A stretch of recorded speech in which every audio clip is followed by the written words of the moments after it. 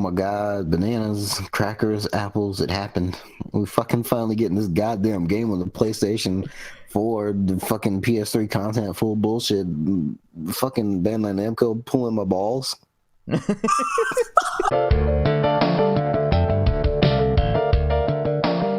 Welcome back, ladies and gentlemen. It's me, Lenny, your presumably wonderful host. We are back for part 2 of our E3 coverage, and we are brought to us once again with Perry. Hola, everyone. And as well, the continuously innumerable Jalen. Hello, everyone. I'm your one and only, and you're my one and only. Doesn't that defeat the whole purpose of being innumerable if there's only one of you? That's why I said it. I can't. I meant to mean that I can't put a number on him. That's not because I'm math illiterate. He's too far away to actually paste it onto him. Only one solution: fly out to wherever he is, and then write a giant number on a sticky note, and then post it on his head. That's okay. I really thought you were gonna say fax it to him. Who the fuck uses a fax machine anymore? I do, but Jalen doesn't. Hence why my numbers will never be on him. You innumerable bastard. Why not just have a giant railgun that just says, okay, I'm going to fire in this general direction, and I'm going to keep firing numbers at him. Hopefully someday one will land on his face. Oh, God. You see, Perry, he what's that fucking thing in Pokemon called where you have those hidden stats? What are those called? I believe those are called IVs. Yeah, he did a bunch of those in speed and dodging, and you know, I'm still level 10 Bidoof. I can't do shit. You're the gem slave of Pokemon. Oh, God. Oh, man. Anyways, stupidity aside, welcome back. We are continuing with our discussions. We are going to start things off with a very quick summary of Bethesda. Not to discount Bethesda, but they had a fairly long show with very few announcements, so we're going to be giving it the lightning round treatment, and I'll be handing the reins off to Perry to lead on with the festivities for this particular segment. So, are you gentlemen ready for the announcements from Bethesda this year? The few of them that there are, yes, I am. Yeah, all right. Man. Shout it out. Very cool. So, very, very quickly, they started off with a small performance and some gameplay for Rage 2, the sequel to Rage 1, as it is now called, because there's a second one. Yes, apparently that was a thing, and they decided to basically have a one-night stand with Borderlands. That sounds about right. I'm still amazed Rage got a sequel. I actually think it looks very cool. Like, it's very, very much like... Okay, here's how I feel. If Rage 1 was Mad Max 2, then Rage 2 is Mad Max Fury Road. To me, at least. It just looks like it's not trying to be like as restrained anymore. It's just like, here's colors and explosions and death. See, that's why I said Borderlands, because wasn't that pretty much the same thing as what Borderlands was trying to do? I mean, I think Borderlands got a little more over the top as it went, but it still kind of, I don't know, it had some zaniness to it, I'll admit. I just feel like it's being much better executed here than it was in Borderlands. To me, at least me personally, I kind of like the first one, but I couldn't get into the second one, despite me thinking that the second Borderlands is actually significantly better. But I guess I just kind of like the way that this is doing it. Like, it's doing it with, I would say, much tighter gunplay than what we got in the Borderlands games. Okay, yeah. Fair enough. I see that. Yeah. But anyway, I don't have much else to say except for I think it looks very fun, and I'm eager to try it out, and I'll probably try and beat the first one before I get there, because I consider the first one to be a technically impressive game, just because of the way that it used like a lot of hand-drawn textures for the first one. Do you guys have anything else before we move on to the next announcement? Can't really say much for the game considering I never played the first one. And I'm not going to lie, the trailers I've seen for Rage 2 and the color palette they've gone with, it's not really getting me all that excited. So I'm kind of meh on the game. Mm-hmm. My opinion is also a meh, but only because it's just not my type of game. Fair enough. Moving on, this one will be relatively quick because we saw no gameplay and it was just a trailer, but they announced a sequel to Doom, or at least a sequel to 2016 Doom called Doom Eternal. Total missed opportunity calling it Hell on Earth, in my opinion. Doom Eternal is a cool name, though. I mean, grammatically speaking, it doesn't make sense. Why not just call it Eternal Doom? Maybe it's supposed to be like Doom, Eternal. Or like Doom Eternal.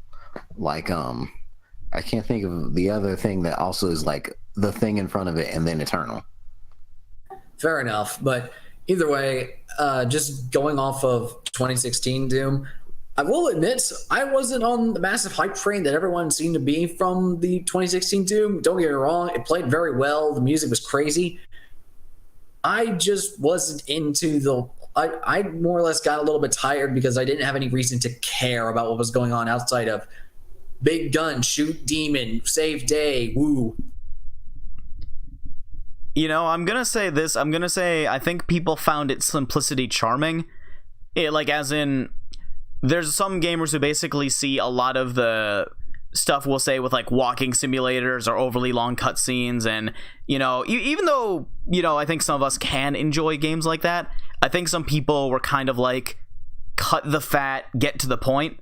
And it's not to say that that's how all games should be, but I think they found it refreshing because they kind of took a break from that for certain games. You know, not all games, of course, but to them, they found this to be like a return to form, especially because some people weren't fond of like how Doom 3 was more of a survival horror game rather than like a, you know, balls to the wall action shooter.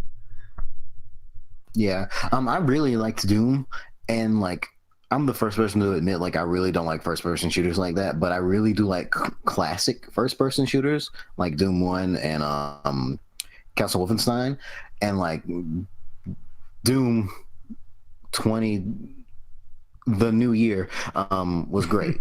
Like, 'cause it was just that. Yeah, that's what I mean, because like, I guess I found it charming mainly because of Doom Guy basically being like, well, he was exactly what he was supposed to be. He wasn't a silent protagonist in a traditional sense because he still had agency and he still made choices, like, and he explicitly made them at the beat, like, against, you know, what the people were telling him to do. They're like, okay, go and collect these things, and then he would smash the things, you know, and it's like, no, why? He's just a perpetually angry man who's kind of, I've heard he's supposed to kind of symbolically mimic the player who's kind of in the, like, shut the fuck up, I'm not listening to you kind of mentality. I mean, there's other story elements, of course, too, but it's, to me at least, I found that to be a little bit refreshing in the sense that he's a simple character who just does things exactly like he's supposed to do, and it's not like they try to make him deep but fail. Because that's worse to me. I like deep characters who are really well done, and I dislike really like simple characters who have nothing to them. But this one had just enough to them to where I could felt he had some character, but they didn't try and make him deep like needlessly. You know, they didn't give him some super tragic backstory and like other like overly somber parts. They're basically like, nah, he just kills everything. It's I don't know, but I'll say this to you, Perry. The hype, I don't think, was a matter of this game is like genre redefining, as much as, yeah, like, I hate to say this, but I'm gonna say it's similar to the whole John Wick thing. And they're basically like, wow, a really competent yet simple thing. Cool. Like, and that's it. It's just really simple and competent in all the ways that people enjoy. So I'm okay with another one. I just hope they learn some of their lessons. Key number 1: do not do multiplayer ever again. Oh Jesus. Yeah, you know that's not gonna happen. I mean, I guess, but I just remember when... I mean, I guess the lesson then is do it better. Yeah, I guess that would be that. I just... My thought is, if they're so good at making first-person shooters, they would have known how to make good multiplayer for it. therefore, because I don't want to say it's hopeless, but if they couldn't do it the first time around when they already had such a good thing going for them, I doubt they're immediately going to come to like some sort of epiphany this far into the game, you know? But and that's kind of more embarrassing considering that Doom was one of the premier first-person shooter games or multiplayer games on PC when the original one came out. Yep. So, I guess I'm excited for it. I'm not like... okay, I'm excited for it because I think it's going to be another really well done game, but I'm not so hyped that I'm gonna buy it on release day. I'm not gonna like pre-order it or anything. It's just gonna be like, as soon as it's on sale, I will gladly and readily purchase it. I'll have fun for like 8 to 16 hours depending on the campaign length, and I'll just sit there being content with all the murder going on. So there you go. That's all I have. You guys have any more words on this before we move on to the next subject? Yeah. I mean, I will admit, as much as I'm hesitant in talking about Doom Eternal, and don't get me wrong, I don't hate the game, just to make that perfectly clear. I'm more or less saying, like, it's Doom. I don't expect that much. It was fun while I was playing it, but at least give me more reason to care. That's all I'm asking. And so, you know what? I will still play Doom Eternal just to see what goes on, just so I can keep up with what the game is actually going to be like and give it a chance. But I'm not going to have my expectations set sky high. Fair enough. What do you think, Jalen? Rip and tear once more, forever. Excellent.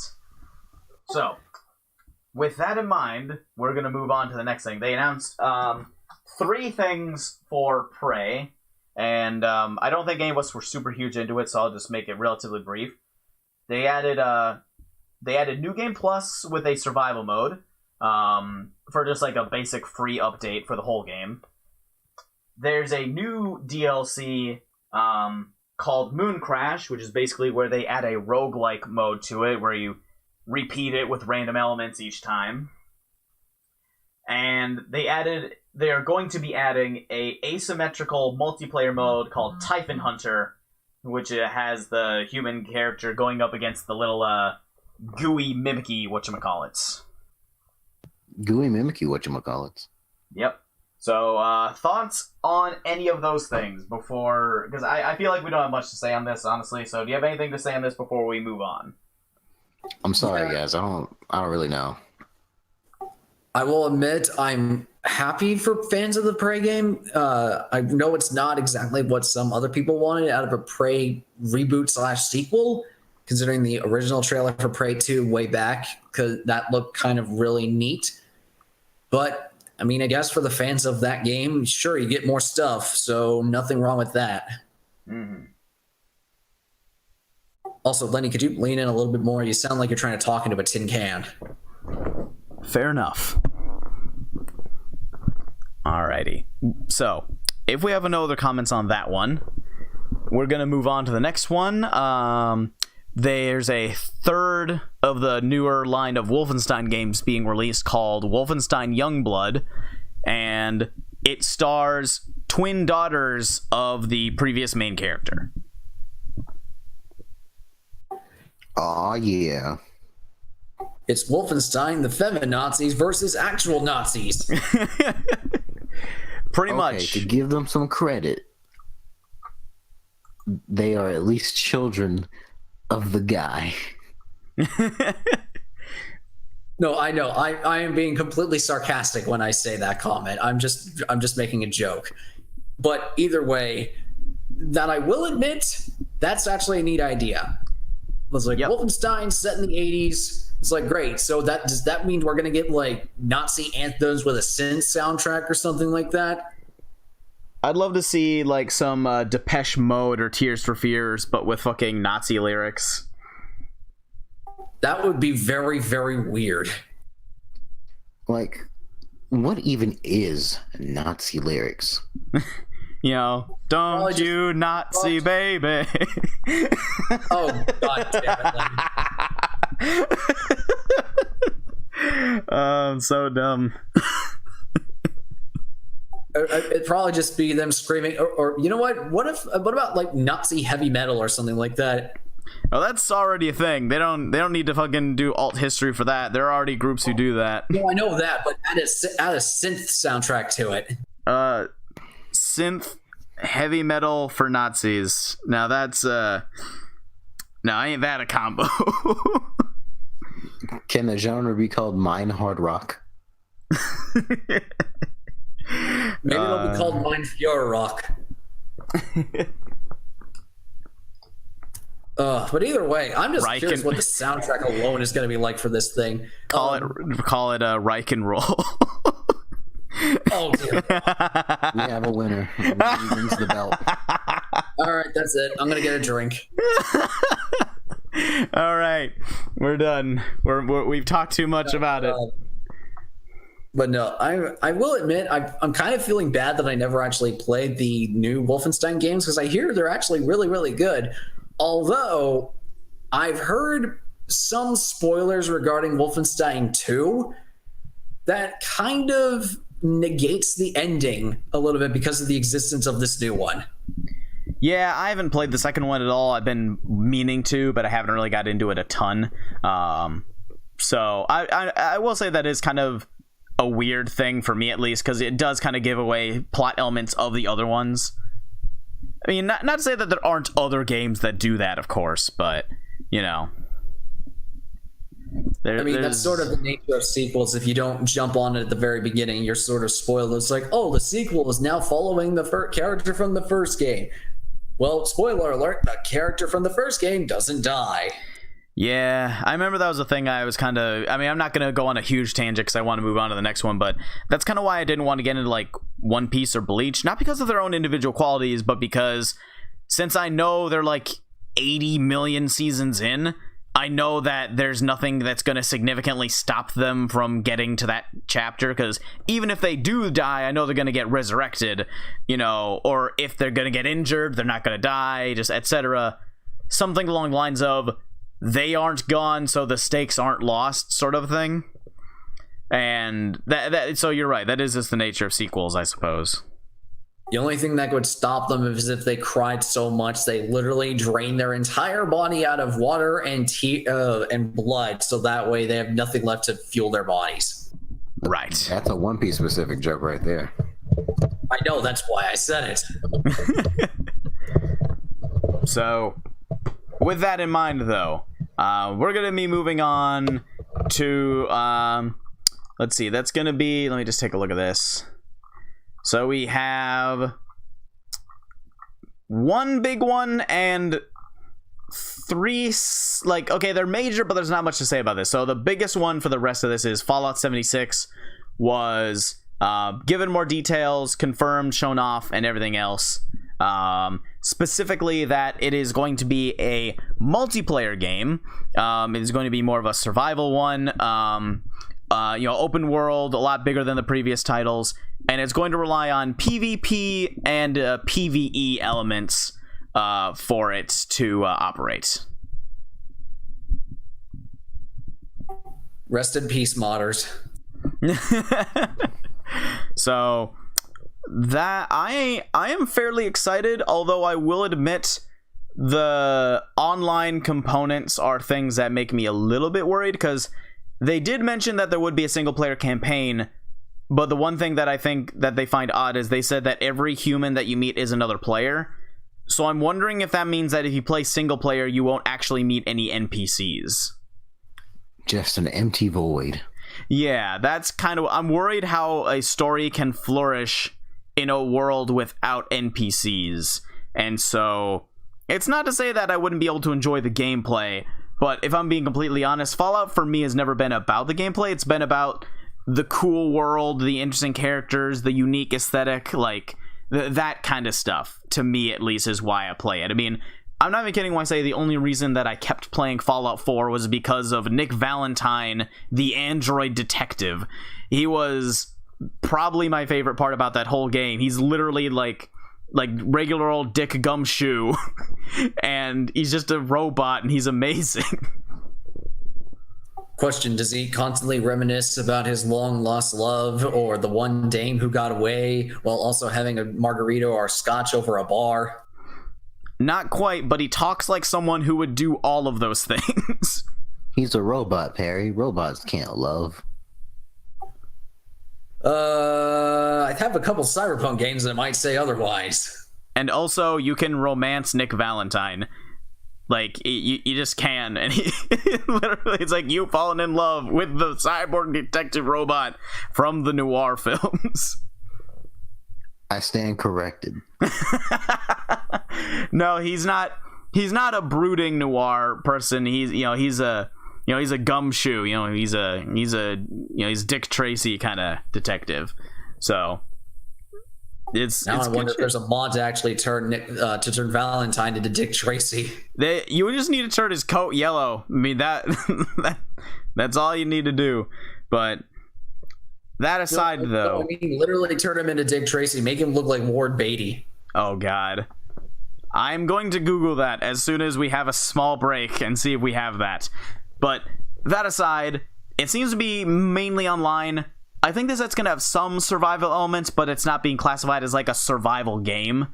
You know, they said it's softcore survival. So they said death doesn't mean that you lose your progress or anything else.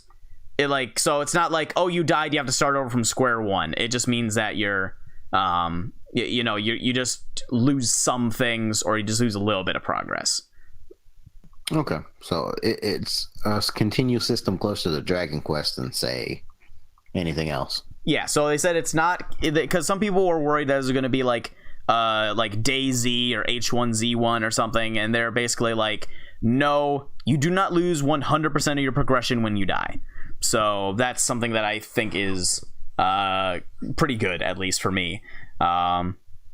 Other than that, I think it looks like it could be pretty good. I don't see it being leaps and bounds better than other ones, like either graphically or gameplay wise, but the fact that they can run it multiplayer is something I think is very interesting, and I'd like to see how it plays out, especially since the beta is going to be opening up in the near future, if not already.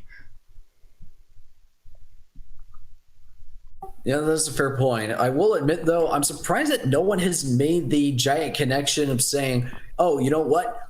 Let's actually give our whole game a whole bunch of nuclear sites that people can mess around with.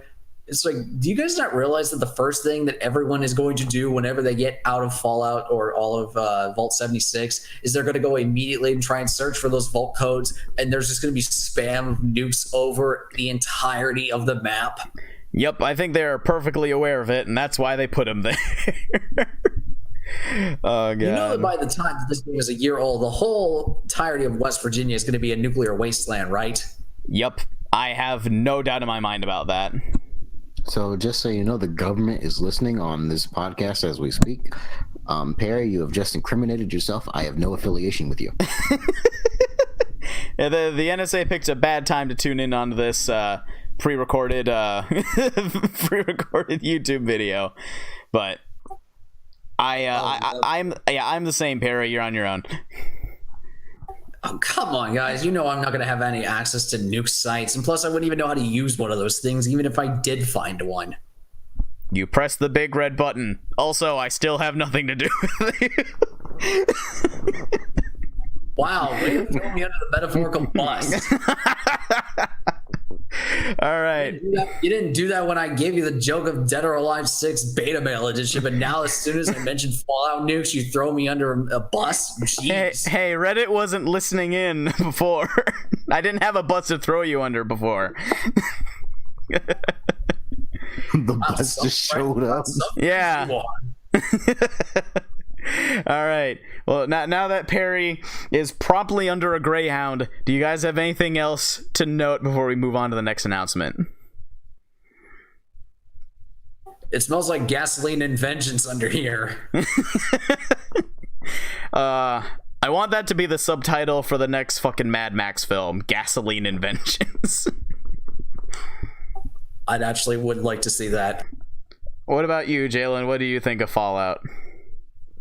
I really hope that if it's in single player, there's NPCs that are all named after players. So you get to talk to like Triple X, Rap God 95, Triple X. I can't wait to have my interactions with the Adventures of Walrus Balls. It's fantastic. Walrus balls. Oh god. All right. So we're moving on. We don't have too much more. So they had they showed off the new Elder Scrolls game that is like it's like a free to play one that is like on mobile but also on PC and like everything. They said they wanted to bring it to everything. So it seems to be it's on VR and on PC and on mobile, and it's Elder Scrolls Blades, and it seems to be like a sort of procedurally generated dungeon crawler. So but you can play it also across it, because I think they said that like people on mobile can play against people who have it on like PS4 or VR. So I think it's a neat concept. I don't really know much about it, and I don't think anyone else does, but it looks pretty fun and intuitive to use there. So what do you guys think of that? It sounds cute. I do like procedurally generated dungeon crawlers. All the Persona games are those with Life Simulator, so there's that. Cool. And Perry, do you have anything for this? I would, but I'm trying to get under this from under this bus. Fine. I'm gonna go pay the bus. In all seriousness, I will say I wasn't really thrilled about this idea. I'm kind of still not by the idea of it, but considering that it was originally announced as a mobile game, I thought, oh, thanks, Bethesda. I can't play this right now, you jerks. But now that you've mentioned it, is like, didn't you say it was on VR as well? Yeah, it's going to be on PC and VR, and I think they said they're bringing it to consoles like Switch and PS4 as well. They basically said, we're going to bring it to as many things as possible. So they're bringing it to the end game. Elder Scrolls Blades being on your oven soon. Yeah, so that's basically how I see it. So it's basically going to be available on as many platforms as they can publish to, you know, because it looks like it should be fairly easy enough to do, I would assume. Yeah, I'd say it's worth keeping an eye on at least. Yeah. So very minor, but do you guys remember the sketch they had with one of the guys from Key and Peele playing Skyrim on his Alexa? Yeah. That's a real thing. Yeah. Skyrim on your Alexa. The self-awareness is real on I totally thought it was a joke, and then I was talking to my friends. I'm like, as stupid as it looks, I wish that was a thing where you can have like a speak your own adventure kind of thing. But then it was a thing, and I'm like, Jesus fucking Christ. And it's free. I mean, not that I have one anyway, so it doesn't matter, but that's just a small tidbit. I don't really have much for commentary for that, so I'm gonna move on to the next thing. They announced 2 new games. The first one is Starfield, which is a completely new property where I think they're going to be using the same kind of idea of their open world RPG that they've done for Fallout and Elder Scrolls. But now it's going to be sci-fi instead of fantasy and retro punk, or whatever you want to call Fallout. So now it's just going to be straight up like spacey sci-fi stuff. And just because the other thing has so little information about it, I'm going to lump this into... They also gave a very, very short teaser announcement for Elder Scrolls 6, which they said is not even going to start development until after Starfield is released. So that's going to be fucking forever. So with these 2 specific things I'm going to lump together, what do you guys think of these 2 announcements? I might try out Starfield. It might be something fancy and do. I like sci-fi. I don't really care for Fallout that much. Elder Scrolls 6 is, nice for everyone that plays it. Yeah. And what about you, Perry? I will need to see gameplay of Starfield before I make any judgment call over this announcement, although I will likely say this. I can't wait to see what blank slate Bethesda churns out this time, so that way the modders can make it better. That is fair. I will talk about that in depth at another time, because I do want to talk about the benefits of a blank slate in an open world RPG, but also the very high detriments to the story with it. We'll get to that at another point. Well, that's I I also do have one other thing to mention. If there's one thing I'm looking forward to with at least Starfield is that I cannot wait to see what crazy ass glitches will show up in those games, because at least Bethesda is aware of how buggy their games are. That is true. Their conference was surprisingly self-aware compared to all the rest of them, at least. And I got to give them props for acknowledging that. Yes, same here. But with that in mind, that was Bethesda. I don't know if you guys actually caught it when it was live or not, but or at least if you had watched the conference itself. I did not. Well, I kind of caught maybe half the conference live, mostly because I was busy at the time, still settling into my apartment. And on top of that, I missed the best part of it, which is apparently the Andrew WK performance. Yep, he performed a song for Rage 2. I thought it was fun. I enjoy his song where he talks about partying. It's a good one. That's literally the only song I know from him. But see, I really like. Oh, actually, you probably don't know this, but Andrew WK actually did a whole Gundam album. Really? I must learn what this album is.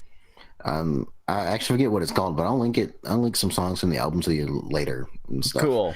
Links in the description, everyone. Look it up. Check it out. Enjoy the music. Although I will admit, I can't hear party anymore without thinking of Hellsing Abridged. That's a good association, though. That is good. So, with that, though, how would you guys rate Bethesda's conference this year? I'd say a solid 7. I would give it you get a meta participation award out of 10. Yeah, I didn't dislike anything. Like, everything they showed off was either like just new stuff for their games or just completely new games. Now, mind you, they did have a little bit more filler than I would have appreciated, especially for comparing it to Microsoft. So I'd give it between like a 7 and an 8 for me, at least. The entertainment value of Andrew WK and the Key and Peele sketch definitely elevated it for me. So there you have it. That's Bethesda. That was much quicker than either of the ones we did last time. So with that in mind, I now give the reins over to the illustrious Perry. I don't know where I keep getting these adjectives from, to continue with his conferences that he has been allocated. How would you like to start? Well, first off, spoiler alert for everybody listening on this. Lenny's actually stealing from Marvel's Thesaurus. Am I, though? Well, you keep using a lot of crazy adjectives, and you know Marvel books, they love them some overhyping adjectives. They also like colors. Fair enough. Anyways, I will get straight to the point with this one. So I will be covering the Ubisoft and Sony conferences. With the first one I'll be covering is Ubisoft.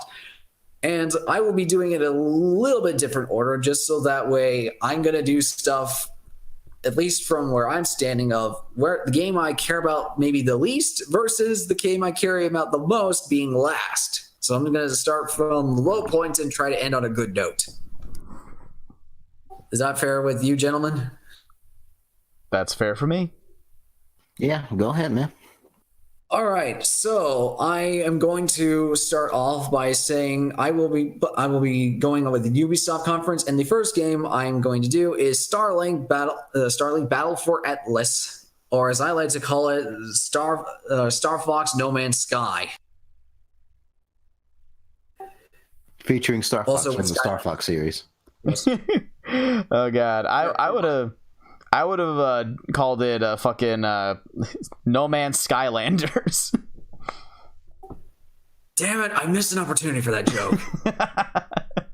Oh, well, That's really good, Lenny. That's really, really good. Darn it. Oh well, I can't win them all. So I will give that one to you, Lenny. Anyways, yeah, Starlink Battle for Atlas. I will admit, looking at my list again, it's like, you know what? I probably could have put one more game on here, or at least in a different order, but that's beside the point. So yeah, Starlink, for those of you who don't know, is one of those games that is a toy collecting game, essentially, where you hook a customized spaceship to your controller, and you go around doing space exploration stuff. And whenever you want to switch out your weapon, you basically take the accessories you collect from these other toys and equip them to your ship, and it will transform them in game. I think it's honestly a kind of a cute idea, but my biggest hesitation towards the game in general is how many sets of this thing are they going to actually make? And is the game going to sell enough to warrant the longevity of this thing? And also, are you going to potentially have any other good crossover game stuff outside of the whole, oh, we're just going to add Star Fox on the Switch games because, let's face it, most people don't buy third-party games unless there's a Nintendo character and they're cameoing. I mean, they could add, like, Captain Falcon and Samus. Yes, but that would require Nintendo to actually acknowledge F-Zero's existence. You know what? If it forced them to do it, do it. Yeah, that's true.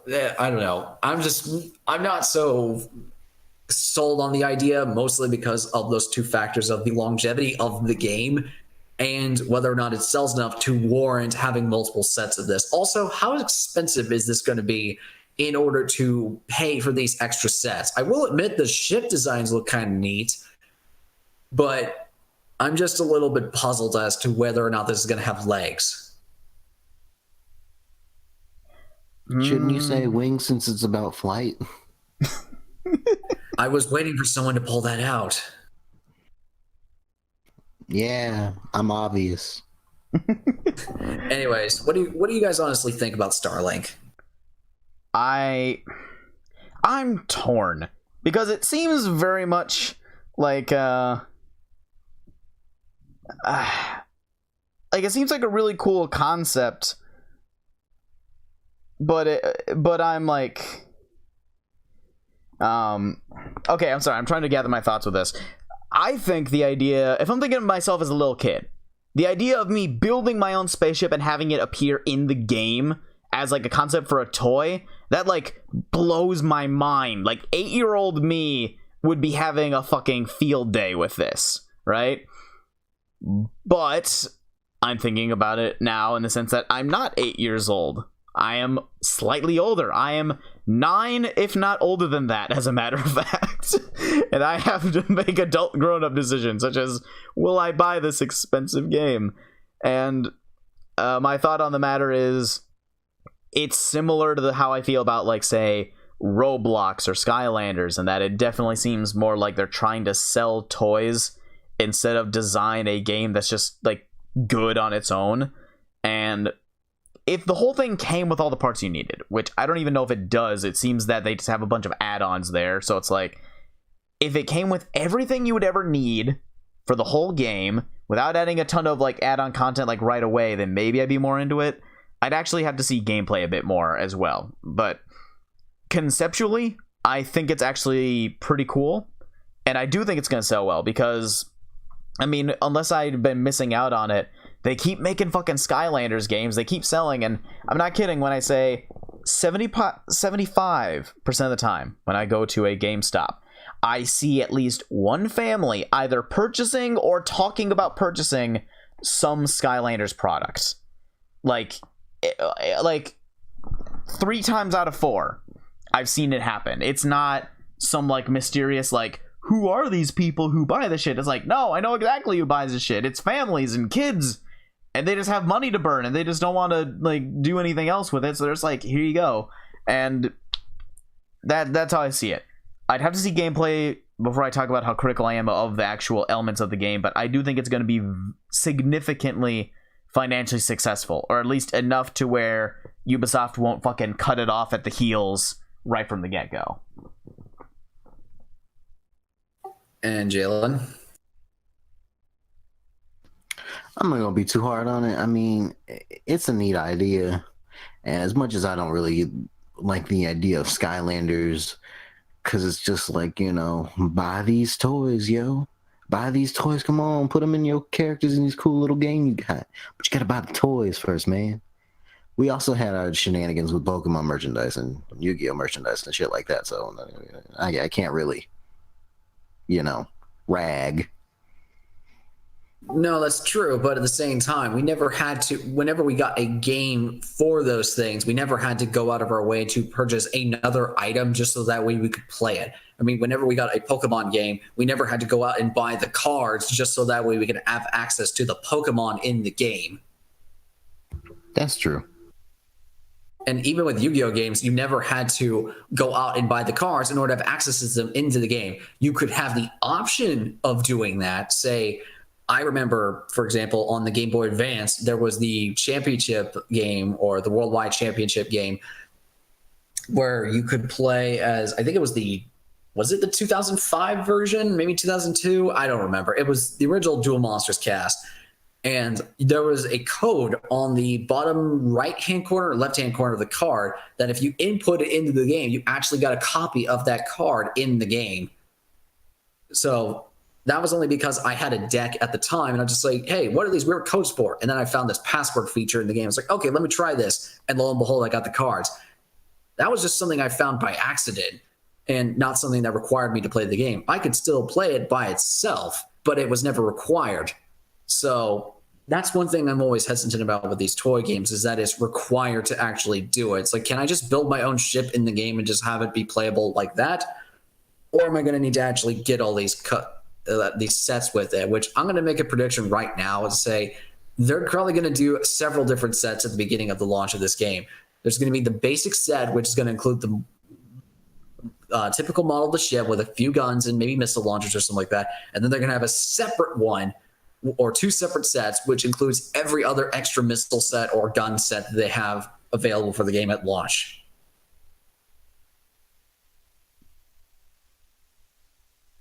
Yeah, I can understand that. Mm-hmm. I dig it. Yeah. So, but yeah, that's all my general thoughts for Starlink. Outside of the Star Fox crossover, that's pretty cute.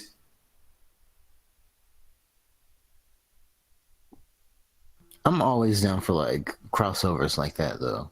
You know, if I'm gonna see like Link in Skyrim, that's neat. Yeah, I mean, like I said, it is cute, so I don't have anything innately against it. But yeah, I think that's. Are you guys cool with moving on to the next deal? I am. Yeah, let's do it. All right, so next game on my list, and I will admit, I didn't even realize until I took a second look at my list. I should have had this first off because I cared less about this game, but I'll just go ahead and acknowledge it right now. Just Dance 2018. It's still a thing, and nobody worth their salt gives a crap about it. I mean your popular people get that party game, you know, they can move around and be like, oh man, all this dancing and stuff. Yeah, some people are happy from it. I know. I'm just, I will admit, I'm being a bit of a sarcastic jackass with this. Well, I mean, most people who we would say, now I'm using this facetiously, but most people in the real gamer camp do not care about Just Dance. You know, they're like, I want to play, I want to play my PUBG. I want to play my Fallout. I want to play my Nier Automata. I want to play fucking Last of Us. I want to play Bubble Bobble Bash. You know, you got all these other games that people have that just don't fit into that. I mean, I'm talking about people who would like, if you're talking about party games, they're like, there's a million different party games that people have that are much more suitable for gamers than just Dance. But I'll say this though, apparently Just Dance is making enough money to justify yearly releases. You know, like we know Ubisoft, we know they would, like I said before, they would just fucking cut it the instant it isn't working out for them. That is a lot of money to spend on licensing songs. I mean, but that's all you really need to do, though, is like literally just, as far as I can tell, you just need to license a song and have some people do some mocap and just fucking make an interface out of it, and there you go. You don't need to be super amazingly creative about it. It's just, I mean, I don't want to say they reuse assets, but I'm going to say the difference between Just Dance 2019 and Just Dance 2018 can't be so monumental that it breaks the convention of gaming as we know it. You forget that they had to spend all that new budget on one new character, and that's the dancing, parading panda. Dance Panda. eating your bamboo on the dance floor. Watch him become like the new Funky Kong or something like that with Ubisoft games. It's like Assassin's Creed Odyssey, now with cameos from the Dancing Panda from Just Dance 2018. New Dance Panda mode. Oh, God, if I actually do see that become a thing, I might just need more drinks. I mean, that would be funny if it was an actual costume or something like that, just for a joke. Because let's face it, games are not above having in-jokes with their own franchises and stuff like that, especially with other companies. Hell, Capcom's made almost a living off of it. Yeah, that's true. That is true. But anyways, I'm pretty sure we can move on from Just Dance, correct? Yeah. I'm surprised we're still on it. Fair enough. Anyways, I'm moving on to Tom Clancy's The Division 2, and apparently they still have the license to make Tom Clancy games despite him being dead. Yeah, that sounds about right. The Tom Clancy estate says it's okay. Probably the only reason they're still able to get money, let's be honest.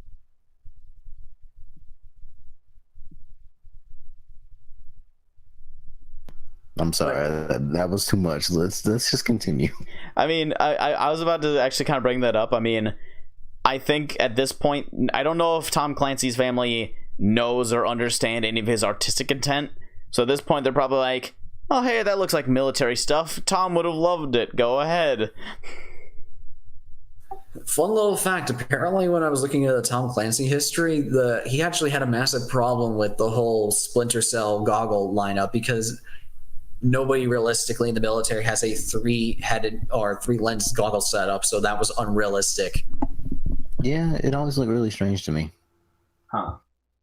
But it always gave it a cool aesthetic, so yeah, just shows you how difference in philosophy between Tom Clancy and video game developers. And I'm not saying this is a bad thing. I understand that if they want to use Tom Clancy's name for the games because they do have an audience, that's perfectly fine. I have nothing against that at all. What I'm really surprised, though, is the fact that they're going with the Division 2 at all, because from what I remember, the first Division didn't do that well at launch, and I give kudos for the development team for actually sticking with the game and actually trying to make it work, and it warranting a sequel enough. Well, see, here's the thing you gotta understand about that, Perry, is I think it didn't review well at launch, but I think it actually sold very well at launch because everyone was hyped that it was going to be the best game ever. So pre-orders alone justified the existence of this one, if I'm being completely honest. Mm-hmm. That sounds pretty fair. I will admit I never looked at the sales figures for the Division 1, so I can't say whether or not it sold really well, but I will take your word for it in saying that it did well enough in pre-orders to say, okay, well, this is a hit on their hands. So I will say this for fans of the Division, cool, you get a new one. As for the game itself, from what we saw, it looked kind of neat, and I will give the team credit. It looks like what they were originally planning for the Division 1 is now coming to fruition in this one. Second chances are great.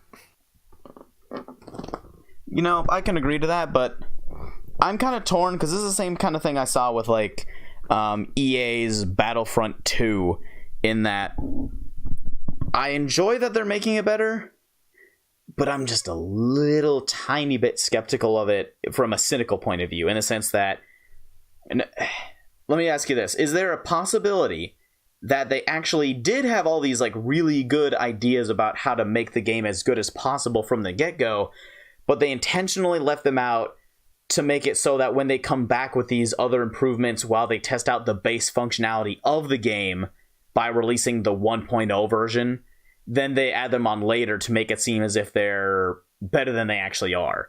You know, like, I don't know if I'm going to make a different comparison, you know, it'd be kind of like if they gave you a car and it didn't have like AC or stereo or heated seats or anything, and then they added in after the fact so it makes it seem like you're a really, really good car mechanic.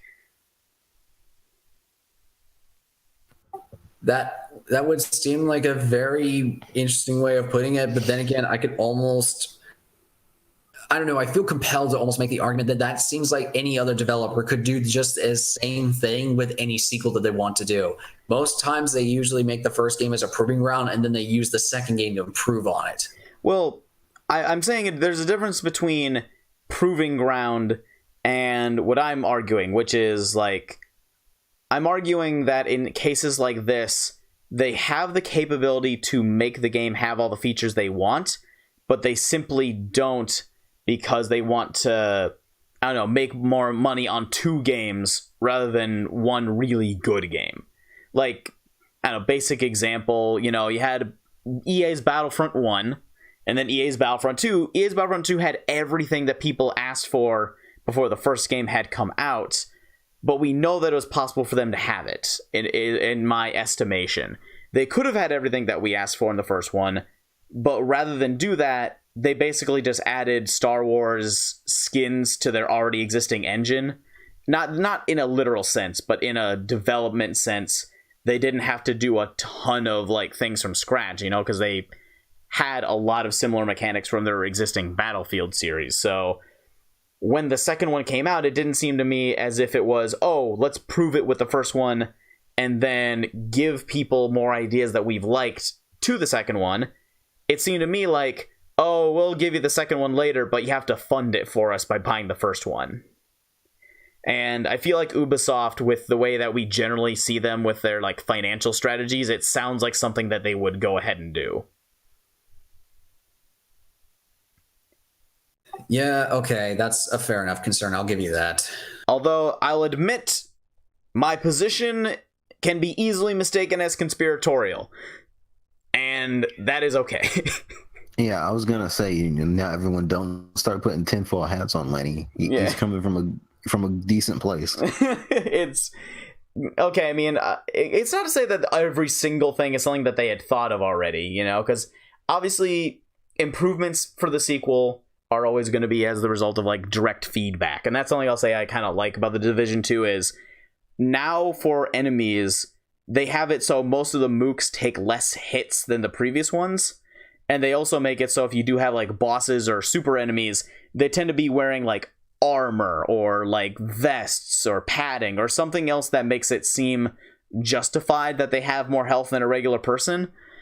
Primarily because in the previous game, you would just have a slightly larger dude with like a hoodie and a larger machine gun, yet for some reason he could take 3 or 4 extra bullets to the head with a sniper rifle because reasons, even though he wasn't actually wearing anything to protect him. It's just like, oh, he's a larger dude in the hoodie, oh gosh. And so the game didn't do a proper way of realistically conveying why bosses had more health, if that makes sense. And now in this one they've decided to go that mile and say, okay, now they do. And it's a minor change because it's technically only an aesthetic one, but it is a very good difference in regards to immersion for the world. Yeah, I can agree with that one. It is a small change, but at least it gets the point across. So I'm guessing no more comments on the Division 2. Yeah, I mean, it got a second one.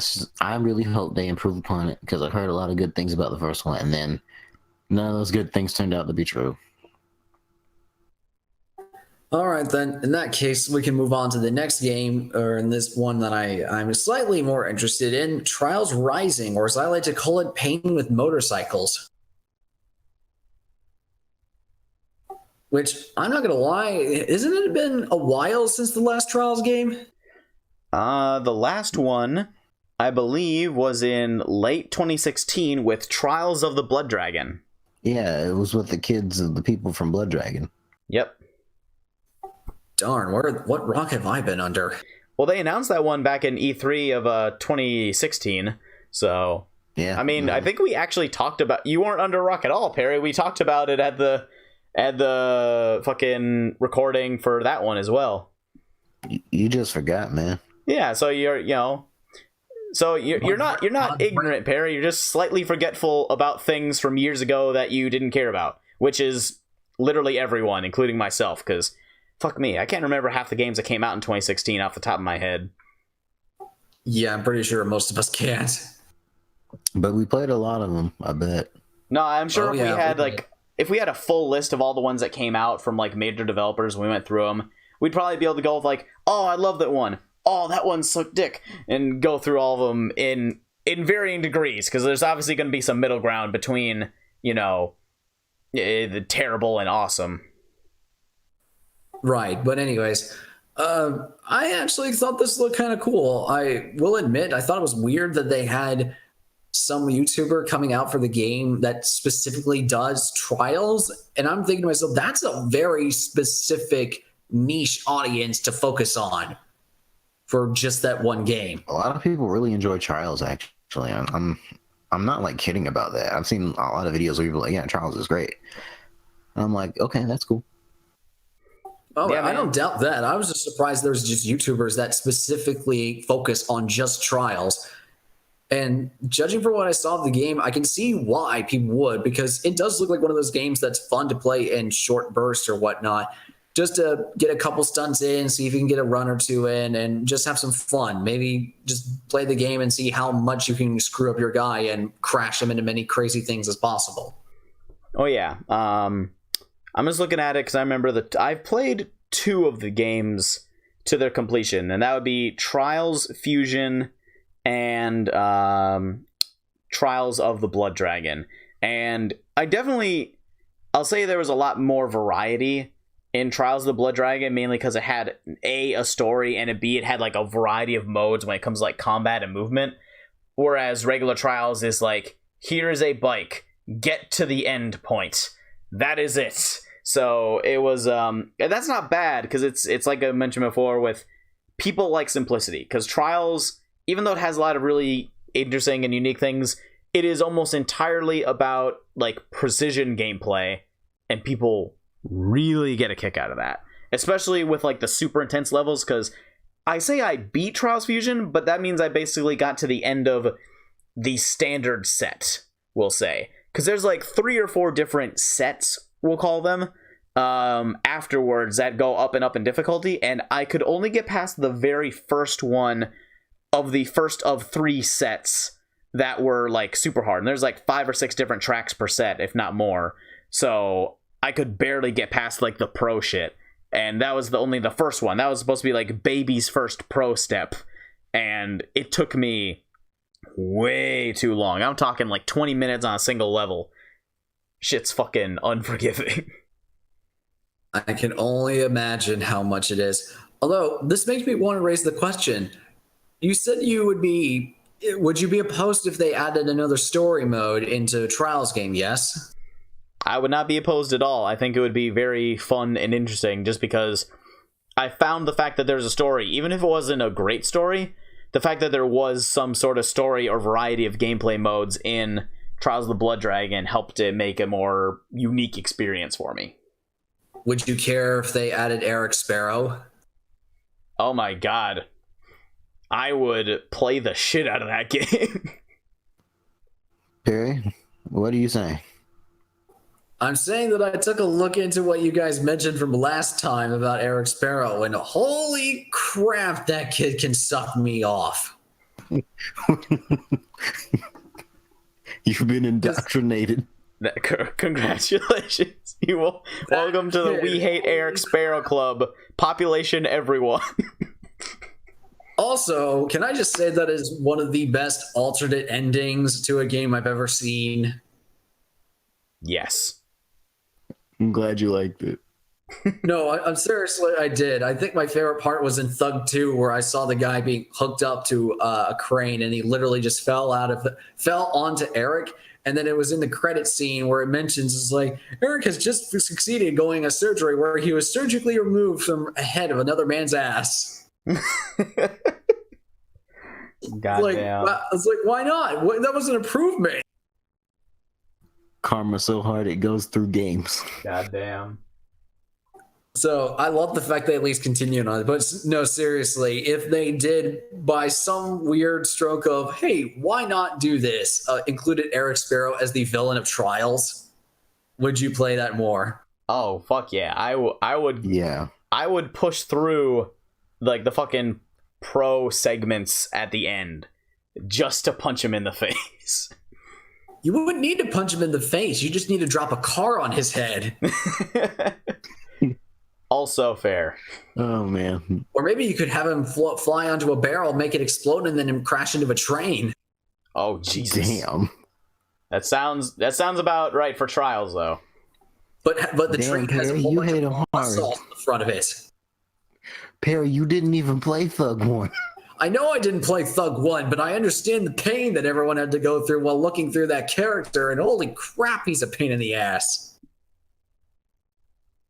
Also, I like to say that what I saw in the difficulty setting with, I think it's either sadistic difficulty or something like that. I don't know. The highest difficulty in Underground. Holy crap, that kid looked like he had jet boosters on his skateboard because that was stupidly fast. Oh yeah. Anyways, moving on. For anyone else have a comment for Trials before we move on? I might check this one out actually. Or I could just check the previous one out since it's out, so I could prepare myself. Yeah, man. Trials Fusion is really good. I'd recommend that.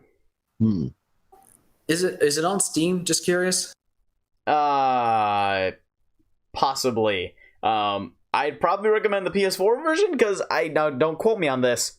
Trials Fusion might need Uplay. Oh, well, in that case, I'll switch to the console version. Never mind. Yeah, I just don't. Damn, really? Yeah. I mean, no, don't quote me on that. I think I remember that being a thing with Trials of the Blood Dragon, and Fusion came out before that. So, yeah. Darn it, Uplay. Why must you ruin everything?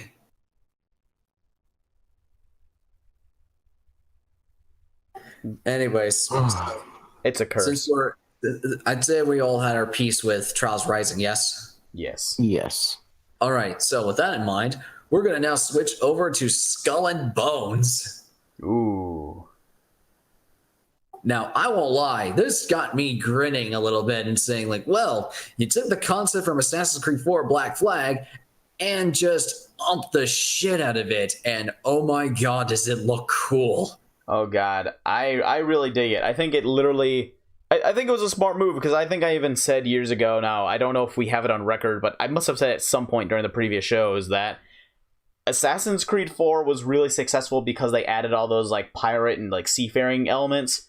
So if they did a standalone game and took out the Assassin's Creed elements, there's a possibility that will have that like a distilled effect of being just the pure essence of what gamers want out of that game.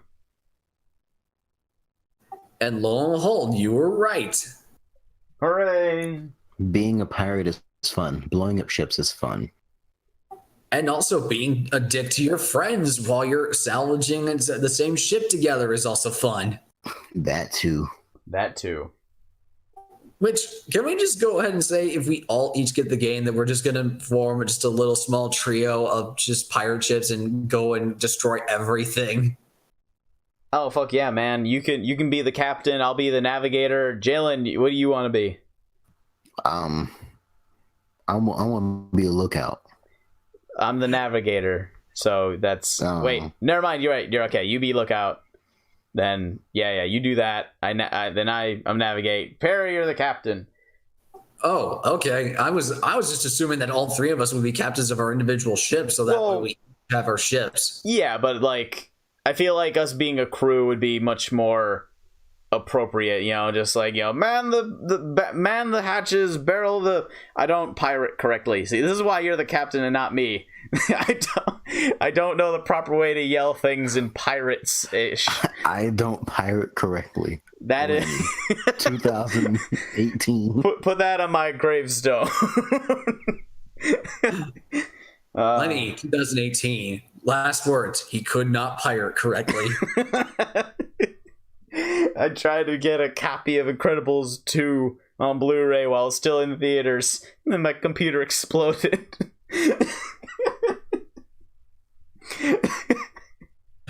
Oh god, that would be hilarious to actually see. Oh god. But yeah, I'm honestly really excited for this one because I think it had one of the better showcase demo gameplay segments of all of E3, if I'm going to be completely honest.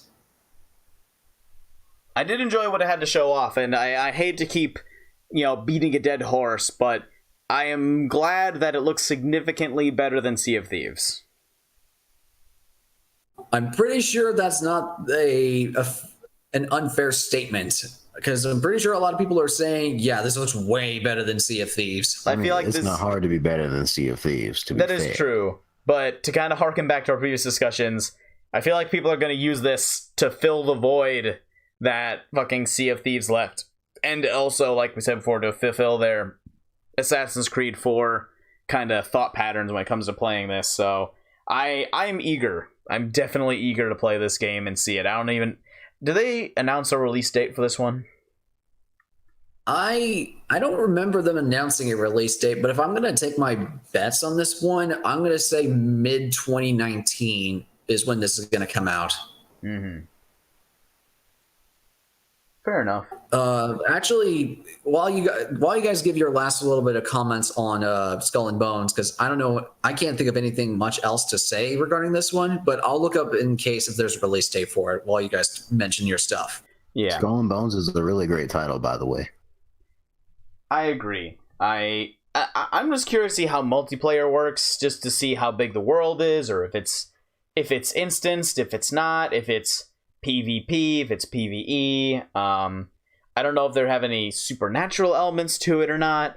I mean, obviously you're dealing with a bunch of pirates, so some of them might imply that. I mean, there's got to be at least one giant octopus, even if it's not a kraken or something. I want there to be at least one kind of like fantasy element to kind of make it like not like Pirates of the Caribbean necessarily, but just something to kind of give it that edge, you know, because you always kind of see that imagery when it comes to piratey games. So I dig that, and I'd like to just see how it progresses, especially I don't know, we'll say interactions between players I think is going to be the most important, and progression.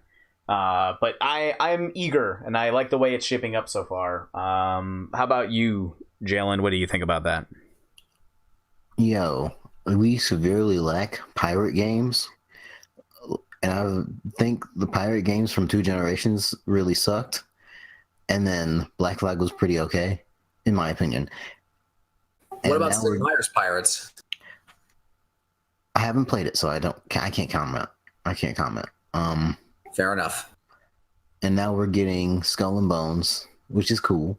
And we're getting a random ass pirate section in Kingdom Hearts 3. Well, it's not really random, but you get what I mean. No, that's pretty fair. By the way, I looked up the date. Apparently it is still listed as just 2019, so no release window as far as we know. But I'm going to take a bet and say it's in the summer. Summer 2019 doesn't sound bad. That's pretty fair. So, by the way, Lenny, commenting on what you were saying regarding the mythical element or supernatural element, here's an idea. Instead of a kraken, why not have either a Leviathan or a Scylla from Greek mythology? I don't know what either of those things are. I just want a sea creature of sorts that isn't just like a normal ass shark or something. Wait, you don't know what a Leviathan is? Well, I've heard the name a ton. I just don't know the exact like original mythos of it, you know, because like I just assume it's like just a super large beast. I just don't know like the specific Greek definition, if that makes sense. Yeah, that's okay. That's a fair statement. Actually, if I remember correctly, Leviathan's actually a Jewish mythology creature. Oh, okay. He shows up in the Bible. I don't know. I just figured I'd throw that out there just in case we don't have to deal with another giant squid. It's like, okay, we need another giant sea monster or something like that in the game. It's like, oh, let's do a kraken. It's like, we've done a giant squid like 1 billion times already. Let's have, I don't know, a giant freaking multi-headed serpent like a hydra, but this is the sea version of that. Or let's do a giant fish monster like Leviathan or something. Just something a little bit different. Dagon should be the mythical enemy. Oh, dear God. If that was the case, I would be laughing my ass off. Just watch a whole bunch of pirates take on Dagon in a giant fleet battle. Actually, Lenny, what do you think about that? You're the resident Lovecraft lover. You have no idea how much I want a Lovecraftian pirate game. All right? This is not a joking matter. I need this in my life. Lenny got all real personal with the mic. He went total ASMR on us right now. It's like, you guys understand. that I must need this in my life. I want to make love to this game, and I wanted to have all of my Lovecraftian eldritch horror children. It's just such a cool concept, because I remember the closest I've seen to it is a game called like Sunless Sea or something. It's like something like that. It's like Sunless Waters or Sunless Sea or something like that.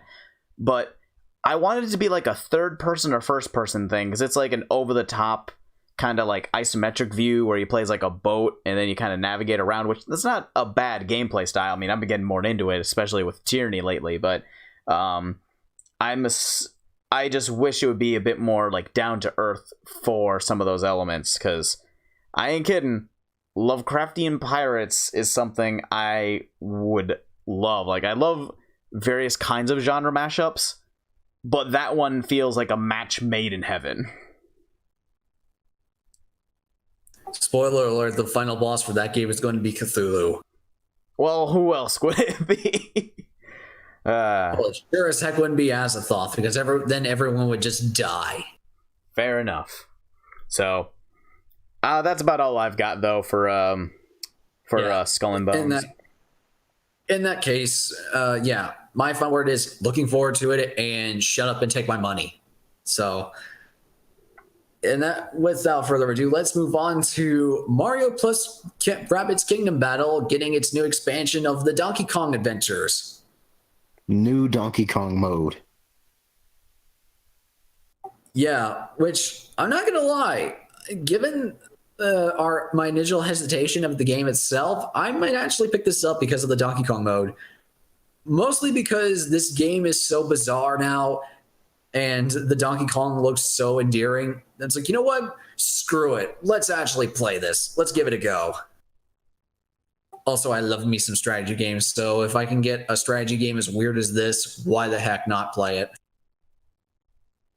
You know, I actually have heard some surprisingly good things about it. Like, even people who were really turned off to the idea initially were basically like, oh wow, it's actually a good game. Like everyone is basically surprised that it was just a really well-made game. It just completely out of nowhere, you know?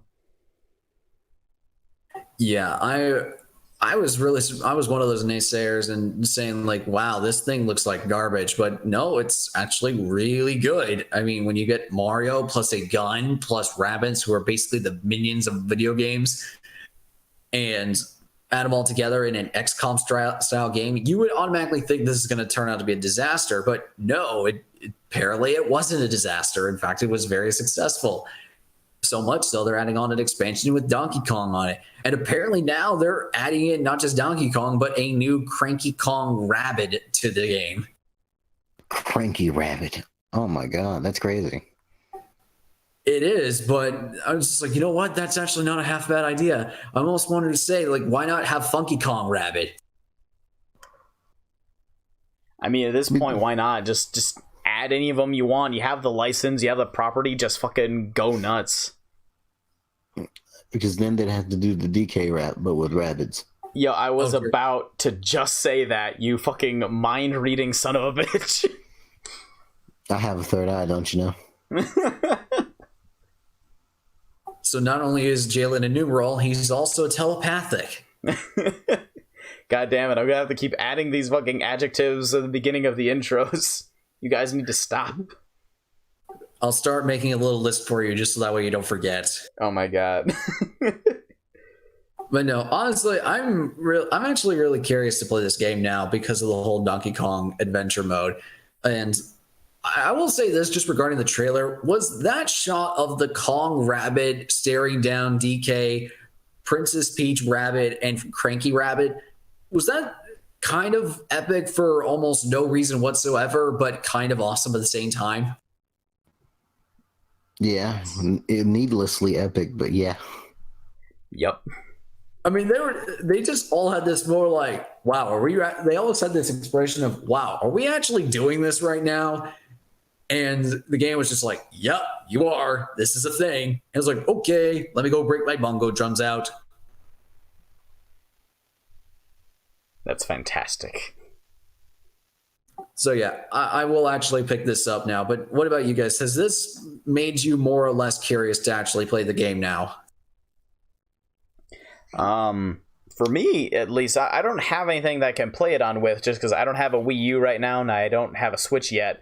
But I really enjoyed the XCOM games, at least the first half of the first recent one, like the Enemy Unknown, because I never beat it. But of what I played, I thought it was a really cool game. So with that in mind, at least, I think the fact that it has this really kind of cool, kooky concept, and it's just continuing on, it's like, yeah, if I had the platform it was on, I would gladly buy it. And I won't say it's going to make me go out of my way to get a Switch, but, you know, who knows? You know, I might. There's more and more games exclusive to it that are coming to it, then it's like, yeah, I might as well. I mean, especially with what we're going to be discussing when we eventually get to the Nintendo section. But, you know, I dig it. I'm eager to see what it can do. Jalen? You know, I'm still not interested, and that's only because I don't really like the style of game. Well, that and I don't like rapids. I'm glad it's a good game for people who enjoy it, and I'm glad it's still getting content. And I'm glad the Switch now is still getting more titles to be like, hey, come buy me, you know? Which is more than what the Wii U could say. God rest its soul. It's poor, short-lived, constantly on life support soul. In the arms of Nintendo. God damn it. All right. Well, also just want to mention one small thing regarding its presentation. I would like to say that, yes, while Andrew WK was really neat and all, I'm sorry, he can't match up to Grant Kirkhope's live performance of the DK songs on stage. I agree. Fair. Grant Kirkhope is a legend, and that cannot be topped by a party man just so easily. Yeah, really can't. Damn. It does not matter whether you are a party man or a dancing panda. Grant Kirkhope will stomp all over your musical expertise. All while looking fabulous while doing it. Oh, yes, absolutely. So, anyways, moving on from Mario plus Rabbids with DK, we are now going to move into Assassin's Creed Odyssey. They did it, Perry. They got to the part that they got to the era that you definitely have the most interest in, or at least some of the most interest in. Well, it's almost hard to top Egypt considering the mythology references, but oh my god, the boners were real for this one. Right? Good old Romo. But wait, no, it's not Rome, it's Greece. I'm sorry, Greece. Why did I say Rome? I said that the first time I saw it too. Damn. No, that Rome was Brotherhood 2 and Revelation. No, wait, Revelations was Istanbul. Never mind. So yeah, just 2 and Brotherhood. Yeah. Yeah, I don't know why you're saying that. It's fine, man. But seriously though, oh my god, they're finally going to Greece, and it's ancient Greece. Sorry, I just, as a history nut, I'm so excited for this. And considering the fact that apparently it's supposed to be taking place around the time of the Peloponnesian War, or at least the tail end of it, that just makes me even more excited. Oh, right? Good stuff. Like, just having all these different things in there is like, okay, so let me get this straight. I'm making a checklist of all the different stuff I'm hoping to see. It's like, okay, does this mean we get to go visit the various city-states like Athens? Do we get to see Sparta? Do we get to go to, say, the ancient sites like Mycenae? Can we go to Corinth, maybe visit Thebes, or maybe do a quick pit stop in Macedon? Maybe go check out the ancient city of Troy. I'm basically making this like my whimsical Greek life fan vacation trip that I never can do if I ever had a time machine. So yeah, I am needlessly hyped up for this, and I'm getting more hyped up every time I do it. Oh, can we also participate in some of the famous battles that happened during this time frame? Because that would be awesome. I think that would be fantastic. And as an aside to that, though, I hope they do a similar thing to what they did with Assassin's Creed Origins and have like some DLC that explains or explores or allows you to participate in the mythology of the region. Well, from what I've seen of the trailers, there's already a little bit of a mythological spin on it because in one of the trailers, you actually see Medusa. Oh yeah, I forgot about that part. Fair enough. Which makes me wonder, is like, okay, well, how much of the mythology are you going to actually incorporate into this? Because as far as I'm aware of, Medusa is supposed to be beheaded by Perseus. No, wait. No, is it Perseus or Theseus? No, Theseus is with the Minotaur. Perseus with Medusa. So yeah, Perseus. I'm wondering, does that mean you're going to play as Perseus at some point? Or does that mean you're going to play as Cassandra or Alexios in the game while taking down a version of Medusa or just another Gorgon not named Medusa? More than likely, what will happen is that they'll all be characters that you can interact with and talk to. Oh god, that would be so cool. Yeah, I'm thinking two things would happen. Either Perseus is with you when you take down the Medusa, so even though you defeat it, he does like the final thing that actually defeats it, thus he's the one who gets recorded in the history books.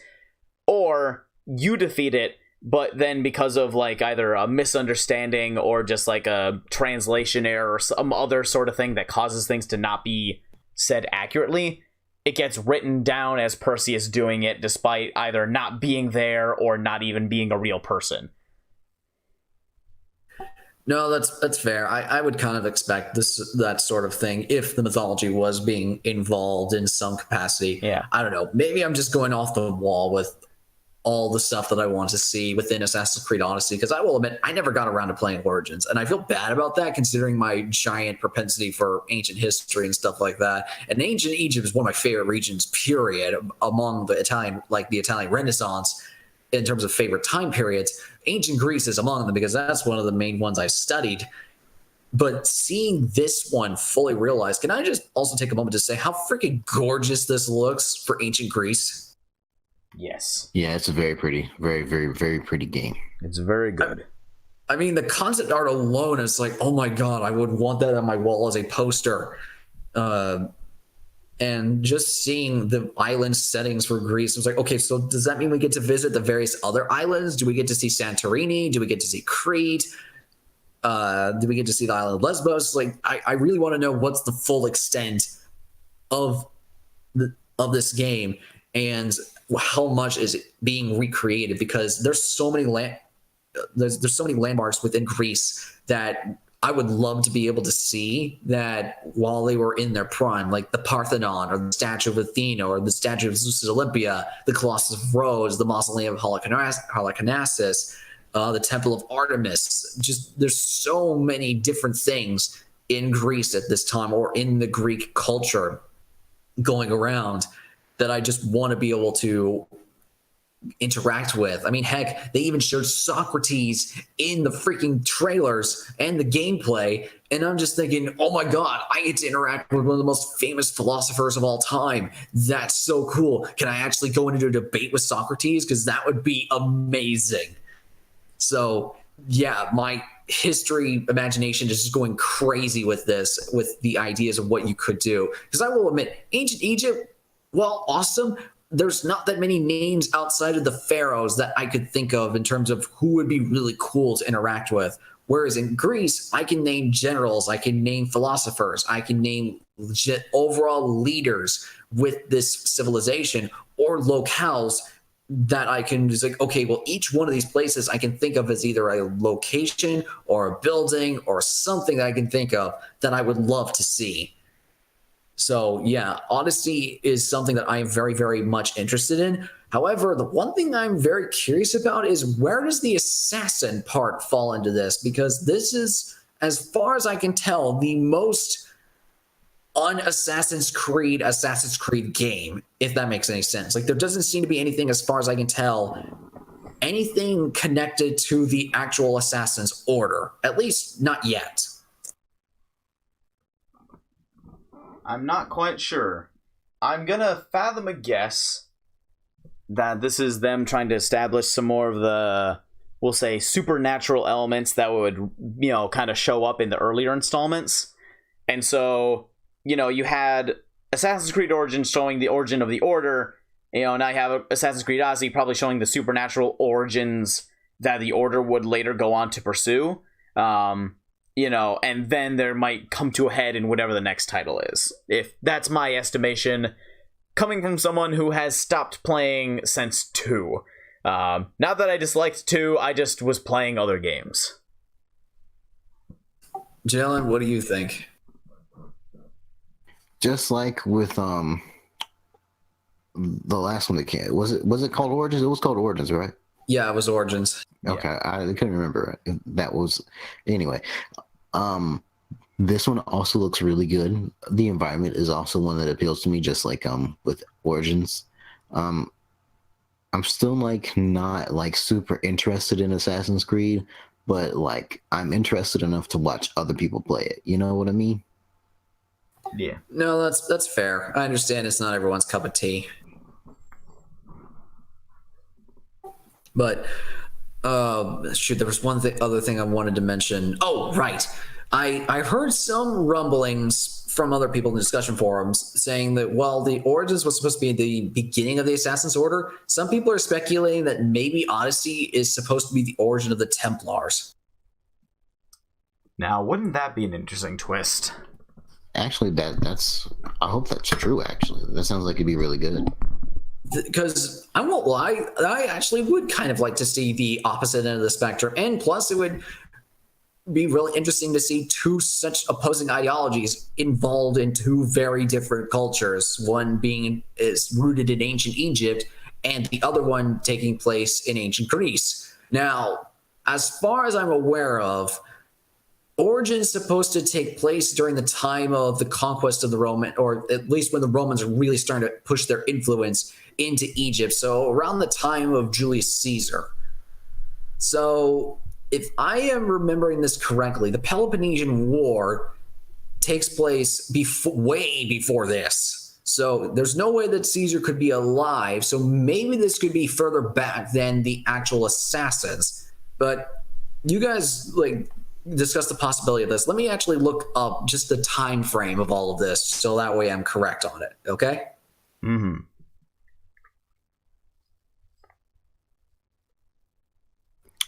Man, the origin of the Templars. Yeah, that's pretty cool. I still think, considering we've seen some supernatural elements, I think it might still have to do that. But then again, that's been involved in the Origins as well, so it's not exclusively that. But I do think it makes more sense that we don't see assassin-y stuff, in the sense that if it is the Templars, they aren't known necessarily for using the assassin's techniques.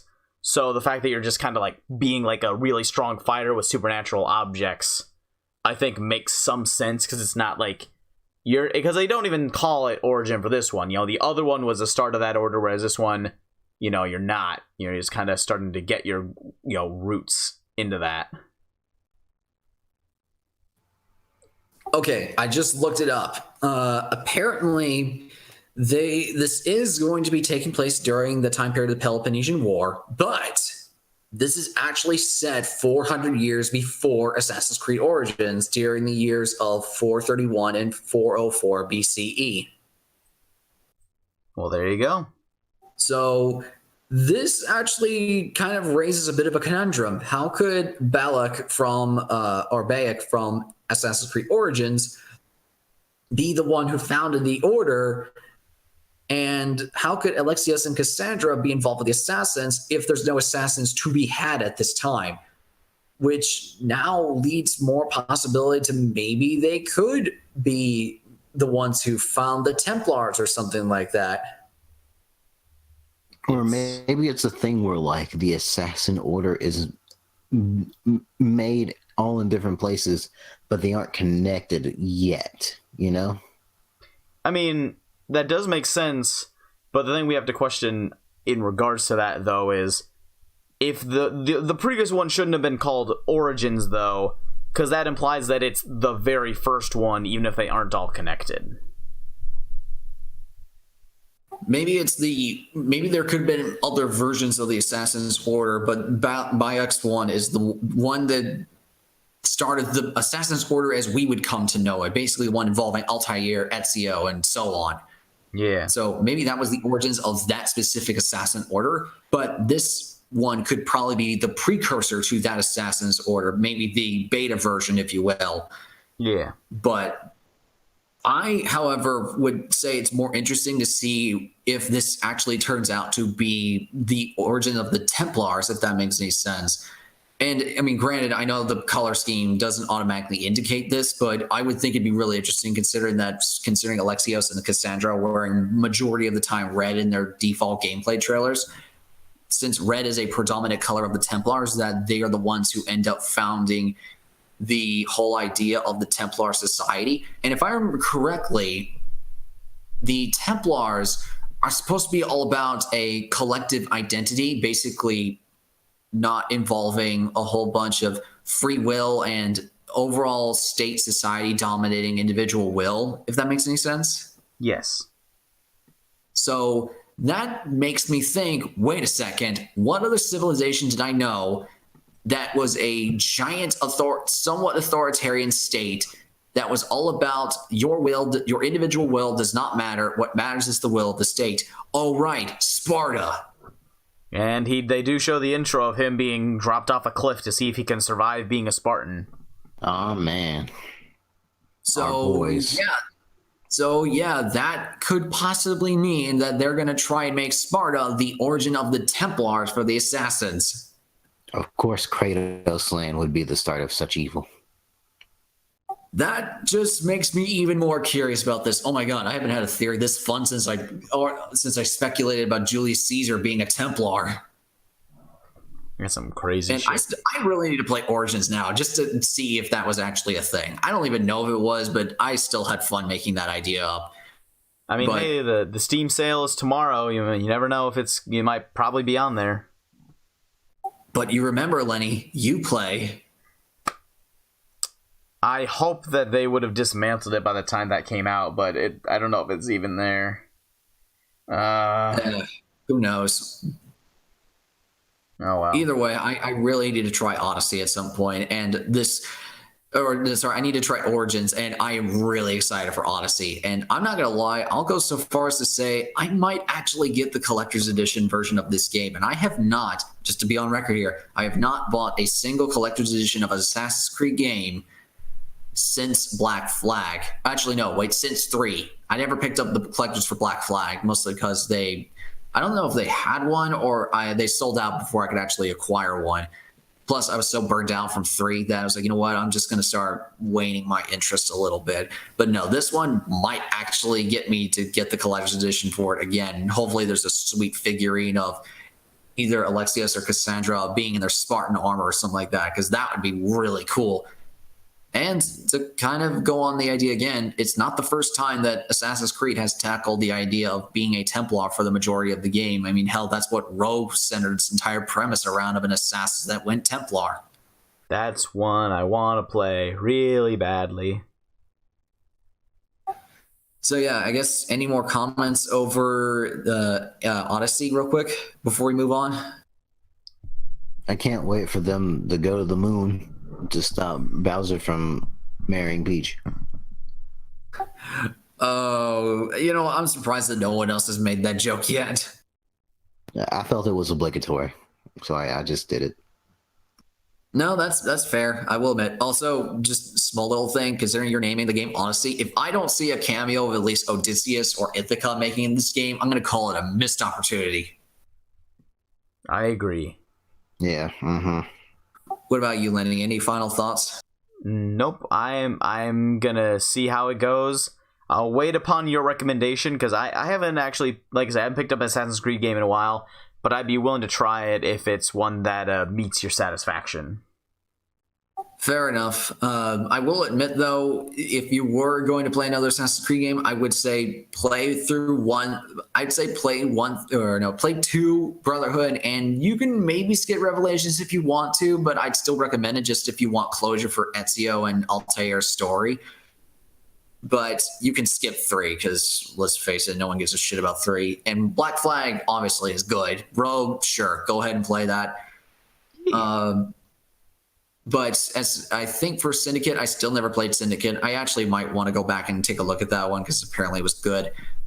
Origins, I don't know about that one either. So yeah, play a couple through them just so that way you're caught up, at least what's going on. You don't have to worry about the story and whatnot, because at this point, I don't even think Ubisoft cares at this point. Pretty much. That sounds about accurate. But hey, if this allows me to have my mythology historical tour fever dream, then I'm okay with that. Right. So, with that out of the way, let's get on to the one thing that I will admit I care about the most, but I'll let you guys have your piece first before I lose my shit. Beyond Good and Evil 2. Aw, shiggy diggy, my waiting is finally goddamn over. I'm curious about it being a prequel. I think they mentioned it last year, but I completely forgot about it. I thought it was going to be a sequel because I'm like, hooray, closure for the previous one. But now it's like they say it's a prequel, and that confuses me. But they'll make it work, I assume. So I think that's pretty neat. And I'm going to say this. I actually have not, because I just had the ending of the first game spoiled for me. That's the only reason I bring it up. Not because I actually played through the rest of the game. I just know that bit. So I actually been trying to play through the first one. I haven't made much progress yet, but I'm eager to continue to trying it. And I'm curious about its Space Monkeys program where people contribute art to it. I think it's simultaneously really cool, but also really lazy. Sort of, on one hand, it's like, hey, get the community of your game involved. But on the other hand, it's like, hey, make shit for us so we don't have to. But that's literally all I got for that. I don't have enough information outside of that otherwise, but I am eager to see more. That's my piece on that. So both of you are good right now? Yeah, man, I'm just as excited for this as you are. I am content. Actually, maybe a little less. I think you seem really intense, Barry. I have so many goddamn questions about this. Oh god, that's me after all the Death Stranding trailers. I think I remember you posted the thing from Cell from Team 4-Star right after we watched that. Just, I have so many questions. That has literally been me ever since I saw that trailer, because I'm not kidding you. As soon as that trailer was over, I'm just like, what the fuck is going on? Yep. Because you're right. It is a prequel. They've said this, confirmed this twice, but that's exactly the problem of why this is making me have so many questions, is because it's a prequel. And lo and behold, there's a simple reason as to why. Yeah. Mm-hmm. Okay. Go ahead. So let me just explain my thought process regarding the whole game. Mm-hmm. So when they announced Beyond Good and Evil 2, which I'm still salty of missing the reveal for that one, I was under the assumption it's like, okay, it's a prequel, so they're going to explore maybe the origin of Jade's parents, so we won't see Jade in this game, and we'll probably see Paige maybe in a younger form. So we'll just see how they interacted with each other, how Shawnee, who I'm assuming is Jade's mom, and how Paige, how they interacted with each other, how they got involved with the alpha sections or confronted them, or maybe how the Doms came to be, all that stuff. And basically how all the stuff resulted in the beginning of Beyond Good and Evil 1. Like, what caused Jade to be adopted by Paige and start out living life on Hillis, basically as a young girl, I'm assuming was what would happen. At least, basically having the ending of Revenge of the Sith turns out to be the beginning of Beyond, or the end of Beyond Good and Evil 2. It's like, that's what I'm assuming. Like, Jade just gets dropped off with Uncle Paige, and lo and behold, they land on Hillis, and hunky-dory, story time's over, now start Beyond Good and Evil 1. That was what I thought before the end of the trailer of this new one. Yep. And that's when Jade shows up.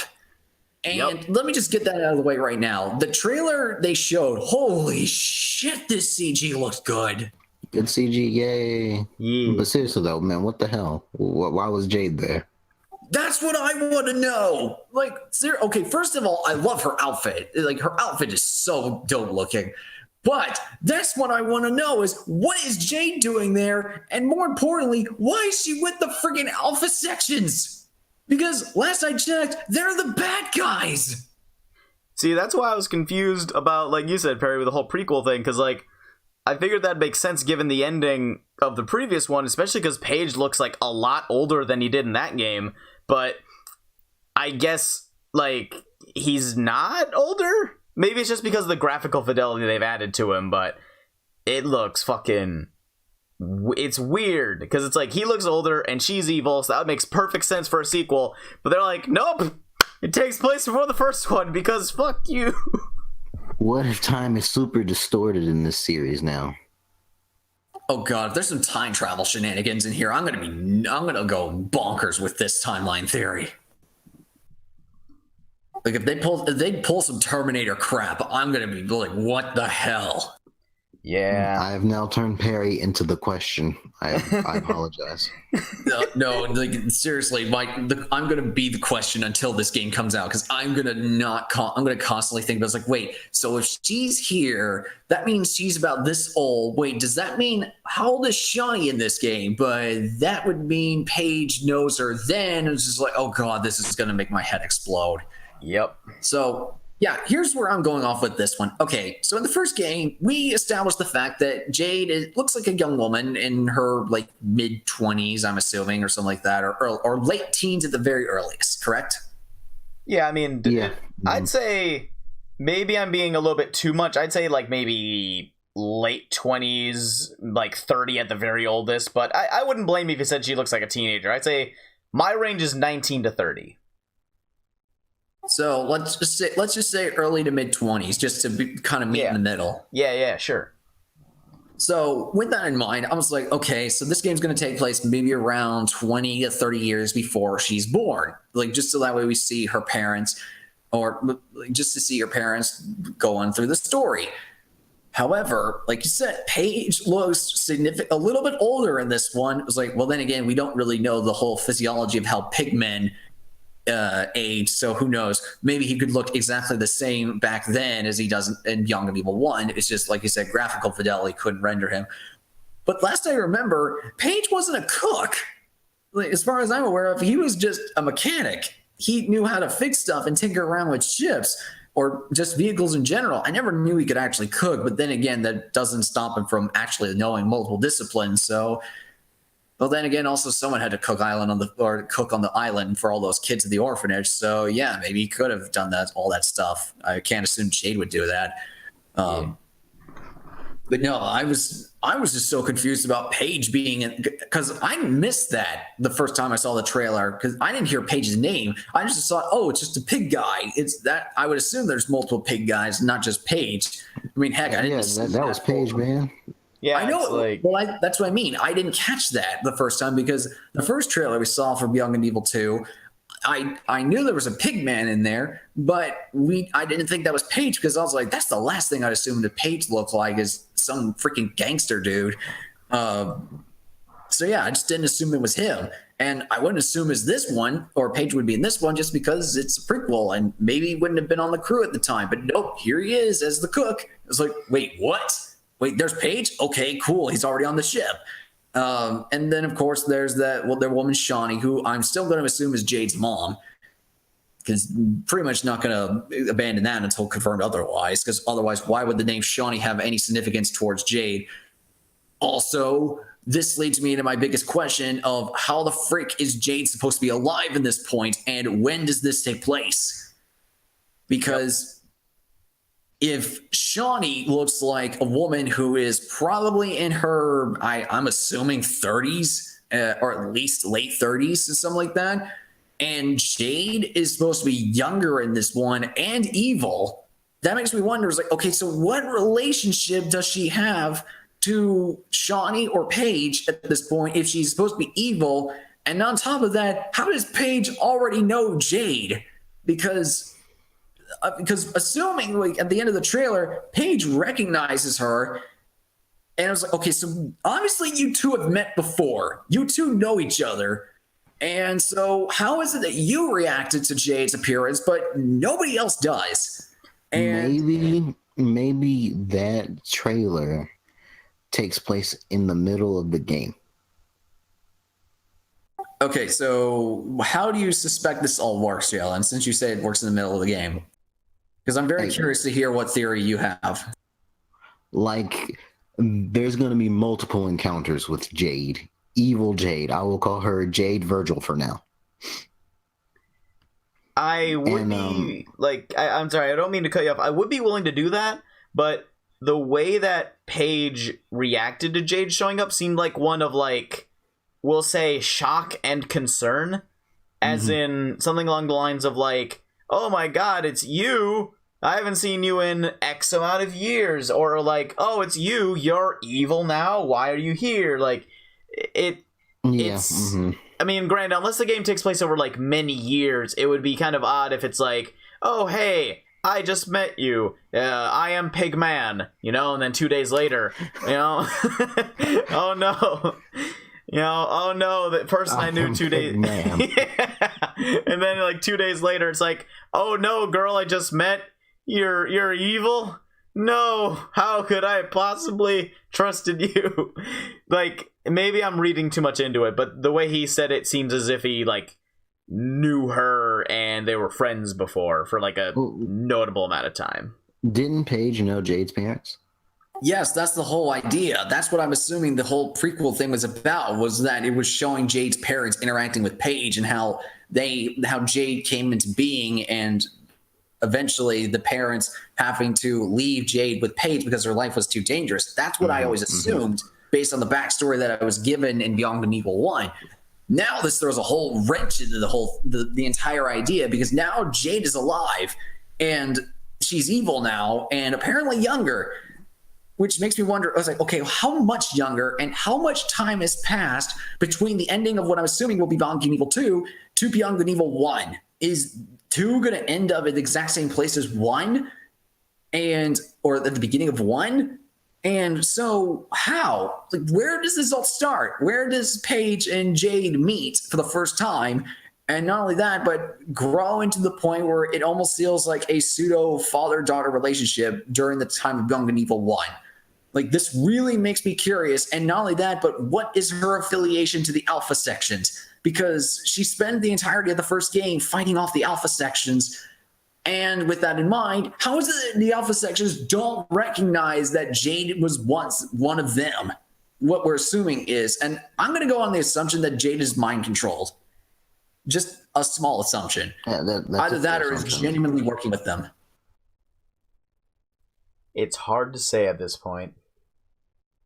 So, yeah, needless to say, I am questioning a lot about this. I'm just questioning the story of how this all fits. I'm not even talking about the gameplay, because I will admit, they still have not shown us that much of the gameplay, although I will admit the pre-alpha footage looks awesome. I do dig it.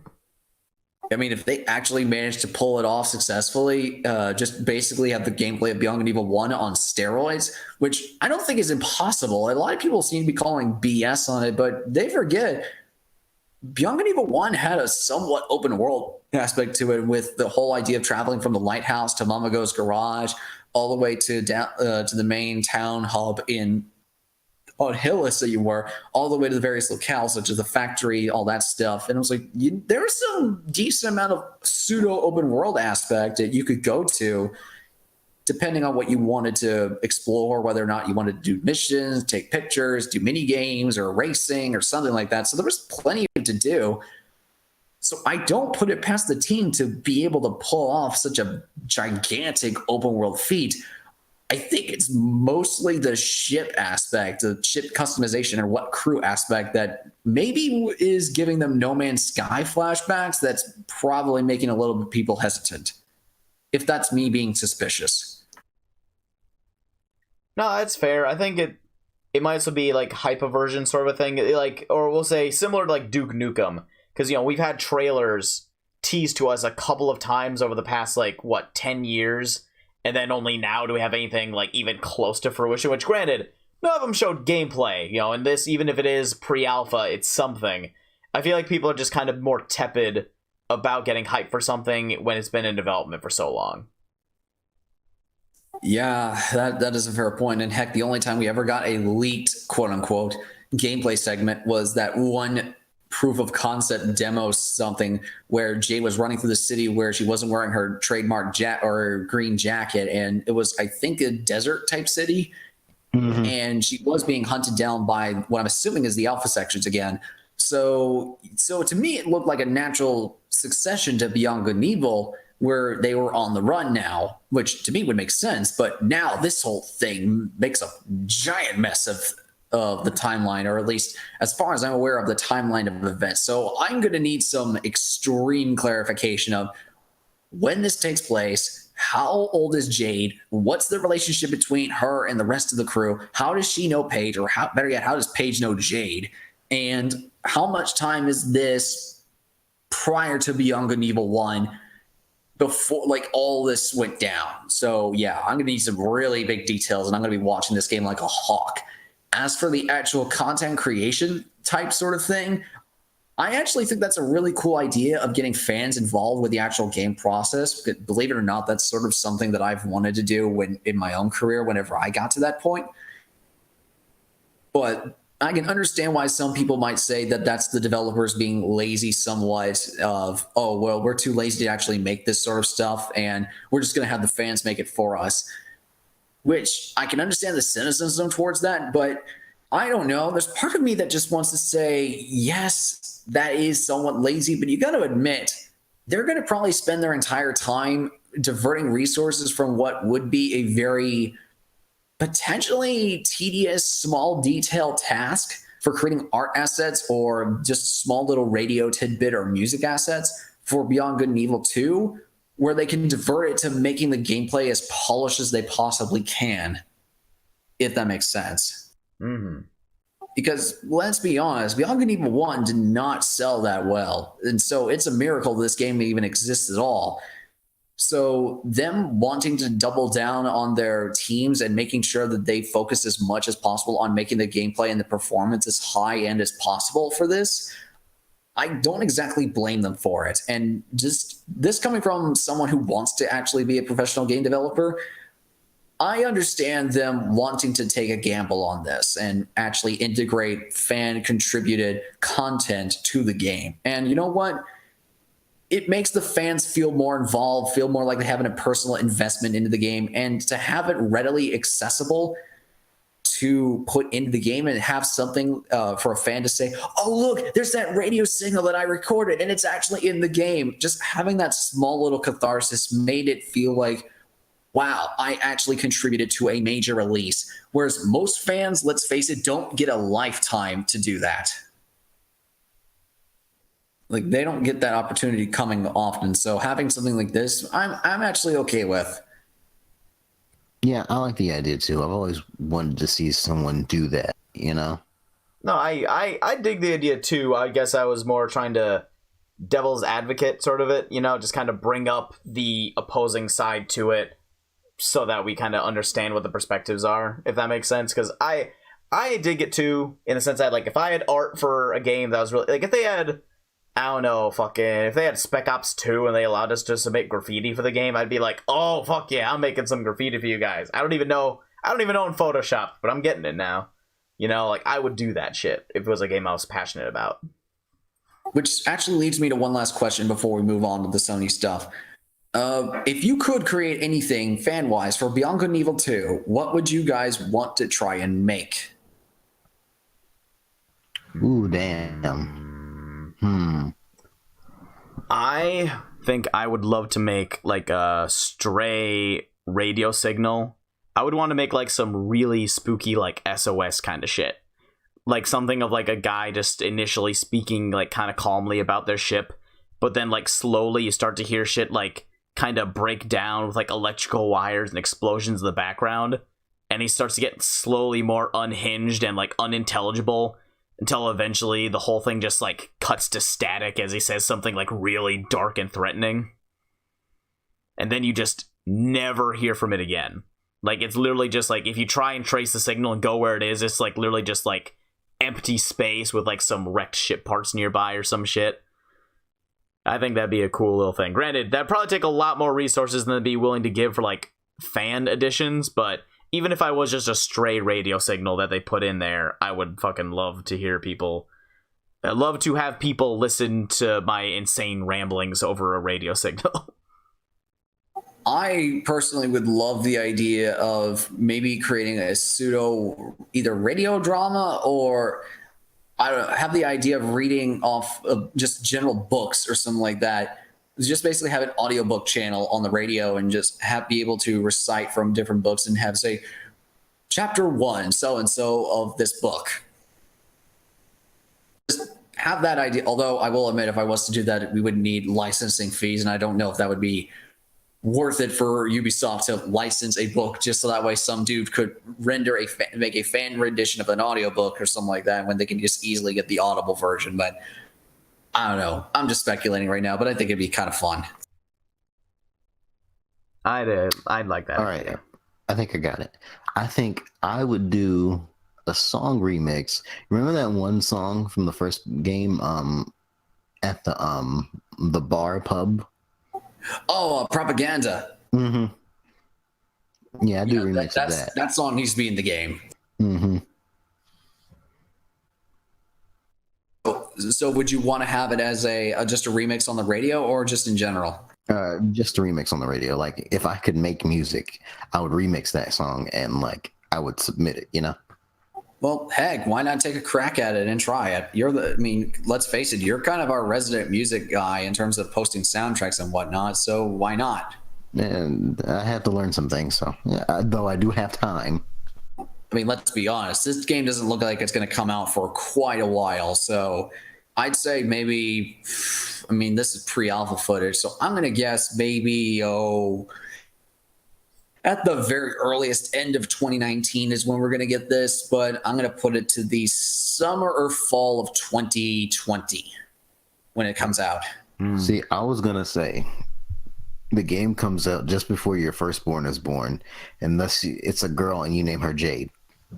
See, the funny thing is I would actually name my daughter Jade if she has green eyes. Also has black hair. That stipulation. I love it. Well, it makes sense. Why else would I name her Jade? I can't genetically engineer her to have green hair. That's not going to work. True, although you'd have to wait a few months to name your kid then, because you don't figure out eye color till they actually start opening them up, a few months after all the stuff clears out. Yeah, that's true. Because that's literally a thing. Your eyes are just blue when you're born, and then the fluid comes out later. No, yeah, you're right. That is true. I don't know. I'm just going under the stipulation of if my daughter was she already had green eyes and had black hair, then I would name her Jade with that stipulation. Yeah. But yeah, I've pretty much have said all I needed to say about Beyond Good and Evil 2, and that I have so many questions, but my hype is insanely high with this one. In fact, I'd almost say this is about as hype as Final Fantasy 15 was for me, or at least Versus 13 when it was originally announced, and moving into this time frame now. So yeah, Beyond Good and Evil 2 is probably my new Final Fantasy 15, if that makes any sense. That makes perfect sense. I think everyone who's listened to this channel long enough is well aware. And that's I apologize if I keep beating that dead horse. Nah, man. No. Singing praises is not really a bad thing. Beating a dead horse is more a matter of like, I don't know, if we keep saying a game is bad, or we keep saying another thing is terrible, or that's why I said I didn't want to do that for Sea of Thieves, because we've already shat enough on it. It's like everyone else has to. But being hyped for something, because I do that about all the games that I really like. I constantly talk about Silent Hill and Spec Ops, and me, lately, I've been doing nothing but gush to you guys about Tyranny. That is true, but that's something new that you're gushing about, not something you've done a couple times over. Yeah, but either way, I think it's fine to have your passions, especially if it's for something that's coming out, so continue as you wish. Fair enough. Man. Fair enough. And Jalen, do you have any more last words to say, or? I want to see more finalized gameplay. That's all I need at this point. I can agree with that. Also, I need some more answers on that timeline, damn it. So, Ansel, do some dev diaries. Clarify this shit, please. Right.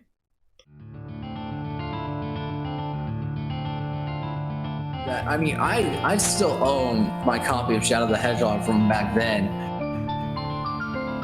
I can tell looking back when it's like, yeah, this doesn't seem like it would hold up very well.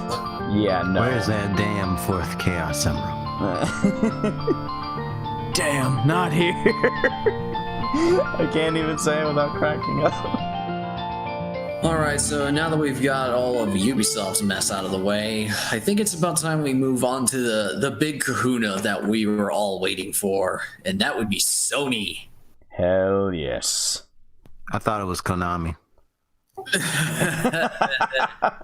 That's kind of cute, but no, that would require Konami to actually give a crap anymore.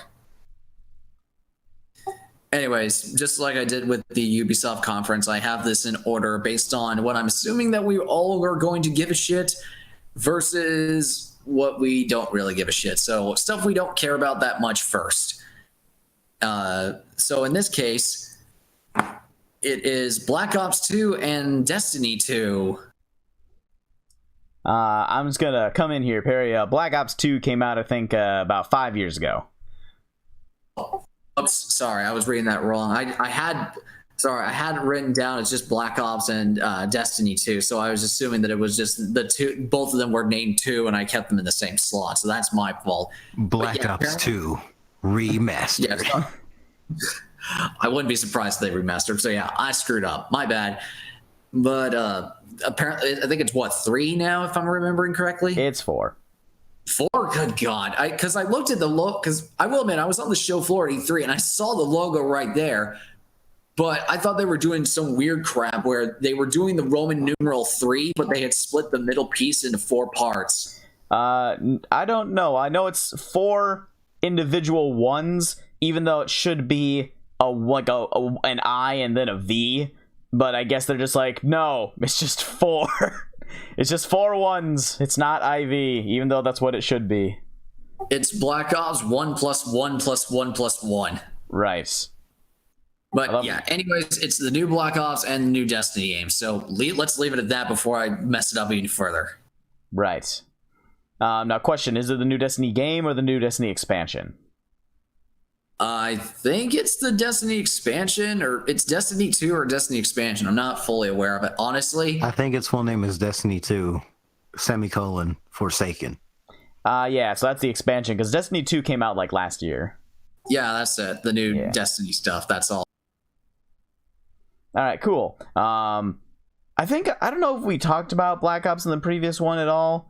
I guess my only thing is I personally think it's really shitty that they took out single player, not inherently because it's a bad decision financially, because let me just level with you guys know this, most Call of Duty players play for multiplayer and they do not play it for single player. So them cutting this affects a very, very small number of their actual fan base.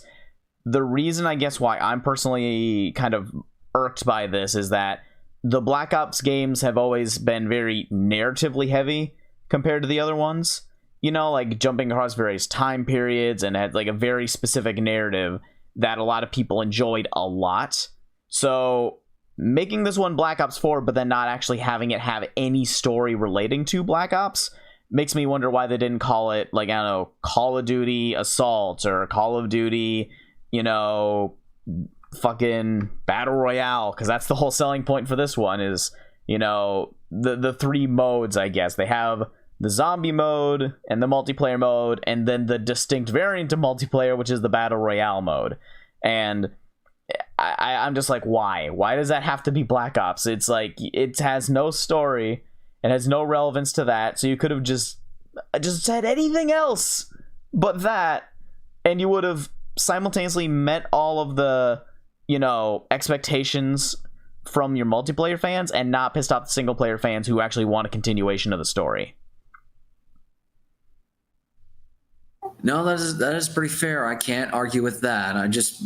Honestly, I can't find any ounce of myself to force to give a crap about any of the Black Ops games or the Destiny games, And I will agree that it is crap for the fans of Black Ops who want a narrative campaign. I mean, granted, it is a small audience, but it is there.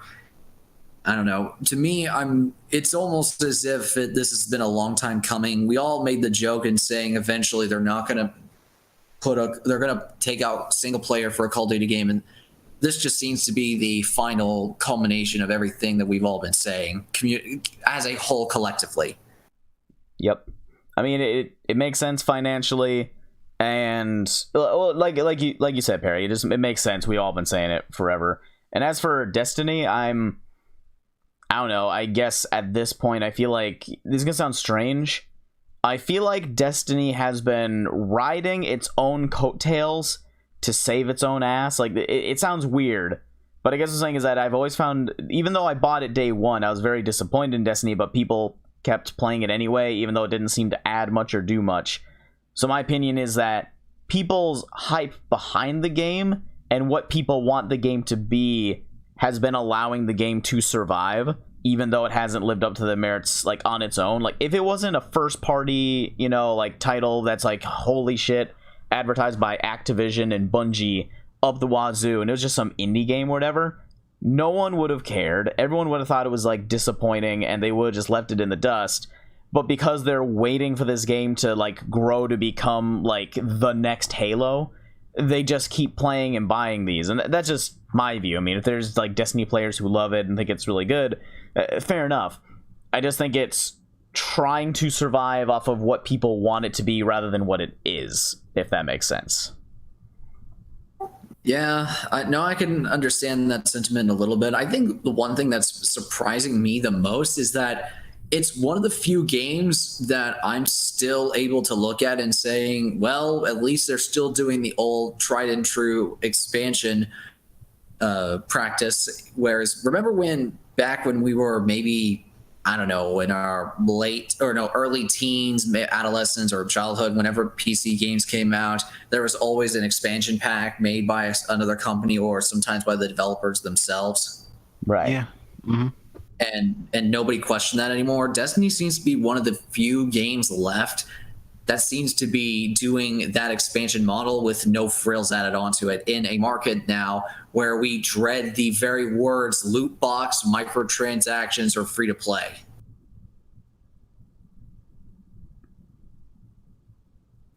This is true. And I hate for Destiny 3 to be a free-to-play game with loot boxes that has microtransactions. I hate to say this, Jalen, but I feel like that's kind of the course that they're taking. I think, like, as much as Activision makes a lot of fuck-ups, I don't think that they are actively stupid. I just think that they have to make a mistake a certain number of times before they figure shit out, and it just takes them longer than most to figure it out. And so I think we actually are going to get that, but then we'll say go back to what that was, because Activision's made a lot of dumb mistakes before, But I guess the one thing I would say is that I don't mind it going free to play for one particular reason. And I've seen it in one game, this is what I'm going to reference, and that is Warframe. Warframe is, I think, everything that Destiny could be in regards to, like, quality and achievements. And it even has a lot of commonalities between it. But for my view, it would be very difficult for it to usurp that without, like, literally being an imitation of it. Yeah, I know a lot of good things about Warframe. And this kind of goes back to what you said, Perry, like, with the whole, like, expansion thing, because they've actually been adding on, like, new content to Warframe since it was either 2012 or 2013, I think, maybe even 2011 when it launched. And I'm not joking when I say that they basically every either year or every 2 years, in this case I think it was actually once every 3 or 4 months, they add a new story mission, a new location, a new planet, or a new class, the Warframe themselves. The biggest one is one they did last year called, like, I think it was like Plains of Eidolon or something. I'm probably getting the name wrong. But they basically added a giant, entirely new open world map to the game. Like, a lot of it was just like a bunch of levels before. They're like, oh, okay, now here's an open world game basically that we added on, and the game's still free, and you don't need like a season pass or DLC. You know, you just need to own the game, and then bam, it's just open world now. And also all the previous content is still there, so it, like, I've heard people describe it as what they could have done for a sequel, but instead of doing Warframe 2, they just decided, fuck it, we're just gonna add it to Warframe 1. Can't fault them for that. I can't at all. It's very, very good, very fun content. It's just constantly getting more stuff, and so I don't know. I don't really have much more to say on Destiny, as much as I was disappointed by it, and I think it's only surviving because people want it to be Halo again, and they just don't have it. No, that's fair. Well, in that case, so Jalen, do you have any more to say on either of these two? Not really. I care for these two games like the least out of this conference, in all honesty. That's the reason why I wanted to get them out of the way first. So with that in mind, I guess we can move on to another game that showed up at the conference. Hold on, I got to look at this name again just to make sure I say it right. It's apparently called Trover Saves the Universe, or Trevor or Trover Saves the Universe, or something like that. Basically, it's a game that's made by the same folks who make Rick and Morty. Oh, yeah, that Justin one. Roiland. Yeah, I remember that trailer.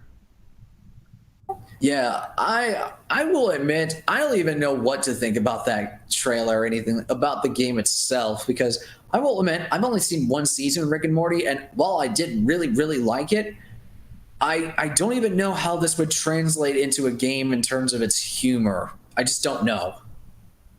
I'm going to be honest with you, Perry. I also really enjoy the style of Rick and Morty, but I feel like this game's humor kind of... Like, I don't want to say it relied on that style of humor too much, but I feel like it did it so hard that it kind of, like, broke the meter for me and went into, like, unappealing territory. Like, it went into the whole, like, oh, I'm saying crass things and stuttering, please laugh kind of territory, because I don't think that's what makes, like, Rick and Morty funny. You know, there's a lot of really witty dialogue, and those are some tropes they use. You know, they like saying sort of, I don't know what you call it, like non sequitur things, and they like to stutter to kind of add a little bit of personality to the characters. But when I see that with the stuff that they do, it's in the context of this game, I feel it just really hasn't worked for me. Maybe it will when it comes out, but the trailer started off pretty good, but then just nosedived into not appealing to me. It just deflated in terms of interest. Right. What about you, Jalen? I thought it was funny. The one thing you can tell with that trailer is that it's done the same way that they do the TV channel episodes of Rick and Morty, where it's all like super improvised. Mm-hmm. Like on the spot, because just the way they say, like, I'm the bathtub guy, like he's saying dumb shit on the fly. Yeah, that is true. It definitely had a more improv feeling to it. But I guess that was part of the reason why I was thrown off so much. And like Lenny was saying, it felt like it was doing it so hard that it just came in. It's like, yeah, okay, you can put the brakes on a little bit. Yeah. If you don't know this about Rick and Morty, the show's probably like maybe 40% improv from the way they talk about the development, because like they write the script, but they leave a lot open for improvisation, and a lot of the best lines in the show are improvised. I can buy that. Well, I can totally buy that, and I appreciate it, but maybe I'd have to actually play the game and see the jokes in the trailer like in its actual context. But like the way they were presented, I feel like if you're trying to sell a game, you need to put your best foot forward. And putting, even if it's the best jokes in the context of the scenes that they're in, putting them out of context with everything else and having it be just like, you know, improv, like random, like non sequiturs while they stutter around a bunch is not the best. And I feel like the way it worked in the show, like you said, with the TV channels episodes, I feel like those work because not only are they all done in, like, we'll say different styles, but you also have like the actual characters to kind of like, we'll say rein it in, to kind of say, like, they even mentioned at one point, you know, and you saw this in season 1, you know, Perry, where they actually point out, like, wow, these channels have real improvisational feel. That's really weird, you know, like a little tongue in cheek to kind of push it back, if that makes sense. Now, I'm trying to be aware of the fact that I'm talking about a finished product versus a trailer for an unfinished product, or at least a product I haven't tried yet if it is done. And so I'll have to try it out. But I would say at the very least that I understand where you're coming from, Jalen. It's their style and it's what they do best, and I'm not questioning that as much as I don't know if they did it as effectively as they did in, like, you know, their more recent work, you know, with like seasons 1 and 2 and part of 3 when it comes to Rick and Morty. You know, that I get, that's sort of, as far as I can tell, how everyone seems to know them. Yeah, like, I think the big thing for me is that it's just Rick and Morty style humor. Yep. But without Rick and Morty. And like, Royland even uses the Morty voice for the purple dude. Yep. So like, why didn't he just make a Rick and Morty game? I mean, he did make one in VR, and it's interesting. It's got some fun stuff in it, but yep. Oh well, people will buy it probably. People might like it. I've seen their work in other games. I remember they had that with the game Accounting. That's like a free VR title that I played, and I thought that was generally pretty funny. But that one is like, I was able to find that funny, particularly because of, like, we'll say the way they approach VR. Like, as in, it was like they were intentionally trying to hype up VR as a super advanced thing, but then all of the gameplay was like intentionally like very like janky and like really just overly simplistic. And so they play the comedy off of that, you know, like and a very simple example very early on in the game is like you're just in a forest, you have like no guidance of what to do, and you see a battery in this place. So you pull out a battery, and like some guy comes out of nowhere, and he's like, "Hey, you can't touch that. You can't touch my stuff. I'm the king of this forest, and that's my stuff. You can't touch it. My forest needs air conditioning, and you shut off my power." And you can like throw the battery away, and he gets more mad, and he's like, "Why are you throwing my things? Those are my things. Get out of my home." It's I found that to be pretty good, just because of the juxtaposition of like, what do you do? It's VR, you know? So I do think they have enough comedic talent to make a game, but for reasons that have yet to be discovered, the trailer didn't click with me, if that makes sense. No, I understand that. Like Yeah. I said, I didn't enjoy the trailer. I just like, I get it. Oh, You know? Gotcha. All right, so I guess we've all said our piece regarding this one. I'm good. Yeah. All right, well, just to get the other game out of the way that I feel like that some of us here don't really, or us here don't really give that much care about, Deracine. Oh, the FromSoft VR game that we know nothing about. Aside from the fact that it looks very atmospheric as hell, but what do we expect from FromSoft? It gave me Rule of Rose vibes, but I don't know if I don't think they're going for that. That would be interesting to see if they pulled off a Rule of Rose in VR. You know, there's one thing that I liked about the trailer for this, and it has nothing to do with the trailer itself, but in short, I was telling one of my friends who's like a huge Dark Souls fan about how there's going to be like no classes and no multiplayer in Sekiro, and he was like devastated because he loves the multiplayer and he loves the RPG elements and stuff, and then he's like, "Please tell me they're working on another game." You know, I'm like, "Yes, they are." And they got he's like, "Yeah, what is it?" And I'm like, "It's a art house VR title with seemingly no combat." Though they did go on record just not too long ago saying that the reason why they're doing it is so that way they can make the game harder. Well, no, I'm talking about the VR Lenny? title in that sense. Like, as in, I bait and switched him into thinking they were making another Dark Souls game, and then it was the VR one we're just talking about. So you're talking to us from the afterlife, right? Because after you told him that he strangled you to death. Yes, that's why you guys had trouble hearing me at the beginning. I was coming back from this mortal coil. That's just cruel, man. That's almost as bad as the Raiden switch from MGS2. Oh Jesus! Don't get me started on that, man. I'll die again. But that's I don't know anything else about the trailer. I actually completely forgotten what you were talking about. Like when you mentioned that, I'm like, I hope someone else remembers that trailer because I forgot what that was. No, that's fair. I just figured I might as well get Daracine out of the way just because I got a very art house vibe from it, almost as if it was a Gone Home meets Dear Esther meets whatever the heck creepy horror vibe is going to possibly come out of this. Yep. Dear Esther, but now with Cthulhu. No. I actually would play that. That sounds really weird.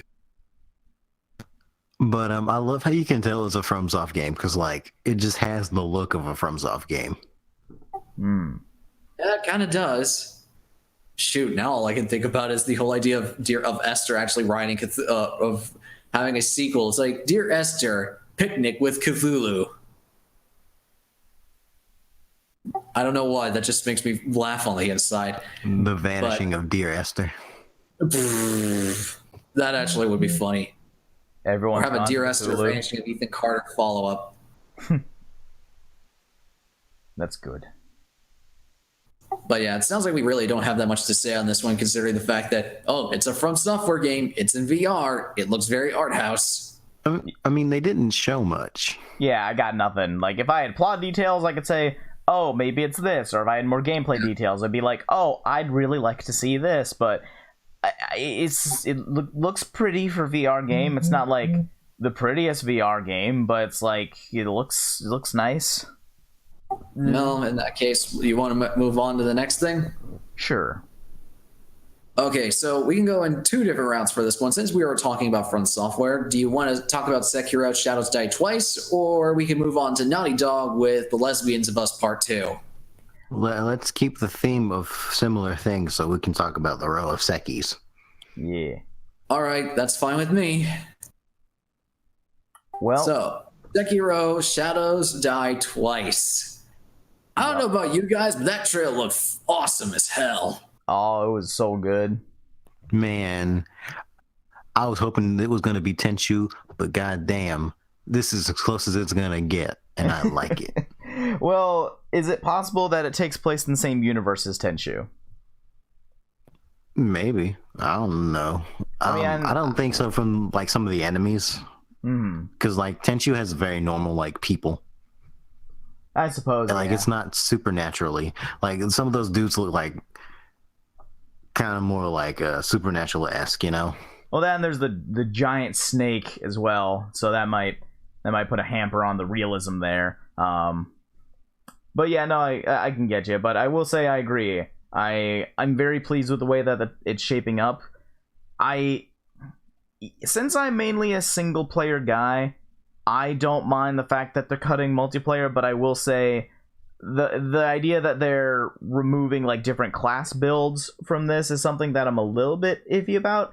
Not that I'm against it, because like I like to look at it with the way they're building this tile, the way that I'm looking at it with, say, Hotline Miami and Fury, in the sense that the gameplay doesn't seem, at least in those two games, your arsenal that you get at the very beginning is basically the arsenal you have throughout the entirety of the game, and you basically just have to get better at the tools that you have the whole time, rather than getting a new tool every once in a while to make yourself more versatile.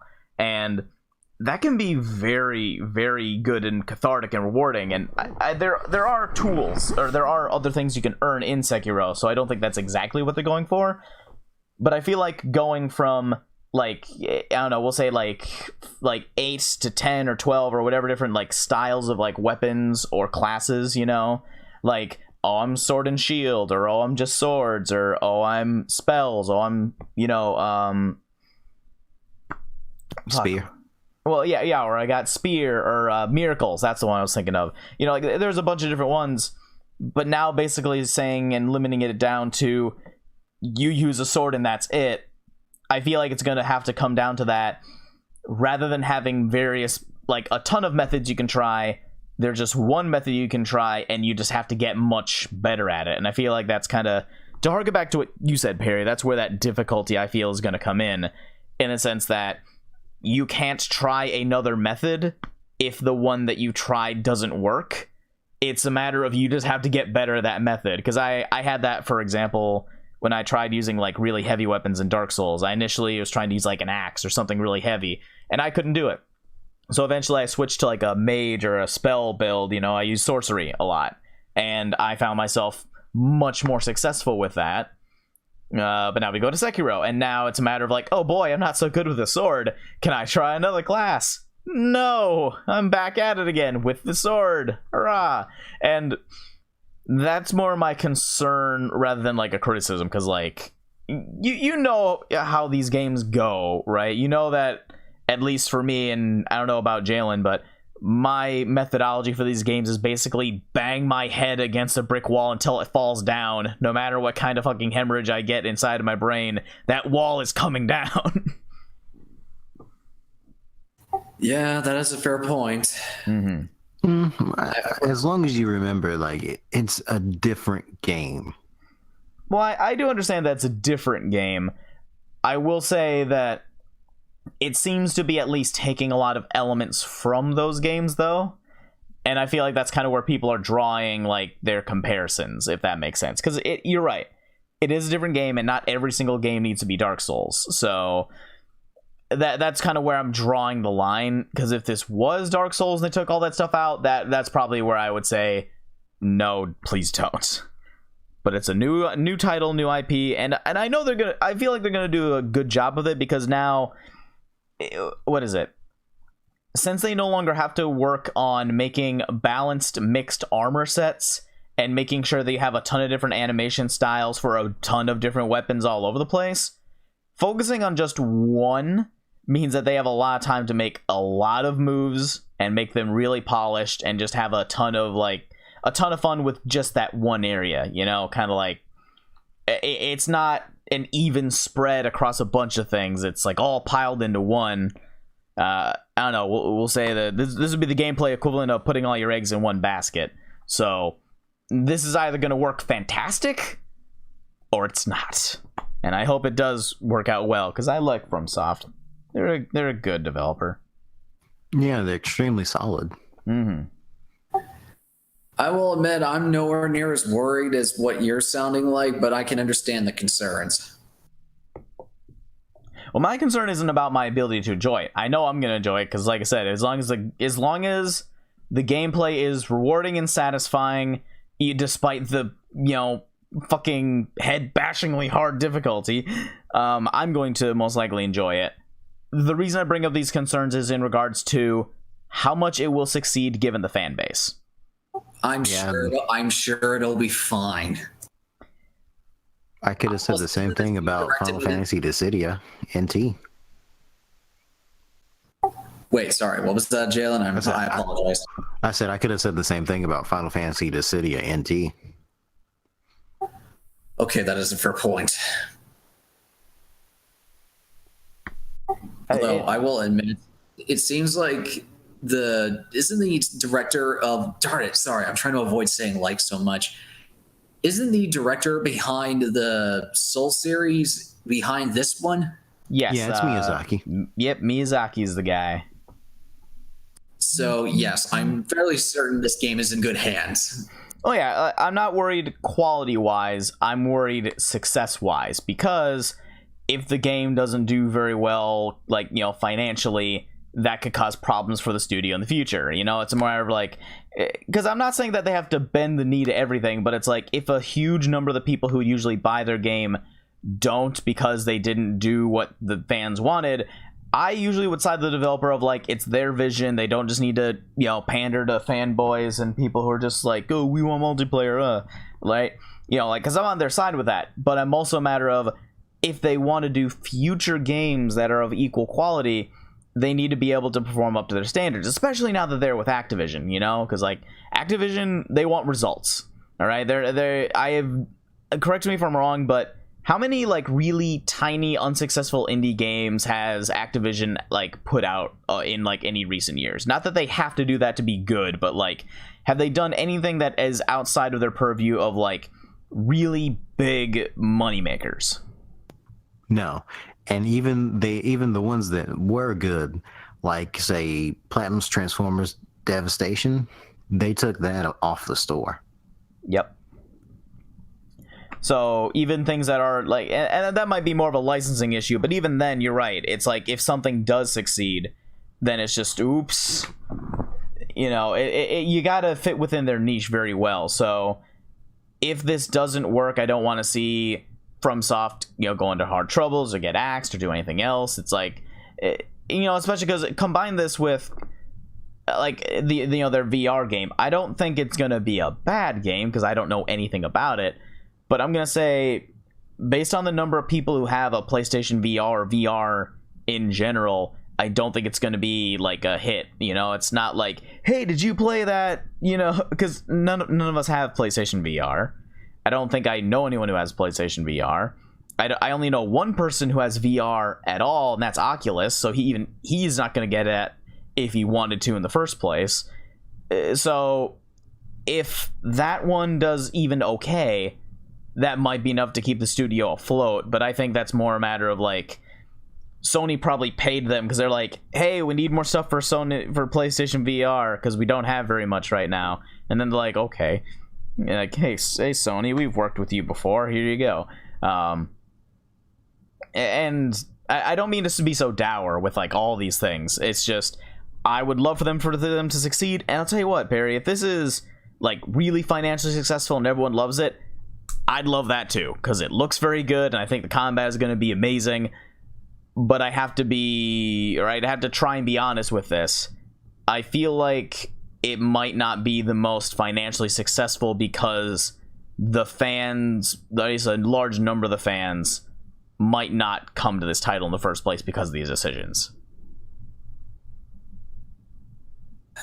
All right, that's fair enough. In that case, do you guys want to have any more final words on this before we move on?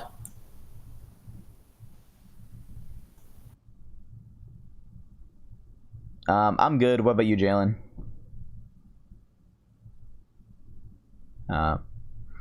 Jalen.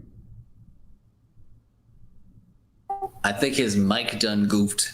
Oh, all right. Well, we'll cut this out until we get him back.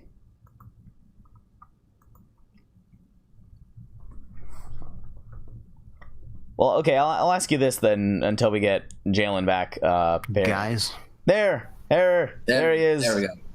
Okay, good. That was really odd.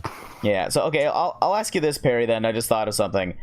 On the basis that you've only played out of the whole series, you've only played a significant portion of Bloodborne, right?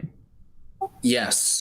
Yeah. So on that basis, what are your thoughts on this game? Considering that like your exposure to this kind of gameplay archetype is through Bloodborne only. Honestly, I'm not worried about it at all. And even if it's not the super successful thing that everyone suspects that it's going to be, or if there's even some trepidation for it, we forget that Demon's Souls grew a cult following despite the fact that it not succeeding very well financially, and look what we got as a result. So even if we don't have the millions of copies sold that the Soul series has experienced, or Bloodborne, it's not unusual for this group to find themselves in a case of, we didn't sell that many units, but look at the dedicated fan base that we've grown, and now they've cultivated this idea of what a Souls game should be. So you. I'm not that worried for Sekiro, regardless of whether or not it's going to sell that well or if it's going to do financially well. Either way, I can't see From Software losing unless it's a genuinely bad game, which I doubt that's going to happen. Although I'm pretty sure certain reviewers are going to disagree with that based on their competence in playing it. True. I should rephrase my question. Are you interested in the game, Perry? Yes, simple as that. Cool. I probably should clarify that because I didn't know if you actually wanted to play it or not, or if you just No. I'm definitely interested in playing this. And don't get me wrong, I do want to play the Souls games as well. I just want to be able to play this a lot more, just based on its setting, aesthetics, and everything else. Also, just on a side note, I really want to know how that dude's arm works, and wondering if I can try and have a model of it for myself. All I know from like what people have analyzed from the trailer is that the arm that he has is where he gets a lot of like tools and like weapon arts, because like that axe he has at the beginning apparently flings out of his arm, and that big old like fucking umbrella like circle thing also comes out of his arm. So apparently he has like trick weapons that like spawn like out of his bone arm, and they're like you can like swap them out for different ones. Did you really arm? Call the circle thing a shield? It's an umbrella. Yes, but he uses it as a shield. Yeah, that's pretty staple in like samurai stuff. Wow. I'm sorry, that just really threw me off guard. And like, really, did you just forget shields existed for a second? I mean, it does it. It looks like an umbrella. I know it's an umbrella, but it acts like a shield. Yeah. Have you not seen any like samurai stuff where they use like an umbrella as a shield? That was very typical of the. But I was just laughing and with the idea of Lenny's like, oh, it's the circle thing. that does. I remember I did a goof like that one other time when I completely forgot what the word robe was, so I described it as a reverse bathroom apron. Wow. Wait, isn't that what a Snuggie is? No, a Snuggie is a reverse robe. But yet you call it a reverse bathroom apron. Yeah, well, that's because I forgot what the word robe was. As in, it's an apron that's backwards because it goes behind you instead of in front of you, and I was like, it's for the bathroom, so that makes sense too. You would have. The person you were talking to, were they lost in that conversation? No, they just immediately started laughing at how dumb it was. Okay. Just like I am right now. Exactly. That reminds me of the time a friend of mine mistaked Tina Turner for Michael Jackson. Oh. How do you mix that up? I don't know. That's fantastic. Oh, that really throws me off a lot. Right. But anyway, that's all I had to ask for that. You guys want to move on to the next one then? Sure. All right, Perry, take the lead. All right, so next up on our list is The Last of Us Part 2, or as I like to now call it, how many times or what trailer can we throw out here to really shove it in of the fans' face of what sexuality our main character is, while also being glorious shit. Hey man, are you saying that Ellie can't be a super violent lesbian? No, I'm not saying that at all. I just find it hilarious the reaction everyone's had online when that game came on. And it was like, wait, I didn't know Ellie was gay. It's like, well, this shows how many people actually played the DLC and or read the comics of The Last of Us. That's true. I didn't even play it, and I knew that.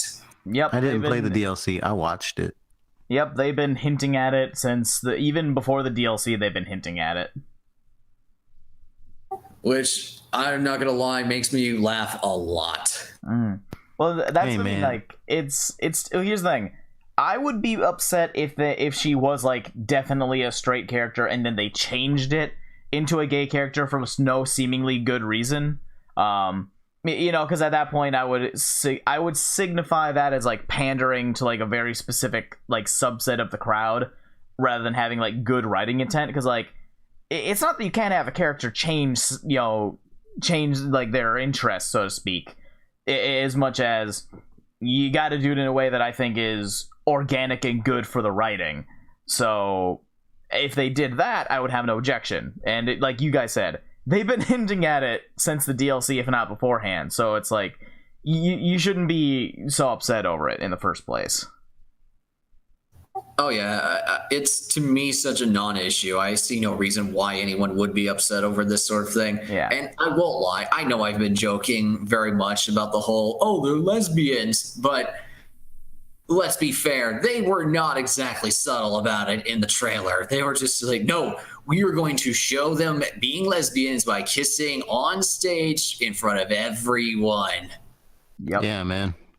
Like, here's the thing, though, and this is actually something I'm going to say, is I'm not going to go a ton into it, but I've heard there's some people, like, some people will say more in, like, the SJW crowd who are all about, like, LGBT representation, and their heads are fucking spinning as we speak in regards to this, and here's why.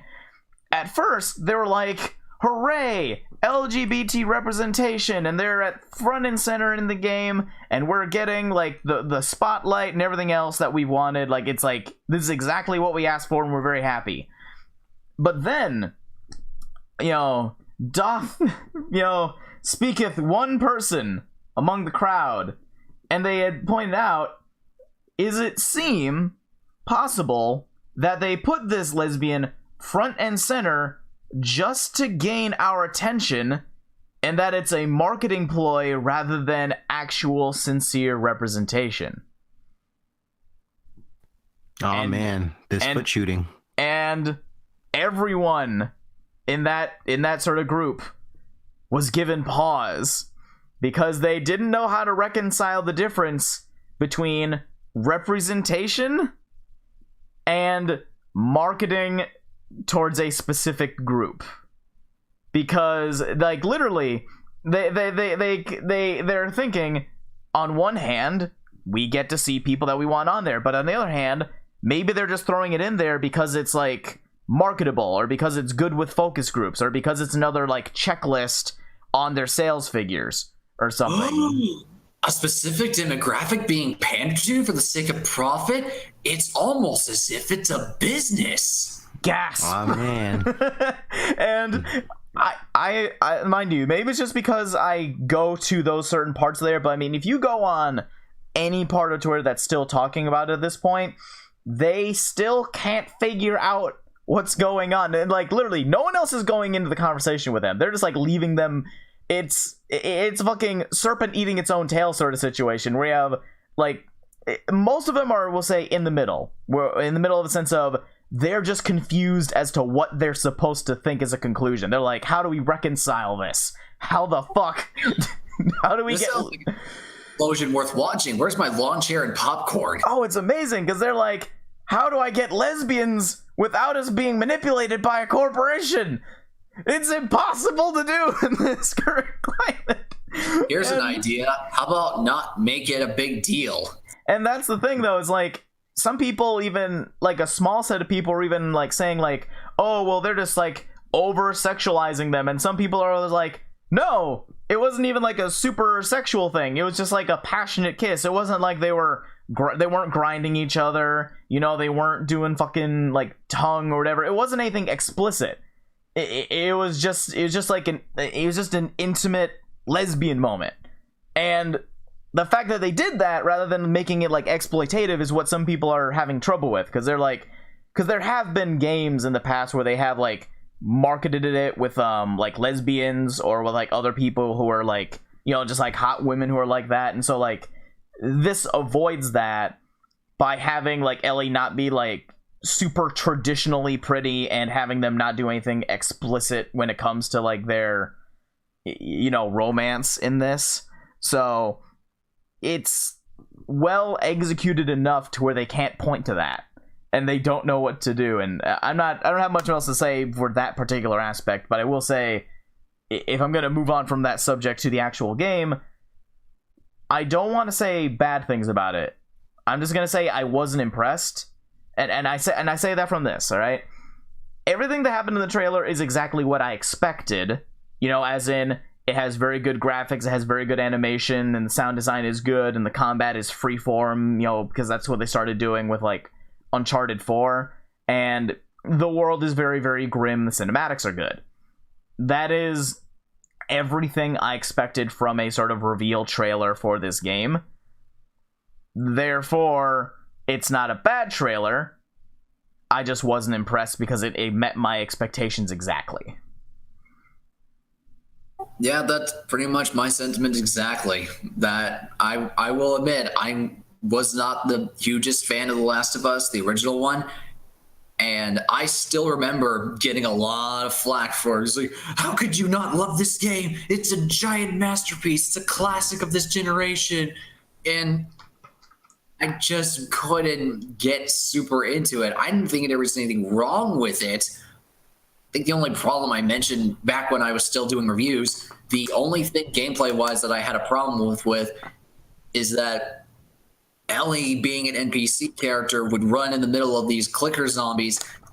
And for someone that I'm supposed to care about and be worried for their safety, when they just run in the middle like that and I don't have to worry about them at all, that kind of feels like a conflict of interest. Now, I understand why they did that, because unless you had to constantly babysit her around, that would get really annoying.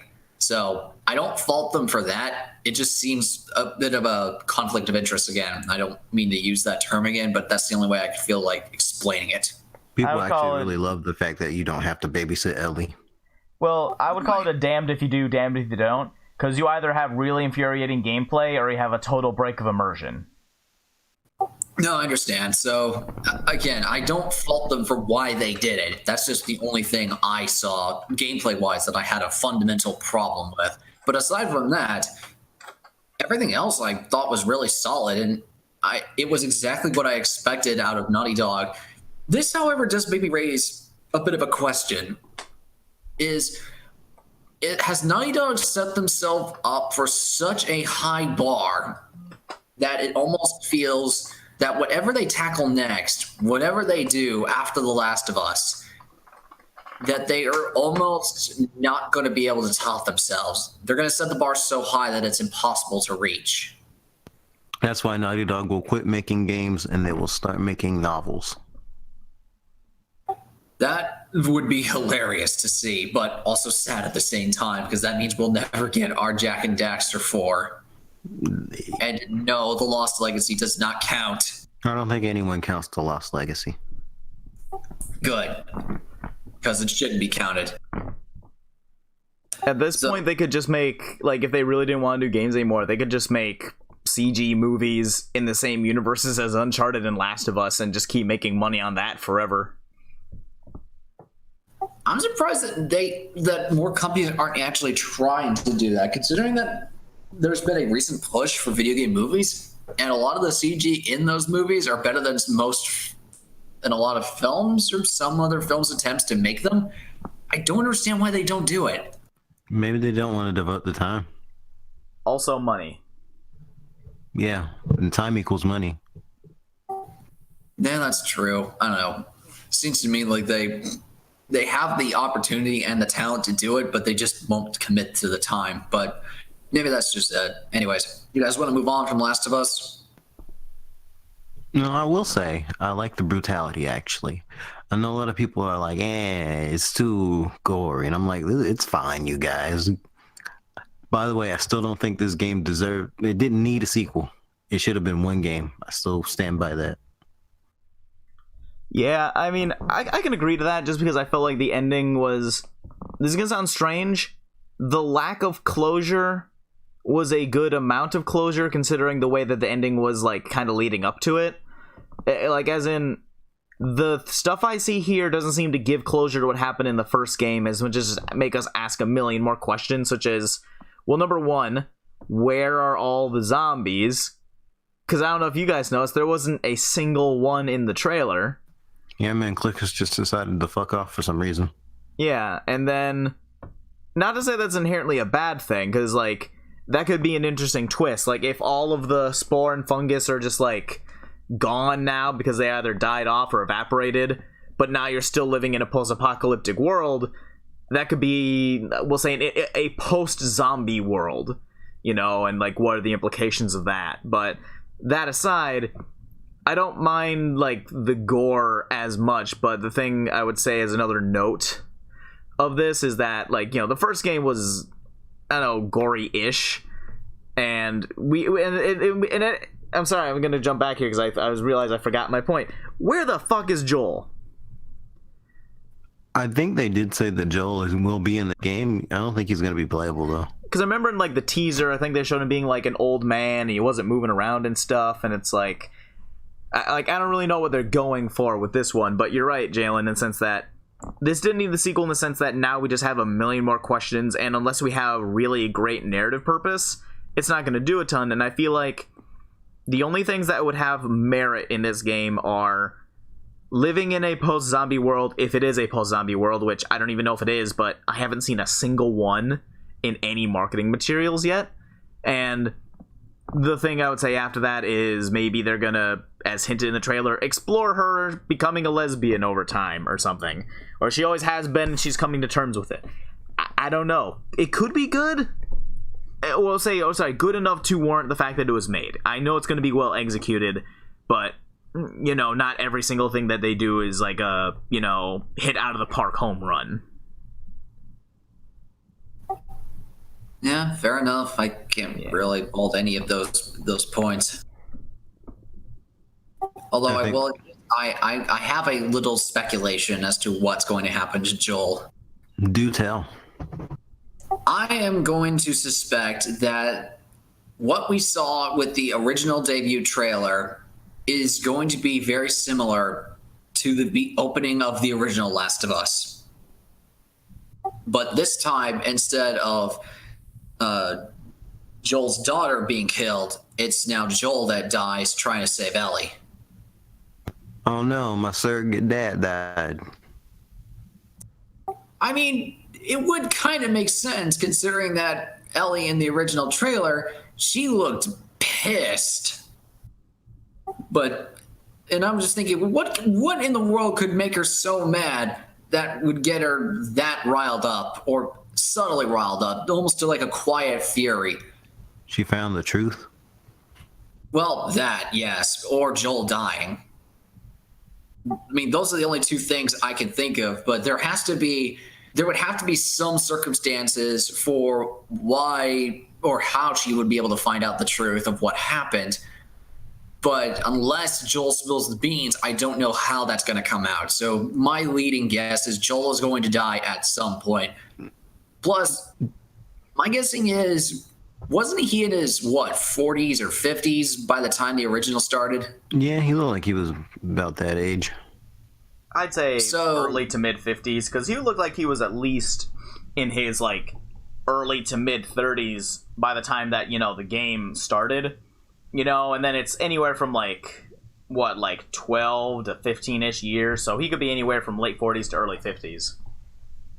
So basically, we all agree he's middle-aged. Right. So this game sounds like it takes place, or at least just based on Ellie's appearance, at least a decade or so later. So maybe about, early to mid-20s is Ellie's age. Joel's got to have to be in his 60s at some point, or at least or late 50s, early 60s, minimum. The greatest old man in all of the universe.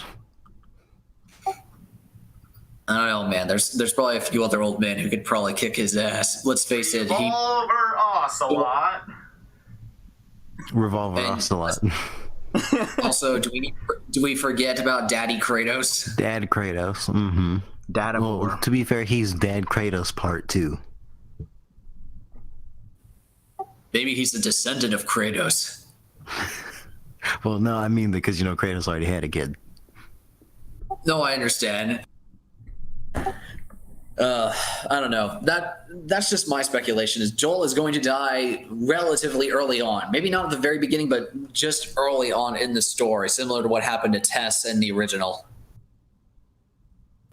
Oh yeah. I almost thought she just quit the job, but no, she died. Yeah, a bullet will tend to do that to you. So, anyways, are we good enough to move on to the next thing? Yeah, I'm we good. can move on.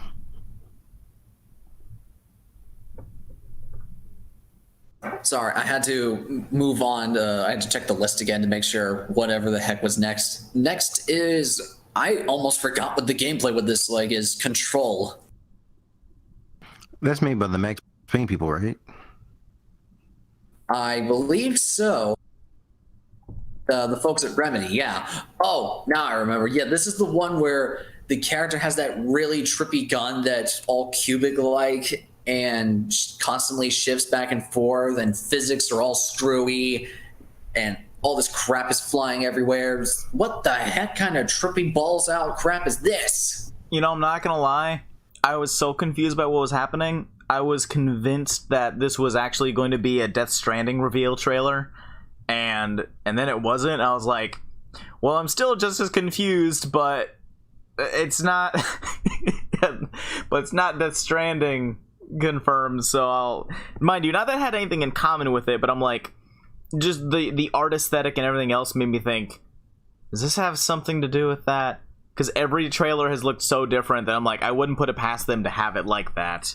But I definitely think the gameplay looks very, very visually interesting and trippy. It looks real neat. Just wait for the obnoxious celebrity cameo. Then you'll know it's a Death Stranding trailer. That's right. Also, if it's one of Kojima's many Instagram friends. So, but anyways, I just thought the trailer looked really cool. And to me, it seems like, oh, the folks at Remedy are working on something that's very different from Max Payne. This has me interested. Not sure what else is going to happen within the game because the gameplay itself looks a little bit, well, let me rephrase that. The aesthetics of the game looked a little bit basic, but the visuals looked nuts in terms of the gameplay physics as well. Considering that the gun constantly shifts around, makes me wonder, okay, well, is the character going to be able to control what this gun turns into? Does it alter its form? Does it alter its ammo type and all that stuff? It just looks really weird, and I'm curious. I'm also curious. I know little to nothing about it. It's you. I'm just ready to see more. Yeah, fair enough. Well, since seems like we don't have that much to discuss, do you want to move on to the next one? Yep. Yeah. We can move on. All right, then. So now we have a big enchilada to deal with because we got 2 trailers for this thing during E3. Kingdom Hearts 3. Pirates of the Caribbean. Yep. Which, am I the only one who thought that was surprisingly well rendered for the Pirates of the Caribbean scenes? To be fair, they did a good job back in the PS2 days with Cage too. Okay, I will admit I never saw the scenes from KH2, so I'll take your word for it. I'm just speaking right now based on what they've shown us. Yeah, and I'm pretty sure that was actually Johnny Depp voicing if it wasn't Captain Jack Sparrow. If it wasn't him, that was a dead-on impression. I like it better because the one they got for him in Kingdom Hearts 2 was not very good. He sounded like he was his laziest Johnny Depp impression ever. Like, it literally sounded like they got an intern, like just literally anyone who wasn't already on the voice staff, and then they're like, hey, have you seen Pirates of the Caribbean 1 or 2? Yes, I have. Congratulations. You are now voicing Captain Jack Sparrow in the role of this game. If you don't know, Perry, they were actually planning to get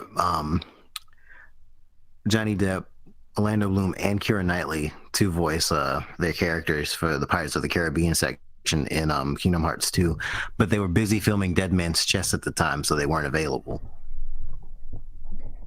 So I'm guessing since their schedules have considerably opened up, since the pirate films are done, they can actually do it? Or has it actually been confirmed that they're doing it?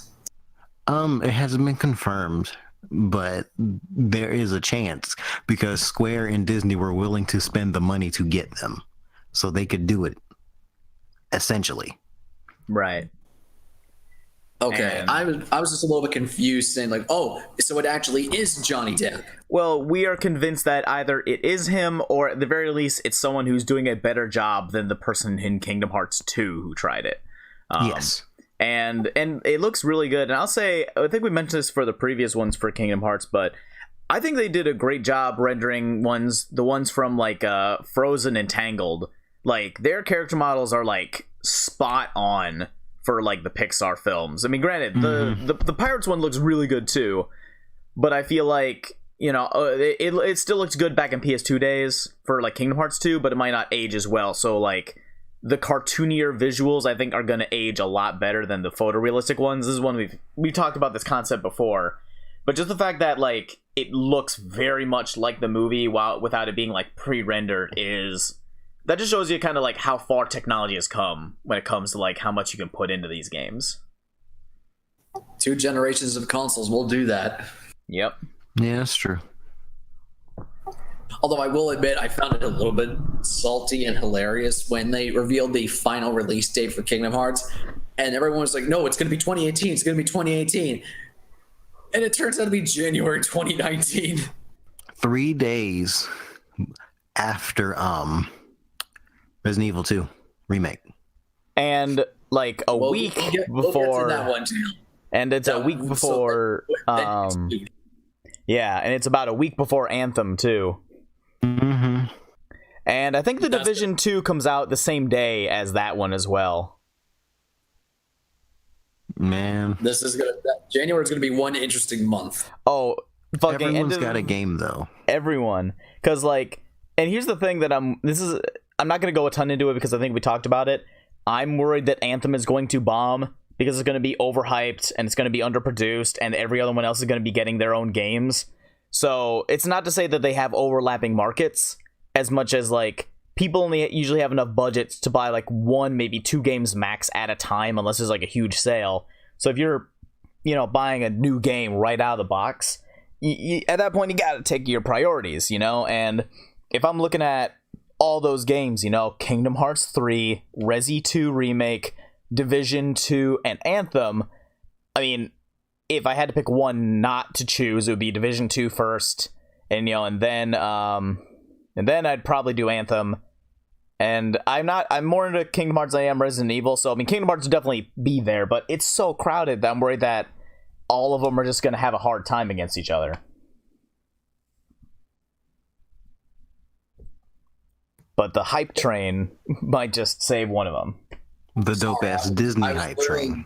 Sorry, I was looking up the voice cast for Kingdom Hearts 3 just to see if it was Johnny Depp. And apparently it's not. It's some dude by the name of Jared Butler. Oh, well, he does a great job. Thank you, Mr. Jared. So, anyways, do you guys want to move on from KH3, or do you have any... Oh, there is one thing else I wanted to mention regarding Kingdom Hearts. I'm wondering how many people who are going to pick this game up are going to be confused as balls, considering some people, Kingdom Hearts fans, have only played maybe 1 and 2. Well, there's also people who have only owned an Xbox for all of their gaming history and are going to maybe pick up Kingdom Hearts 3. They're going to be... Those guys are going to be really out of luck. Especially because the collections, like the 1.5, 2.5, and 2.8, those are Sony exclusive. Like, literally, you can't... They're only on PS4 right now. And so... Not to mention, there's the all-in-one package, which is PS4 exclusive. Yep. So, unless they decide to release them on Xbox in the meantime, they will have literally no idea what's going on. Like, fans already don't have any idea what's going on, and they have context, and then you take it away. It's like, it's, what do you do? It's, you know, it's like if, I don't know, it'd be like if you were walking into a movie theater, and you're thinking, oh boy, I'm here to see Spider-Man 2, and then instead they show you the Holy Mountain, and then, oh no, you never saw the first Spider-Man movie, so then what do you do? This is going to be really, really weird to see how Xbox fans react. Well, from what I understand, I think Kingdom Hearts 3 might come with a recap movie, and I think Square Enix is also planning to put that recap movie onto their like official YouTube channel.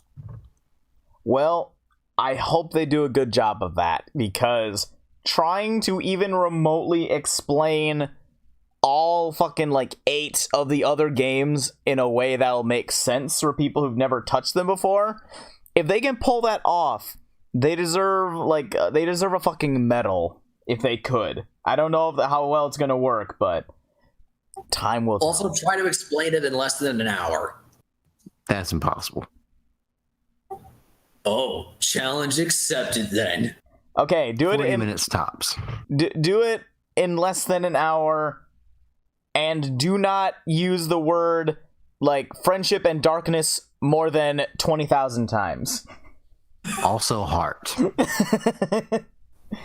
That's right. I'm pretty sure I can think of a statement or an essay where I can write this whole thing out and say, this is the most concise way that Kingdom Hearts can possibly be explained.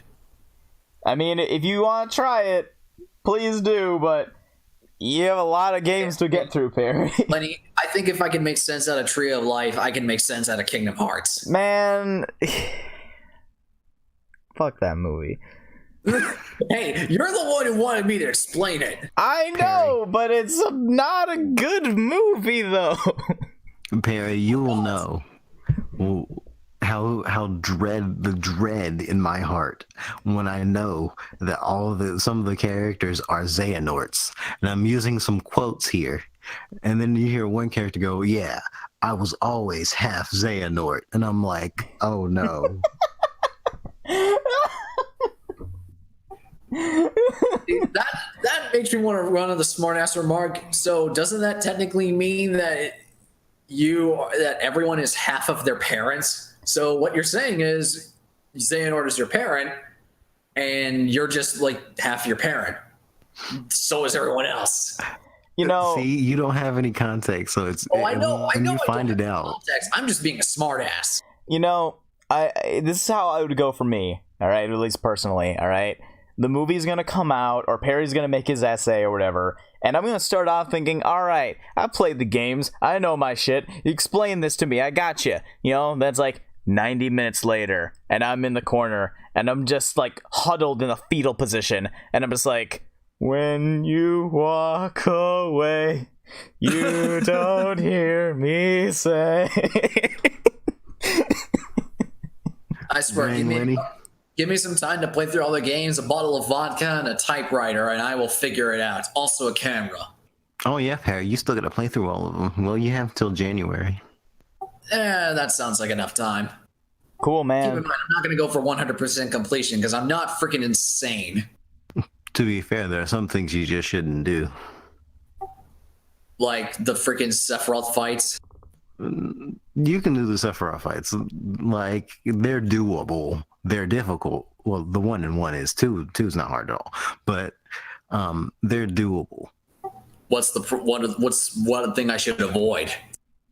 Don't fight the mysterious figure in Kingdom Hearts Birth by Sleep. Is there a reason? That's about it. Because he's some bullshit. How much bullshit are we talking? Are we talking Orphan of Kaz bullshit? No, worse. Like, he's just an unfair boss. Worse than Orphan of Kaz. I feel like even though all the bullshit nonsense Orphan of Kaz has, he's still kind of fair.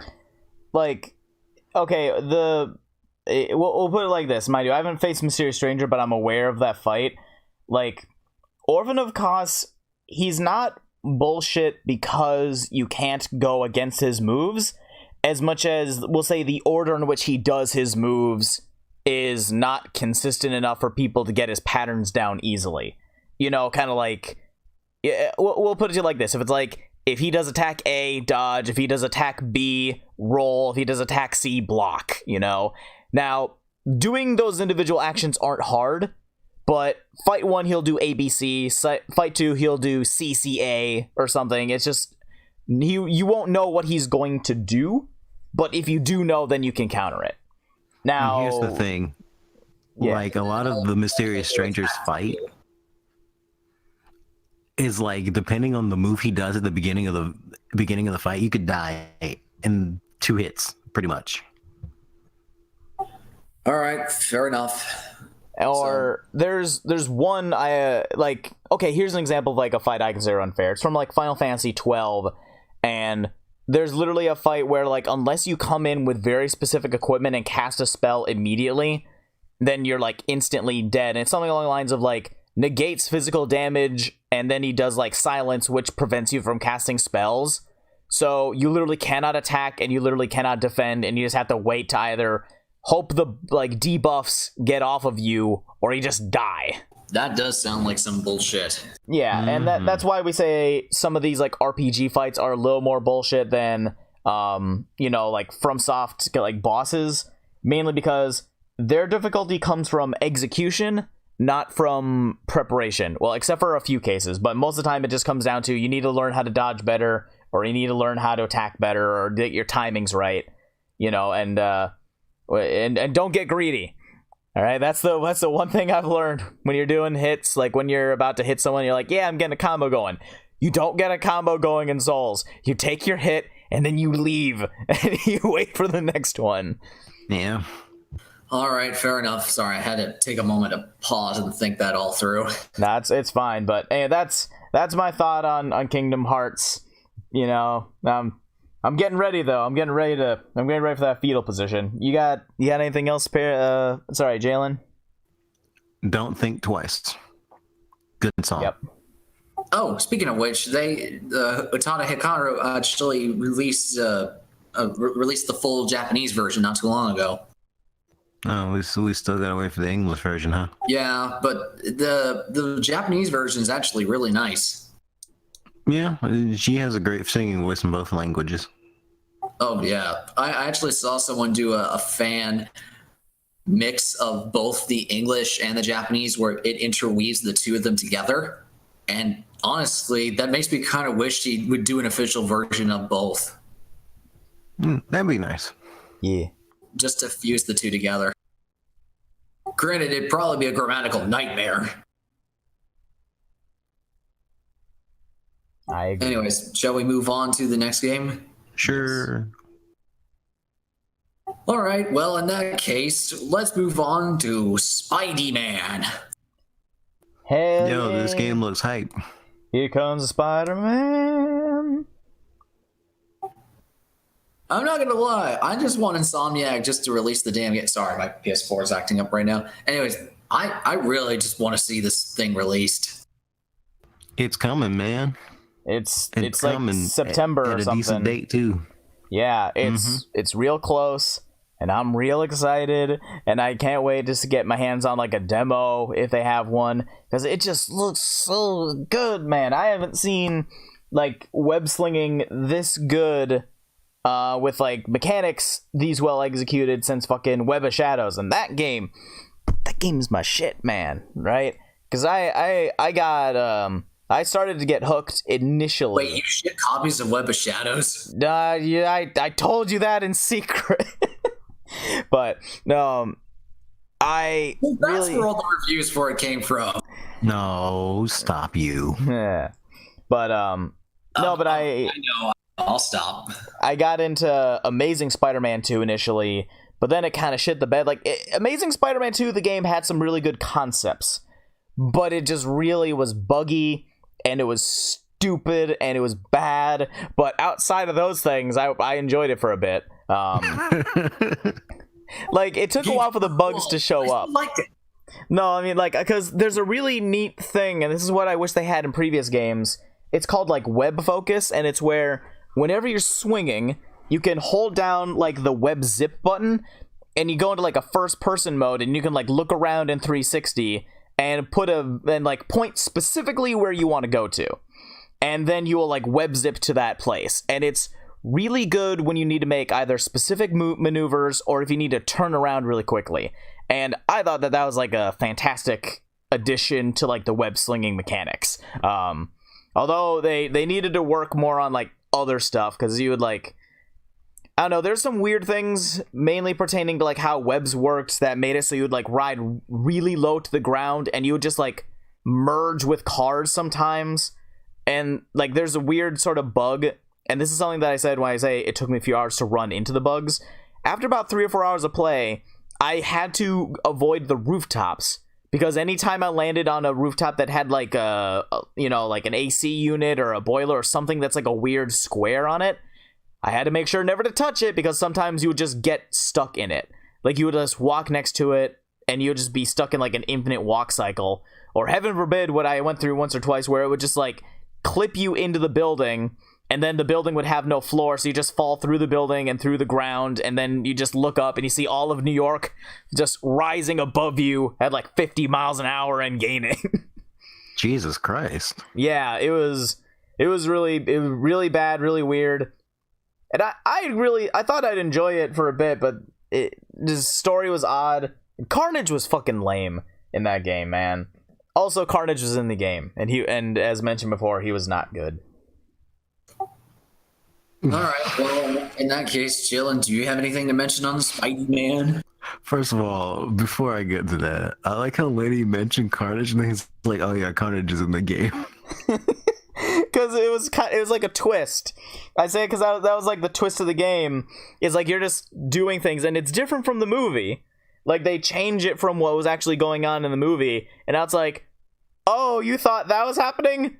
No, Carnage is here now, and like they set it up really well, and then it just doesn't work. Like I'd have to look up the footage again, but just if you have time, like Google Amazing Spider-Man 2 Carnage and just sigh in disbelief.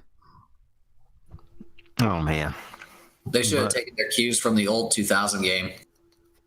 Yep. They should have pizza delivery missions.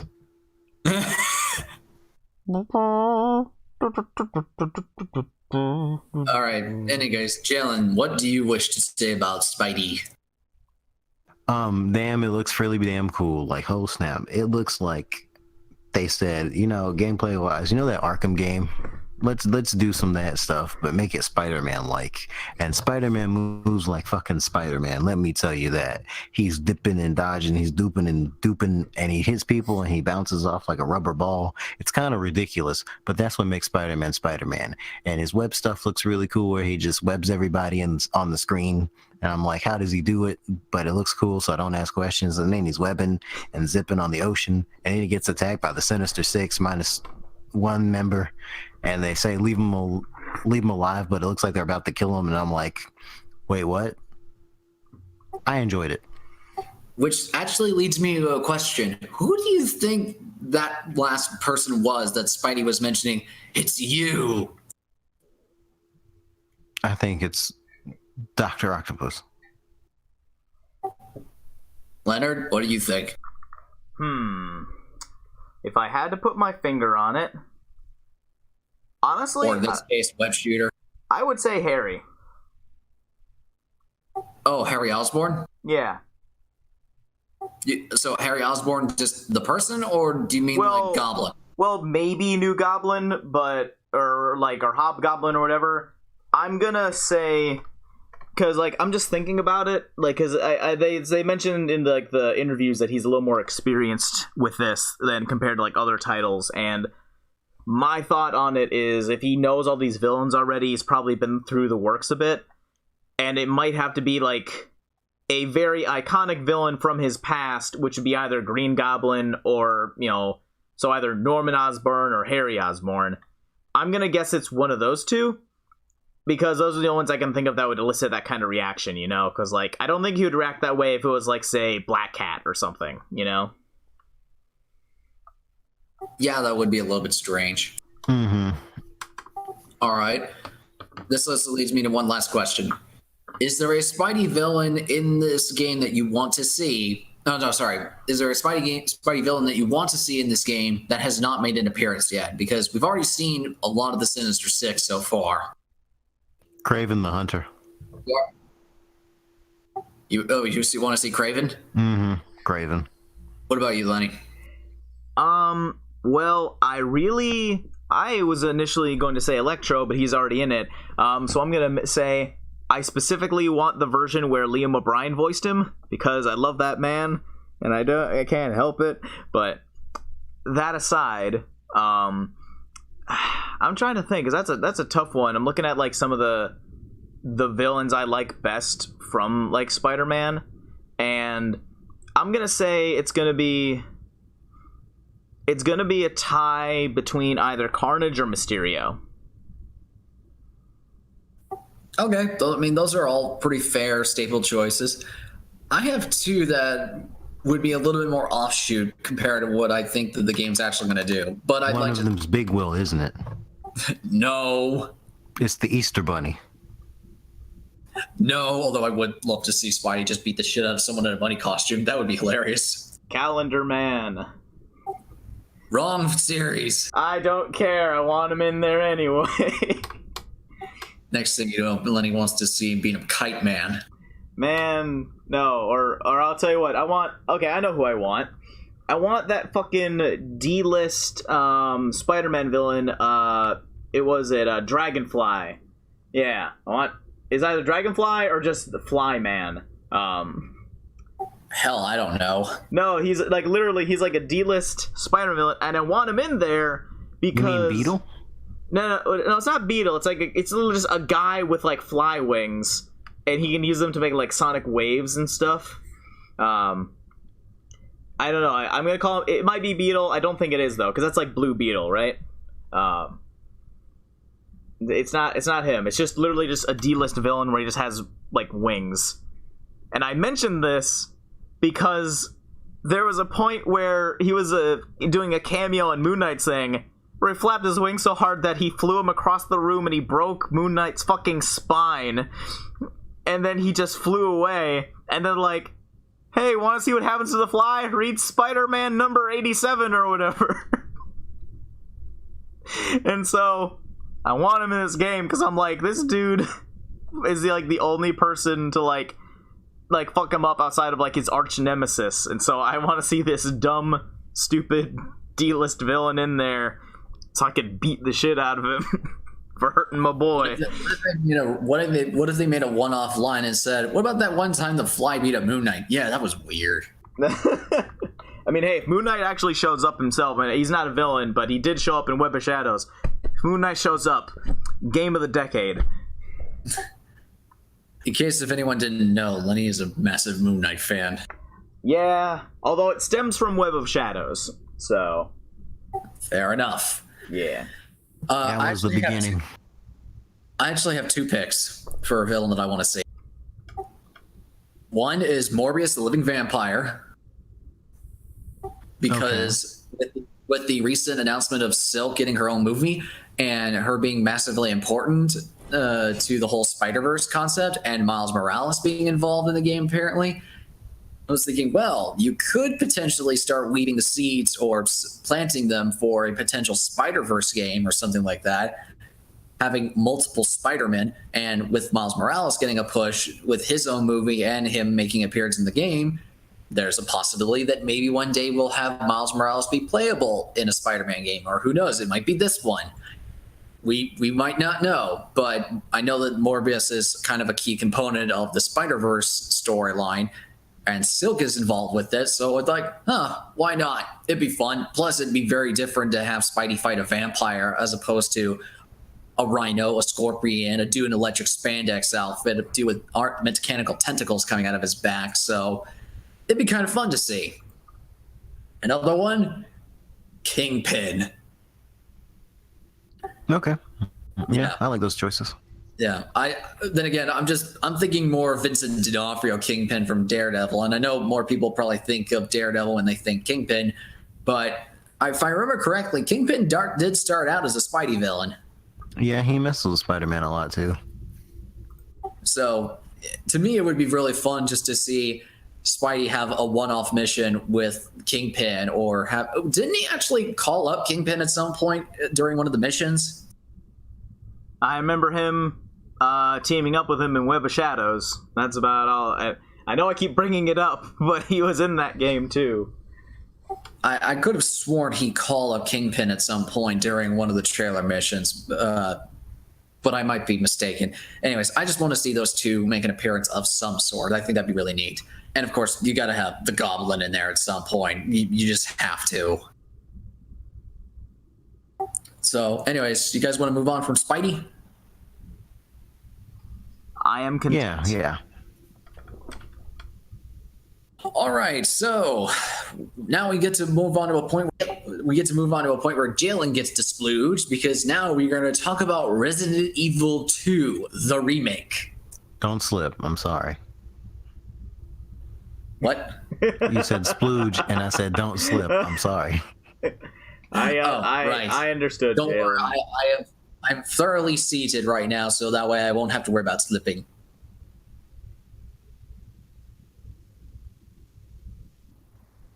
Okay, so first of all, I want to say the trailer they showed at the conference was goddamn crazy.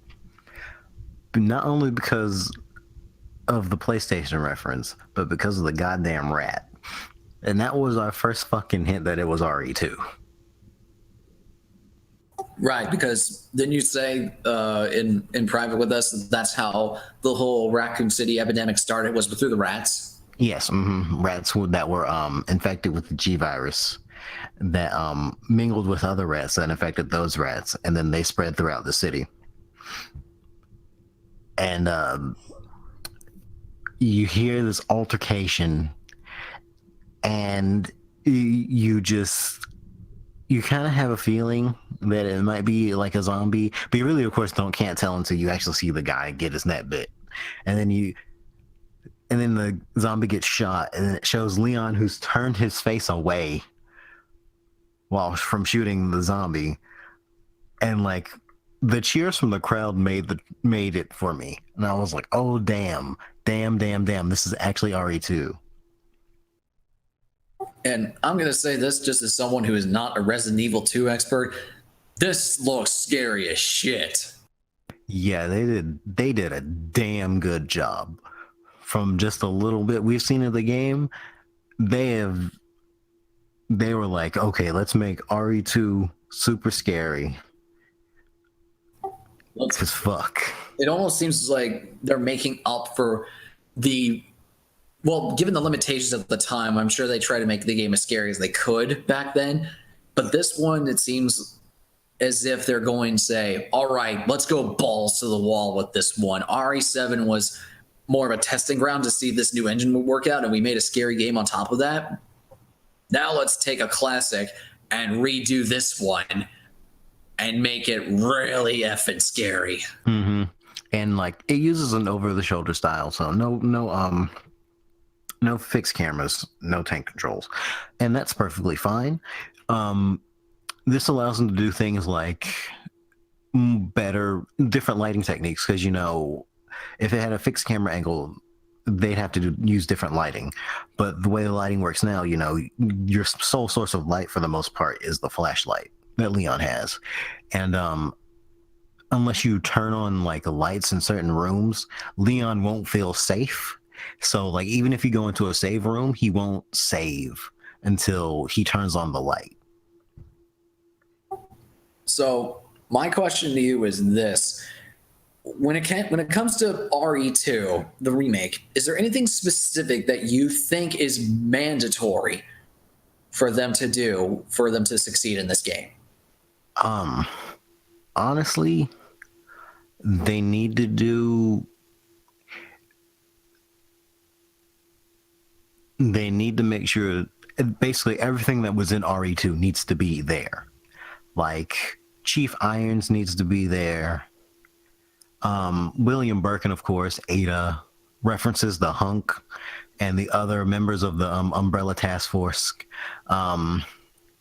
Ada, of course, and like those are all like key characters, with the exception of maybe Hunk. What about Tofu Survivor? They already confirmed that was in. Oh wait, they've already confirmed that? Holy shit! They already confirmed Tofu. Awesome. So like the only. This might be a good comfort for you. I don't know if you've heard this already, but apparently, just for anyone who hasn't heard this, they have confirmed that there is an option in the game to switch back to the original RE2 soundtrack for the game. Yeah, I'm actually happy about that, because I'm not sure the way they're going for atmosphere. I'm pretty sure there won't be a lot of music in the game. I know they've said that the save room will have like the remakes of the save room theme. And I'm assuming that bosses like Mr. X and all the transformations of Birkin will have themes. But for the most part, the game will be pretty like ambient sound only, you know? Imagine how effed up Birkin's gonna look. Because I've looked at some scenes of RE2 and stages of Birkin's transformation, especially the one where he just looks like a freaking giant man-eating worm that's coming through the train and with the little tiny head poking out. So that crap's gonna be some nightmare fuel when that shows up in RE2 remake. Yeah, that like 80s body horror is really like a big thing in RE2, and it'll be great to see it in like modern technology. Because even in the original game, they showed off Birkin transforming a lot. Like he transforms like 5 times in the whole game. But he just gets progressively worse as the game goes on. And, like he grows extra eyeballs out of his shoulders, he grows a second head, and then like he turns into like a wolf monster with like rows of teeth like a shark, and then of course the giant train eating monster worm. That's all sorts of messed up.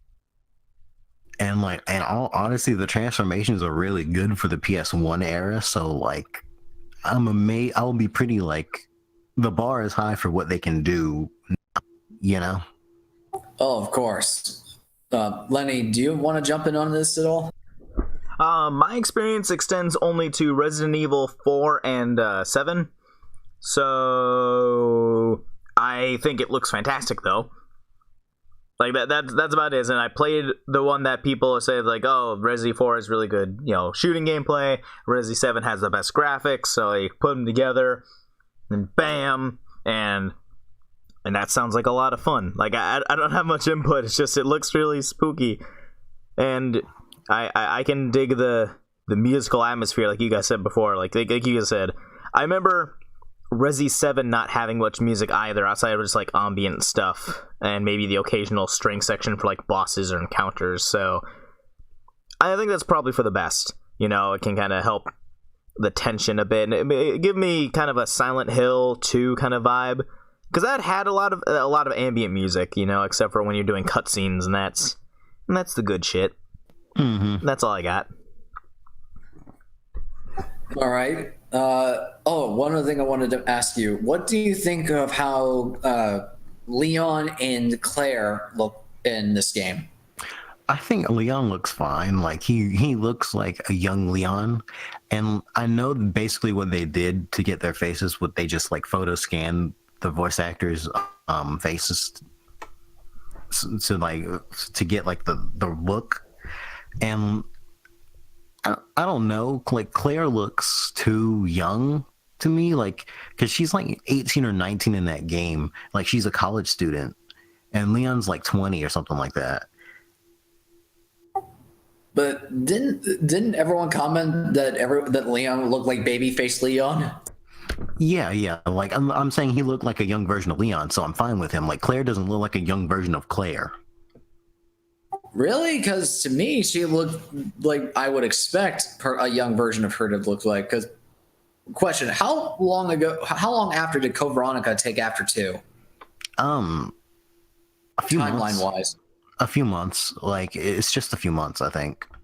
Oh, okay. So I can understand that a little bit if they're comparing the old version of Claire Redfield to this one.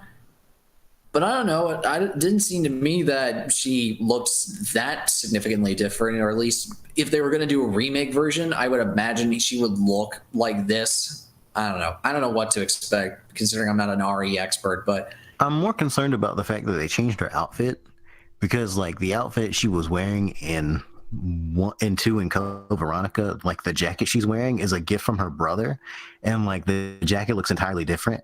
So I'm not sure what they were going for. Just like, I wonder if it's just like the same jacket, but it just looks different because they wanted it to look different. Didn't she also wear red denim short shorts or something? Yeah, she wore red denim short shorts, but like she rode a bike. I will admit that was the one part of the outfit I was looking for, because I've never seen any other character in a video game wear red denim short shorts. Maybe just because I've never seen those worn anywhere else. So that always struck me as a little bit strange. The outfit itself, but when in the remake trailer, I didn't see those. It's like, oh, they must have taken out the short shorts. Oh well. Mm-hmm. Yeah, but I'm more concerned about the jacket because the jacket is like in story an important item to Claire. What if they just decided to remake the jacket and she has a line that says, "Oh yeah, my brother gave me this." See, that's fine. I just hope they didn't forget entirely. But like with the amount of detail that's supposedly going to go into this game, I'm sure they didn't. What if there is a option like they did in the original? They have multiple costumes for the characters and they change those costume models in game. So this one will be just her remake outfit, whereas there'll be an option after you complete the game that unlocks her original outfit. I wouldn't be surprised. I think they already said that like the deluxe edition comes with the Elsa Walker and an Elsa Walker costume. And if you don't know, Elsa Walker is the prototype Claire. That was actually going to lead into my next question is, do you think anything from Resident Evil 1.5 is going to show up here, as in parts of the campaign or any of the locations or any of the characters or anything like that at all? We've actually seen at least one thing. If you noticed Mr. X in the trailer, he's wearing a hat, and that's from RE 1.5 because he didn't wear a hat in the original RE2. So they are making callbacks to 1.5. Mm-hmm. Do you think that they're going to flesh out 1.5 a little bit more, or the idea of the character Elsa Walker is going to make any sort of appearance at all? I'm not sure, actually. I mean, I know she's supposed to be a prototype Claire, or at least a one-off character named Elsa Walker is going to be mentioned somewhere in the game. It's possible. Like, there's references to Outbreak of all things, and like I'm amazed they even remembered that game. This seems to be made by people who really know their history of Resident Evil. Mm-hmm. Like, I think people have said, like, if you pay attention to the desk in the police office, the names of the officers coincide with like the people who wrote the memos in the original RE2 that wrote like the disaster report, basically, of how things were going down in the police station. And like the very first police officer you meet is the guy who wrote the first report in the original game. Damn, that's some deep references right there. Mm-hmm. All right. Is there anything else that you want to mention regarding the game itself? Because really, I'm just more curious about what your thoughts, because I know you and Adolfo are Resident Evil experts. Man, that doesn't sound right to say. You should probably say resident biohazard experts. That makes sense. Okay, you are a local Resident Evil expert. So since Adolfo's not here, is there anything else in the game that you want to see or want to comment on before we move on to the next one? If they're not going to do like a Nemesis add-on, maybe like reference Resident Evil 3 The Last Escape a bit. It'd be really neat if they added on an entire Nemesis campaign where you play as Jill Valentine. And yeah, that would be amazing. Like all you would need to do in quotes, because that's still difficult, is make more parts of the town and Nemesis and Claire. I mean, Nemesis and Jill. Wow. Yeah, it just seems to me that, honestly, just speaking, if I'm being completely frank, I doubt that Capcom would go through the lengths of remaking Resident Evil 3. And to me, it seems like the only two ways that that's going to happen is either a DLC add-on to Resident Evil 2 Remake, or it is going to be already built into the game and they're going to make Jill Valentine a playable character within RE2. They're just going to tack on RE3's campaign to that. I mean, they could also make like Resident Evil 2 Gold Edition like they did with RE7. Okay, yeah, that would make sense. All right, so I guess we're all ready to move on to the next thing. I have one last thing, and this is like a point towards Jalen, actually. It's very minor, though. if the jacket is different, is it possible that the jacket she's wearing is not her brother's jacket, but then you get it as like an item or a plot point in the game? Well, the thing is, like, they have matching jackets. Well, no, I get that. What I'm saying is, I wonder, as in, is it possible that they're going to make a plot point of her getting the jacket rather than her just wearing it from the beginning? Like, as in, what we're like, here's my hypothesis. You begin the game with her just wearing a normal jacket, and then she's kind of like worried about her brother and finds like the matching jacket for her, and then she starts wearing that throughout the rest of the game, and we're only seeing like early game material.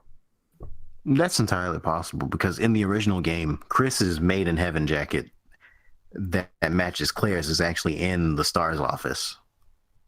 Yeah, so there you go. So, I mean, that's just a hypothesis. I mean, I think maybe it'd be more likely what we discussed before, if it being like a, you know, they redesigned the jacket rather than her not wearing it. But who knows? Yeah. All right, that's fair. You guys had your piece? Yes. Yeah. All right, so now that Jalen's had a moment to splooge, I'm now going to turn a 180 and let Lenny splooge over Death Stranding.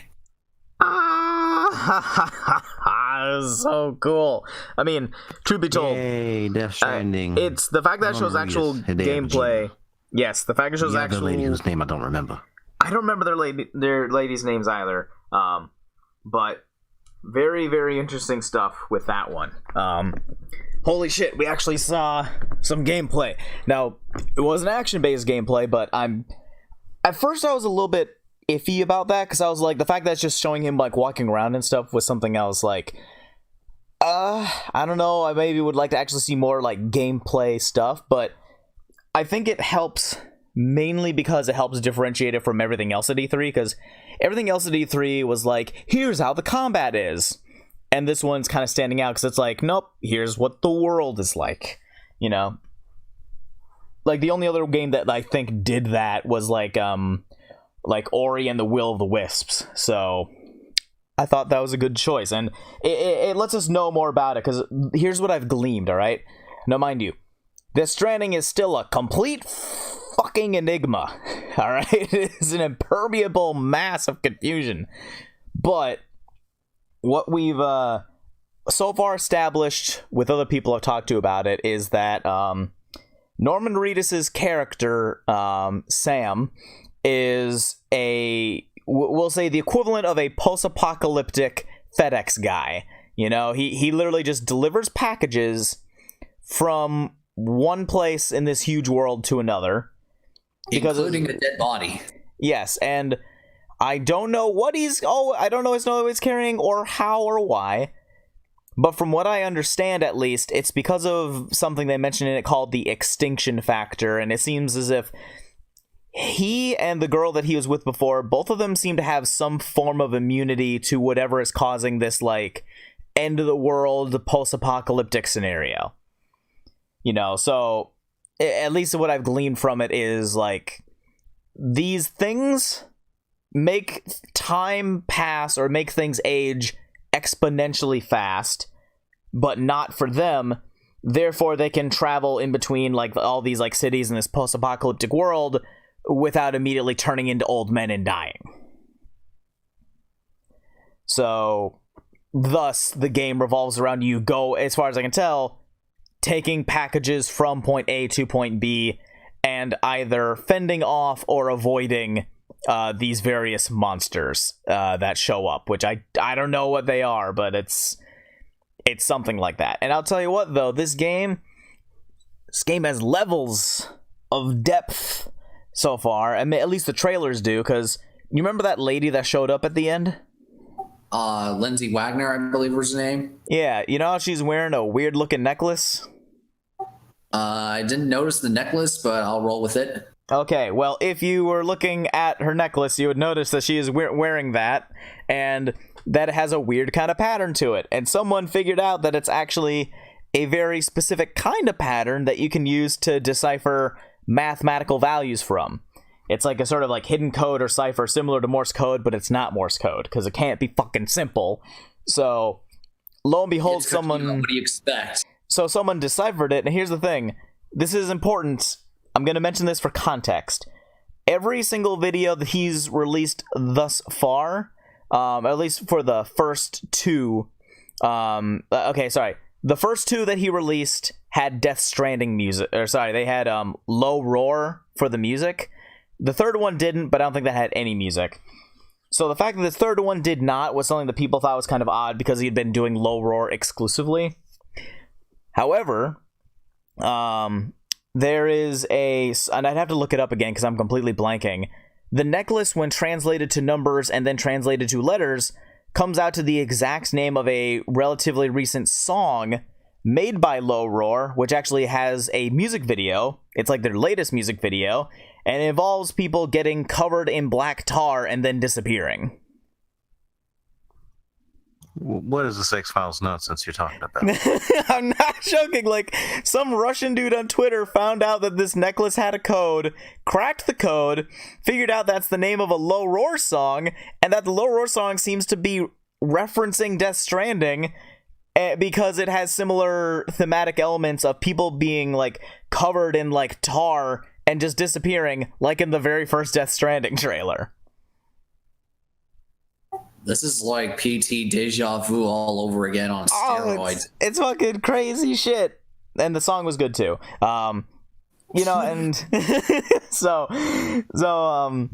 that was what I liked for that. And I know that there is combat because there is a point where he like takes out this fucking really cool looking gun that like expands into a scope. So combat is an option and it is in the game. So I'm happy for that. And I'm eager to see what some of the hooks are, what some of the things are, because it looks gorgeous. It looks very good. I'm curious to see what all the things are about it and what the plot is. I'm probably still going to have no idea what's going on, even when I play it and even when I beat it.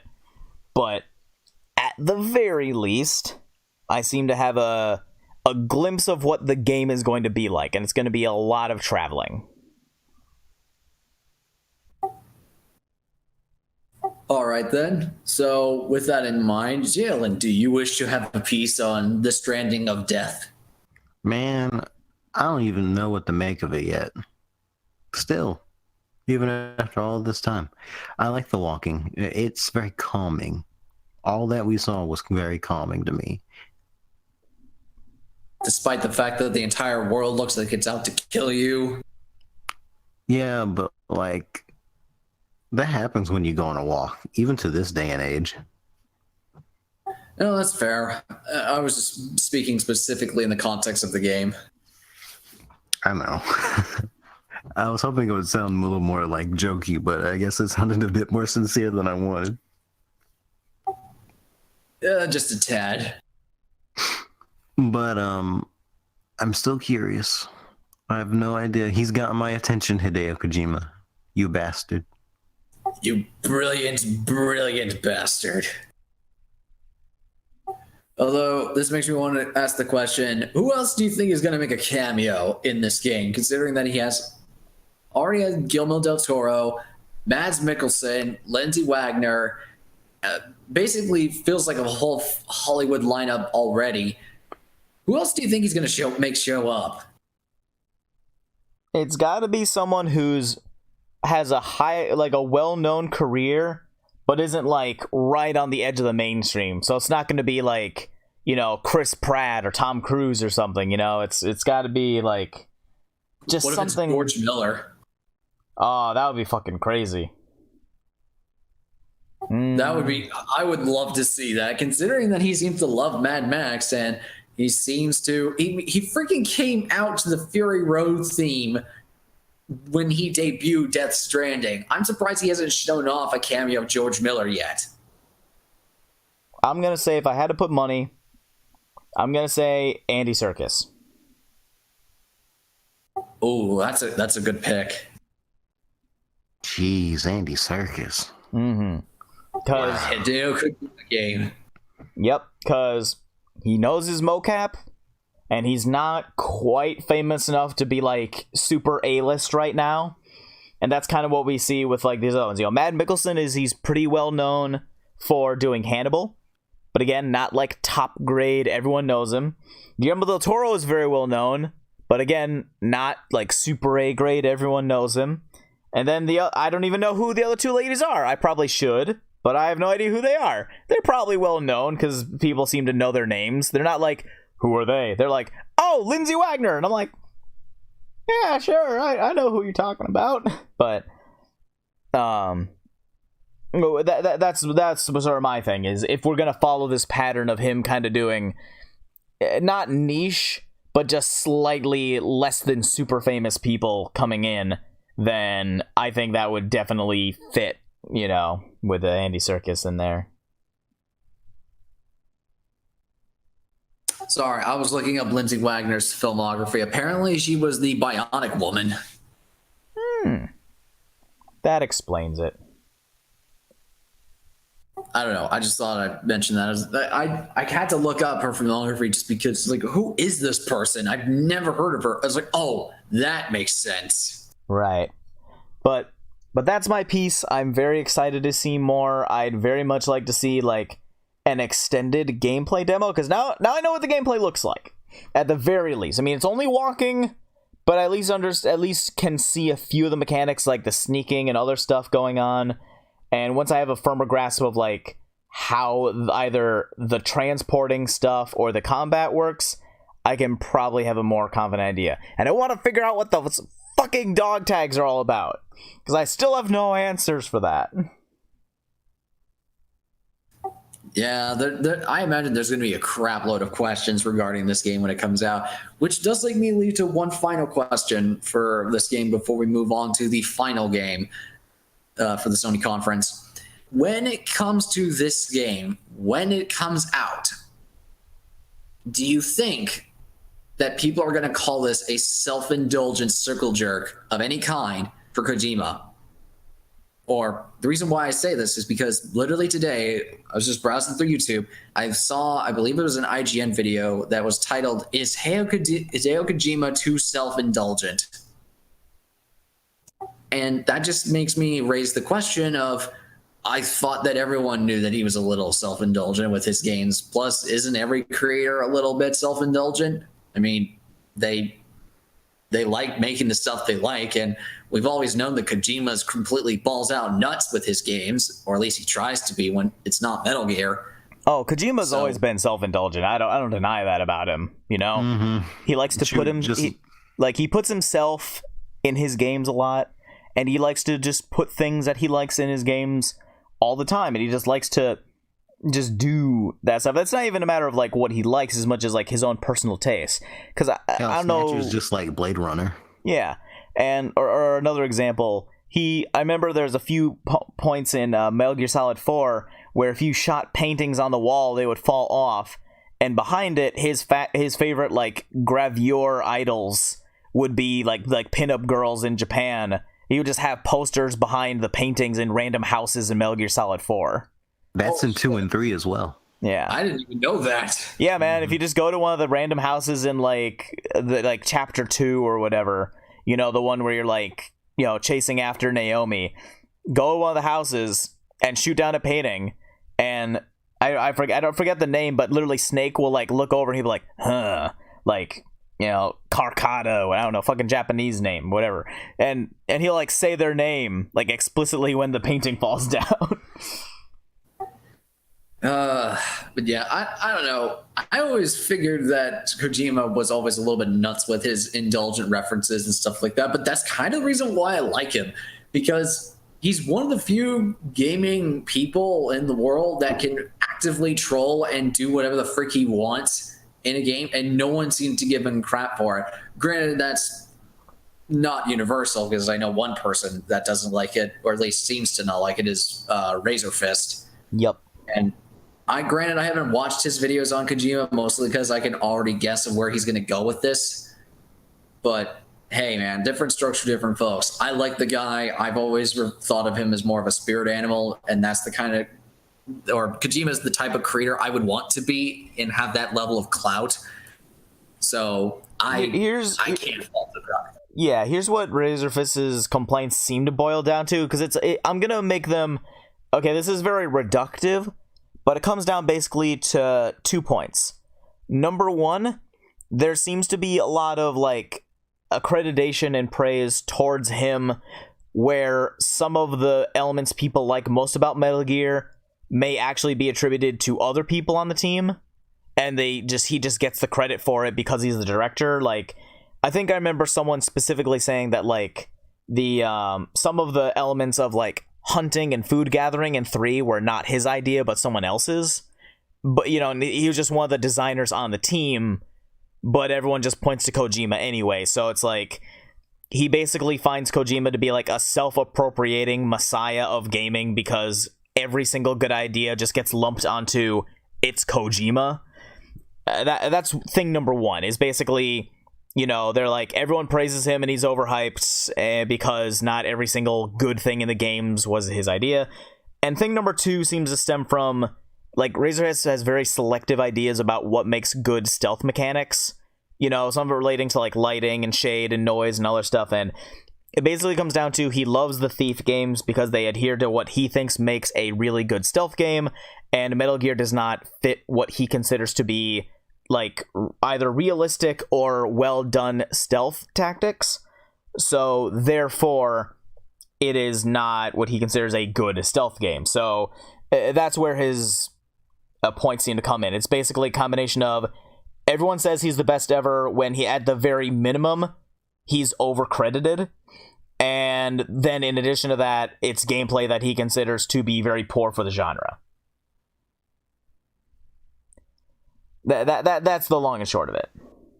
Okay, I can understand that to maybe some degree, but my counterpoint to that would be is if he had this mentality or this habit of basically stealing credit for other people's work, I doubt that a lot of people, when he left Konami and formed Kojima Productions again, literally the same company with his name on it, like he did in the original, those same people who left Konami with him, who were on the same team as Metal Gear, who worked with him, would return if they knew he was a idea-stealing bastard. Well, it's not that he steals ideas, or as just much as takes the credit for them. Yeah, it's basically the fans give him credit for them, and he just kind of rolls with it. It's more a matter of like, we'll say this: it's not that he leaves people out the credits or takes their ideas, as much as like Hideo Kojima likes putting his name on everything so much that most people don't, and this is myself included, if I'm being completely sincere. I don't know who the gameplay designer of each of the individual games are. I don't know, like, I know some of the people did like the soundtrack and stuff, but outside of, like, I don't know the producers, I don't know none of that. I just know it's a Hideo Kojima game, so we just attribute everything to him. So it's not to say that Razorfist is wrong, as much as I think he's kind of overreaching, if that makes sense. But mind you, we're always going to disagree with that, because even if that wasn't true, like, let's pretend that he would agree with us that he did come up with all these amazing gameplay stuff and that he actually is a very passionate director who actually did do all these things. Even if all that was true, he's still of the view that the stealth mechanics are actually either unintuitive or very poorly made for the stealth genre. Therefore, they're still bad games in his view. You know, and then it would come down to people praise him for making bad stealth games. And I guess this is just going to be one of those cases of an impasse where he's never going to be pleased with the Metal Gear series or find a way to come across it. I mean, hey, that's fine. It's his taste. He's allowed to have it. Yep. I mean, I still love Metal Gear. Same here. I mean, that's the benefit, we'll say, of this kind of the ideas of this community is I still think he's very correct about a lot of things. I still respect his views, even if I completely disagree with him on certain points. That's just how it is. You know, it's just like you said, we can respect that he doesn't like it, and then that's it. That's the end of it. Yeah, pretty much. Yeah. But yeah, I'll say a little bit about Death Stranding just because you guys have already mentioned your stuff, and it pretty much covers all my same ideas or same things I wanted to mention. But I'm actually very curious to see how it tackles the horror or more terrifying elements in this game, because I'm not gonna lie, this game kind of looks scary as shit, despite the fact that it doesn't look like it's being marketed as a horror game, if that makes sense. Yep. Because the way that they're showcasing everything, and I still want to know what the frick the baby is doing in the scene, or what the baby has to do with the gameplay, because I'm assuming that it has something to do with you have to attach the baby to your backpack in order to detect all these weird, what are these like black tar creatures with umbilical cords reaching up into the sky? What are those things called? I don't know. I don't think they have a name yet. I think it's called like I forget, something fall. It's like the age fall or something, but that's just like the phenomenon of things getting older when they touch it. I don't know if they officially have a name. For now, I don't know. I guess I would call them children, just because of the fact they're all dangling from umbilical cords. So, okay, yeah. Well, let's just roll with that. So the children that are hanging from the sky, that feels like a weird sentence to say. Anyways, nice and creepy. Seems like that works. light. It does, but that light that when you attach the baby to your backpack and it turns on that sonar radar light thing, I'm suspecting that has something to do with your overall health within the game. And whenever you lose that baby or anything like that, then you start to become more vulnerable within the world itself and become more susceptible to the age fall or whatever is going on to this place. Yeah. But that's just my suspicion with it. But this game is most likely going to be giving us more head spins than an Exorcist movie. Right. And I imagine everyone is going to be completely confused by the time this thing comes out. And there's going to be this will be probably one of the few times where I actually don't mind fan theories, because everything has been so obtuse within this game that it almost feels it's necessary to theorize and speculate of how this game is going to work or what's actually going on.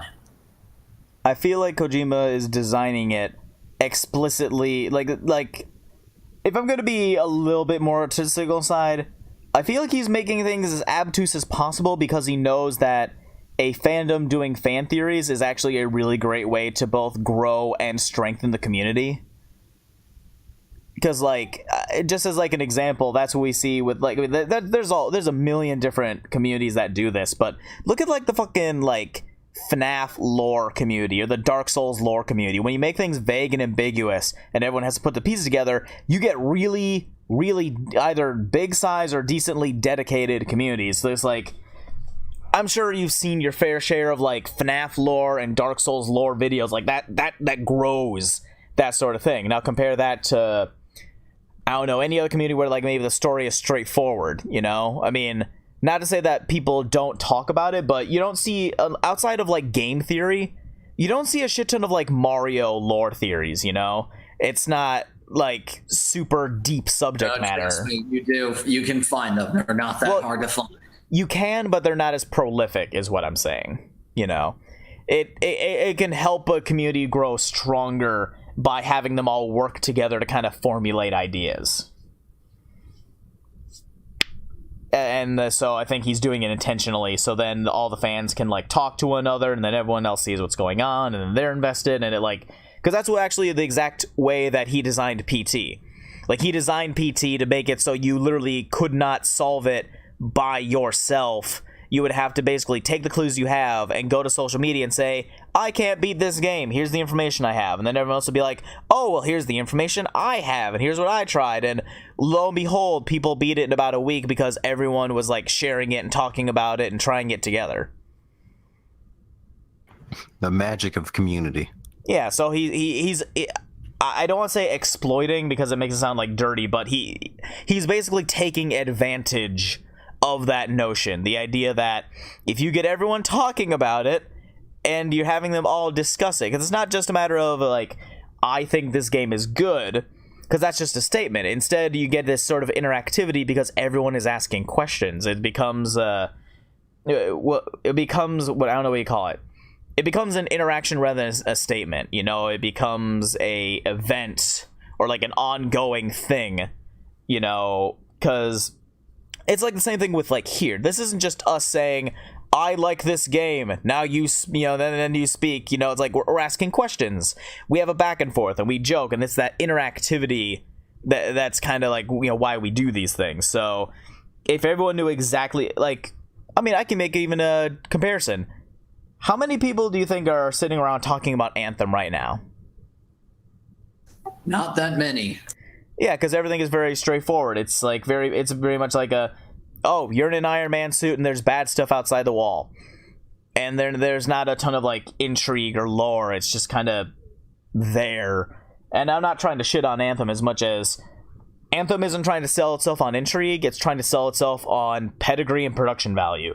And one of them is in question, and the other one is even more in question. So we will see how that goes. But to kind of, sorry, I mean, maybe this is a roundabout way of saying it, but I do agree, Perry. I do think it is very confusing. I consider that, and you would probably agree, I would assume, that it's by design for the benefit of the game. And most likely, and I wouldn't put past Kojima to do this, it's probably him just pulling out his old trolling shenanigans that we love so much. Yep.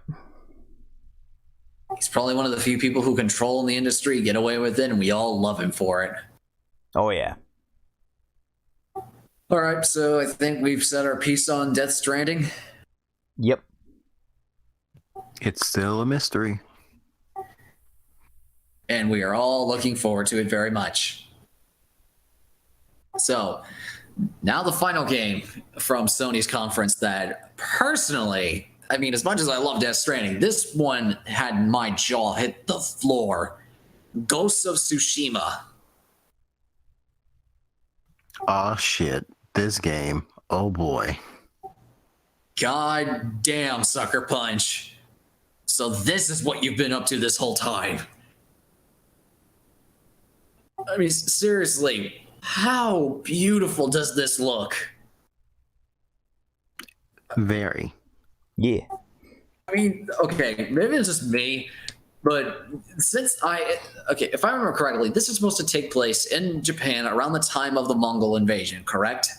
Yep, that's like the premise is the Mongols are invading and you must stop them from doing such. Indeed. Oh, this ticks all of my historical boners off. This is just so... It is a first-party, Sony exclusive, historical game based on a time period that not many people cover at all, and it looks so damn good. I won't lie. It kind of makes me want to look at Naughty Dog and say, I'm sorry, but they're one-upping you on this one. The Sucker Punch is kind of doing one better on you in terms of presentation. I'm not saying Last of Us looks bad, not at all, but Last of Us 2 looked good, but it was what I expect from Naughty Dog. Sucker Punch seemed to go from Infamous to a quantum leap better in terms of visuals with Ghost of Tsushima. And this just looks so damn pretty. I mean, the cherry blossom scene alone where the two samurai were fighting each other in the sunset, that shit looked like a painting, man. I want that on my wall. That was a very good scene. And as a side note, I really like the performance at the beginning from, I don't know the name of it, but whatever that Japanese flute thing was. I know the name, but I don't want to butcher up the pronunciation. Yeah, and I dug it a lot, and the guy was really good, and I remember it was especially interesting because apparently there's a lot of people, and I'm not going to go a ton into this because I'd like to talk more about the game, but there's a lot of people who are basically like, oh, you had some white guy play the flute, why couldn't you get someone who's actually Japanese who wanted to play it to come and do it? It's like cultural appropriation, racism, whatever. And then a prevalent, Japanese commentator who I follow on social media called Mombot. She basically went up and she's like, hi, I'm Japanese. I actually know both this instrument and this person. And apparently that guy is like the only non-Eastern person who's considered in the mastercraft of playing that instrument. So it's he's actually an expert at that instrument. He's been training to use that and other traditional Eastern instruments for his whole life. And that the Japanese fans of like this game basically are like, oh, I love this dude, you know. So basically, the only people who are upset about it are non-Japanese people at this point. What a shock! Yep. And then anyone who was complaining about it anyone who got this pointed out to them by said Mamba, they just blocked her, and then they just haven't said anything since. Why am I not surprised? Right, but that's all. It's very minor. I guess what I'm saying is I like the flute performance, and I'm glad that people recognize his talent. And that aside, I agree, Perry. The game looks very pretty, and I'm especially intrigued by them going with this game because it seems like an interesting leap from their previous ones. Because I mean, the ones they're best known for are the Sly Cooper games and the Infamous games, and those ones have a lot of like platforming and mobility. So the fact that you're actually like grounded, like you're on the ground and you don't have like flashy superpowers and you don't have like super acrobatics.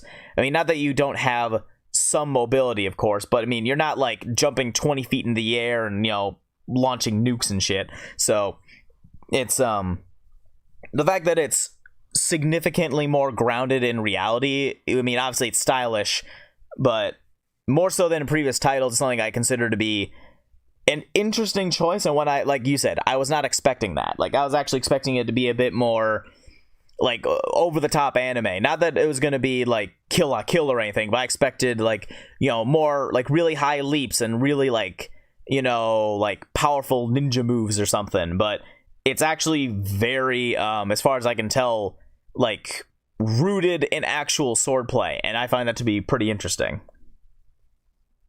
Yeah, that I will admit is probably one of the more interesting aspects for me. And based on what I saw some of the other gameplay, it looks like you might be able to use different weapons like archery and all that other stuff. I don't know. Maybe I'm just speculating right now, but oh my god, just looking at this game again, I'm literally looking over the gameplay right now. I'm not even kidding when I say that I might get a PS4 Pro and a 4K TV just so that way I can play this thing at maximum resolution. And I never thought I'd actually find a game that would sell me on it, but this seems like it'll do it. Because this just looks so pretty. It looks so good. Heck, when I was looking over the gameplay, they even made mud look pretty. And mud, no one gives a crap about that. Yep. Mud doesn't even look pretty in real life. Mud. That's what I said. They made mud pretty. That should tell you the level of detail they made for this. And I know this is a very small thing, but when I saw Jin, the main guy, basically plunge his sword through a door,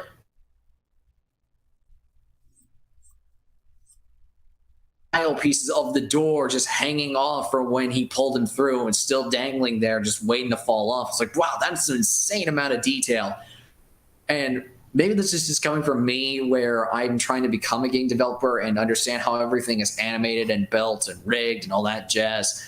But it's all making me think of how the heck did they do this? How do they build these things? How do they make everything work together?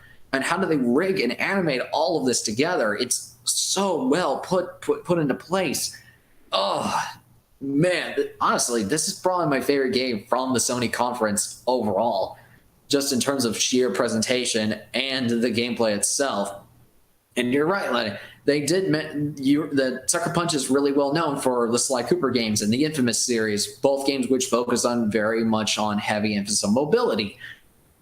But this one is not so focused on that. But that actually might...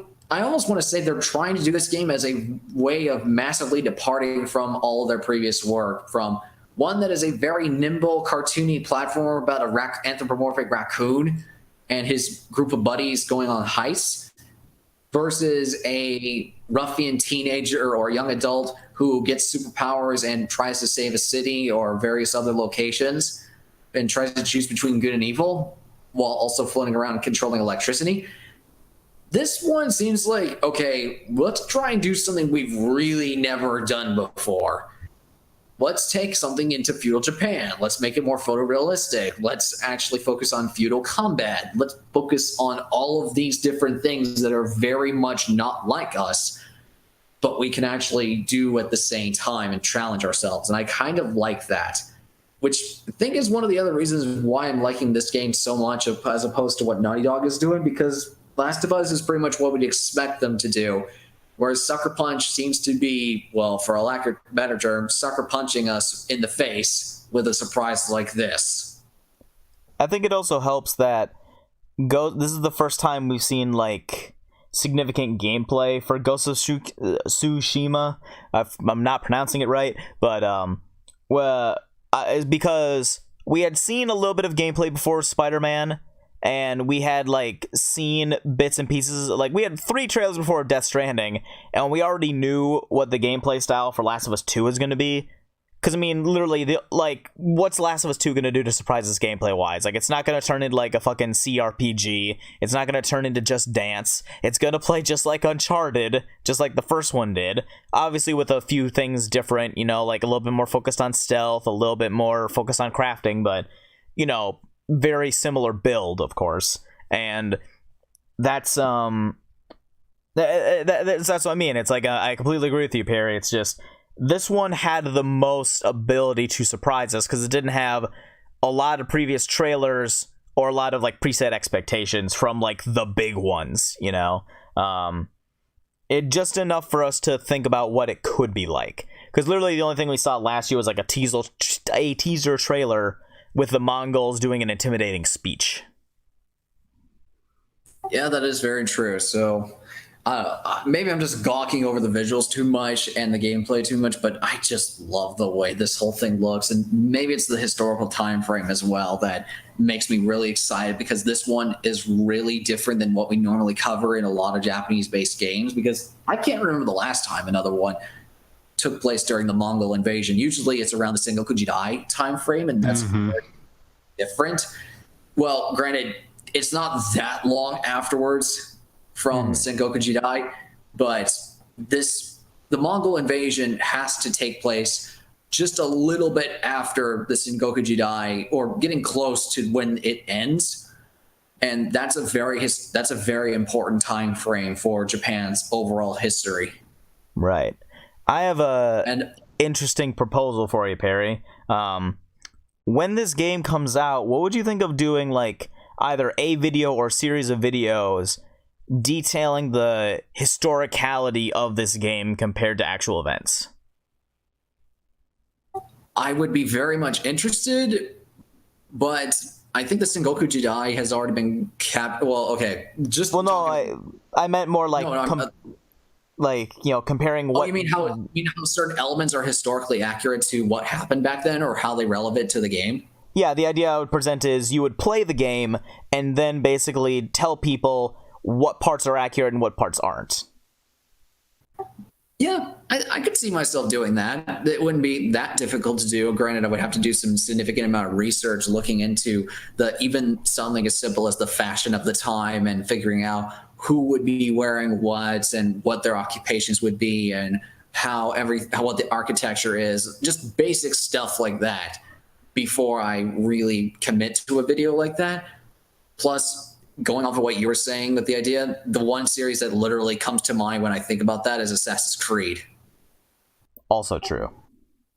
Yeah, but I do like the idea. I'll have to give it some thought. But yeah, I really, really love this. I want to know more about it. I want to see more. I want to see dev diaries. I want to see a release date. I want to see all the things for this before it comes out. And heck, I might even get a collector's edition if there is one for it. And I sure as heck want to get a PS4 Pro and a 4K TV so that way I can play this. Very cool. Anyways, do you guys want to say anything else before I completely gawk over this thing again? I think you covered most of it. I'm content. Actually, no. I love that the very first thing of like the gameplay we see is like straight up like a quick draw kill. That was a very cool moment. Like that can't be any more like samurai. you know? Yeah, that is very true. And it makes me wonder what other gameplay elements are they going to potentially put into this? Is it going to be all combat, or is there going to be moments of you having to interact with other warlords or anything like that and having to act on a diplomatic level? Because that was a very big thing for other warriors during the Sengoku Jidai period, as well as the Mongol invasion, where I'm trying to remember the exact leader, because let's be honest, a lot of leaders during this time frame changed their names like twice or 3 times over, and it drives me kind of crazy to keep track of them. If I remember, you know what? I won't say it just for the sake of not sounding historically inaccurate or incorrect. So I will have to do a rain check on that just to make sure. All right.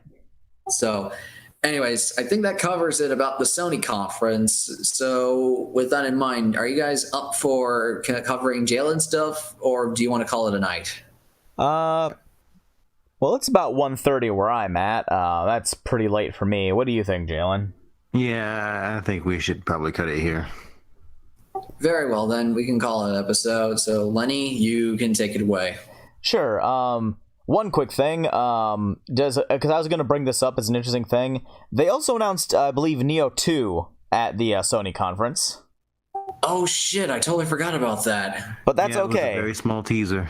Yeah, we don't know anything about it. We just assume it's going to be second verse, same of the first, but better or improved or the same or good shit, basically.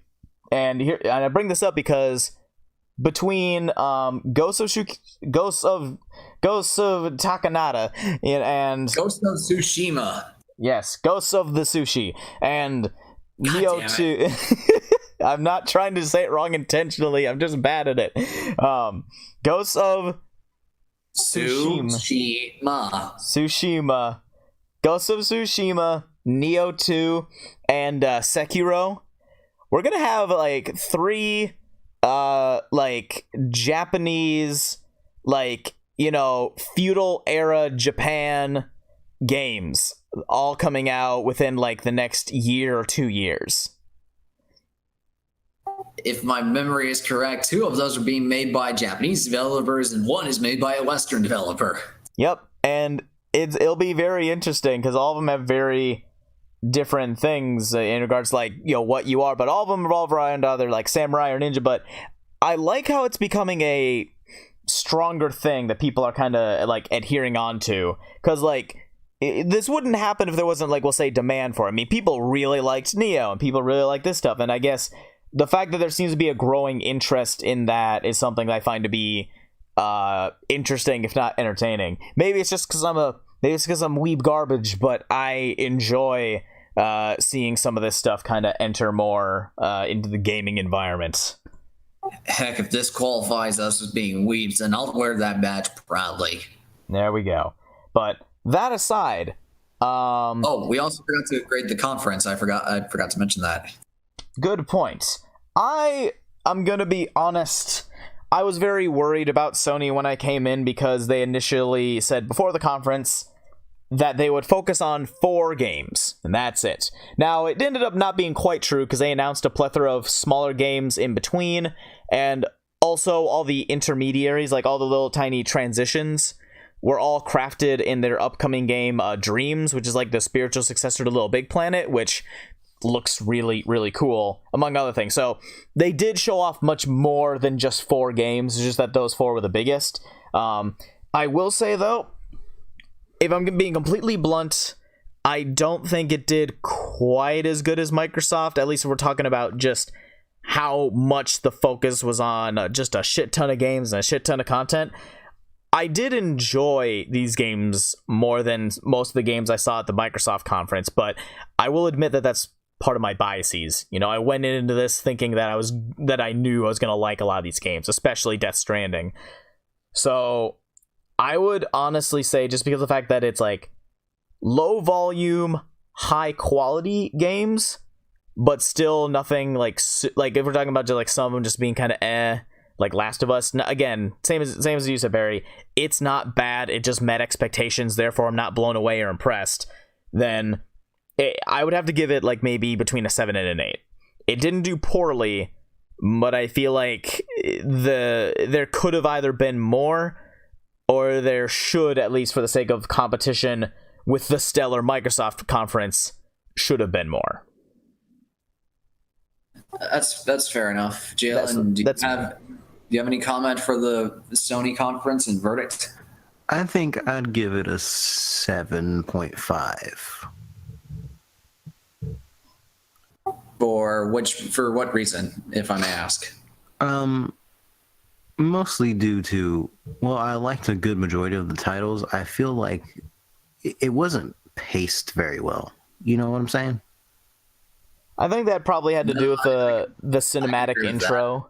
Because remember how the intro was them all in like the same barn that The Last of Us 2 trailer was in, and then they spent like 15 minutes going to the main show hall while they had really, really bad hosts talk about a bunch of like other things that we didn't really care about as much. Because I think it's like, hey, welcome to the 15-minute interview show position. Let's talk about Black Ops. You like Black Ops, right? Oh, hey, we're done. Back to the show.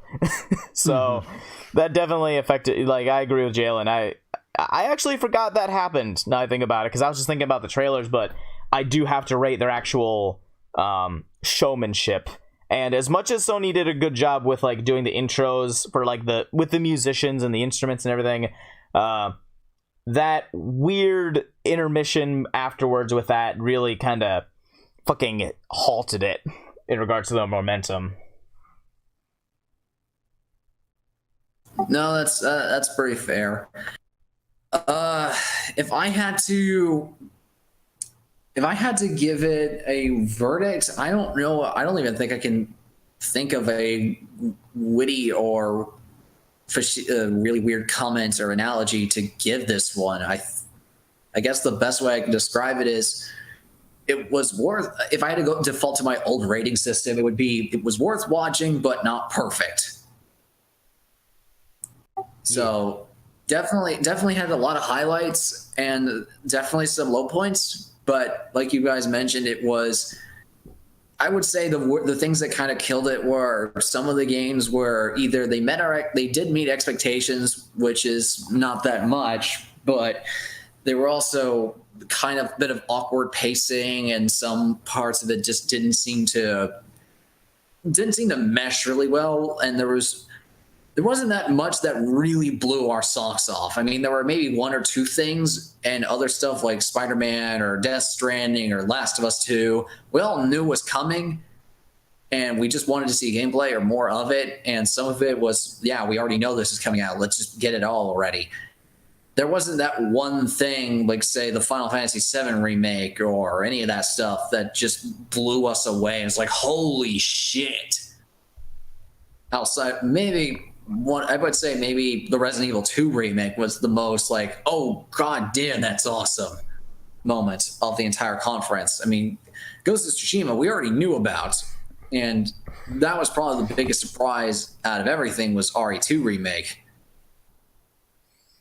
So I would say, yeah, it was definitely worth watching, but it wasn't a perfect conference. It definitely stands room in improvement.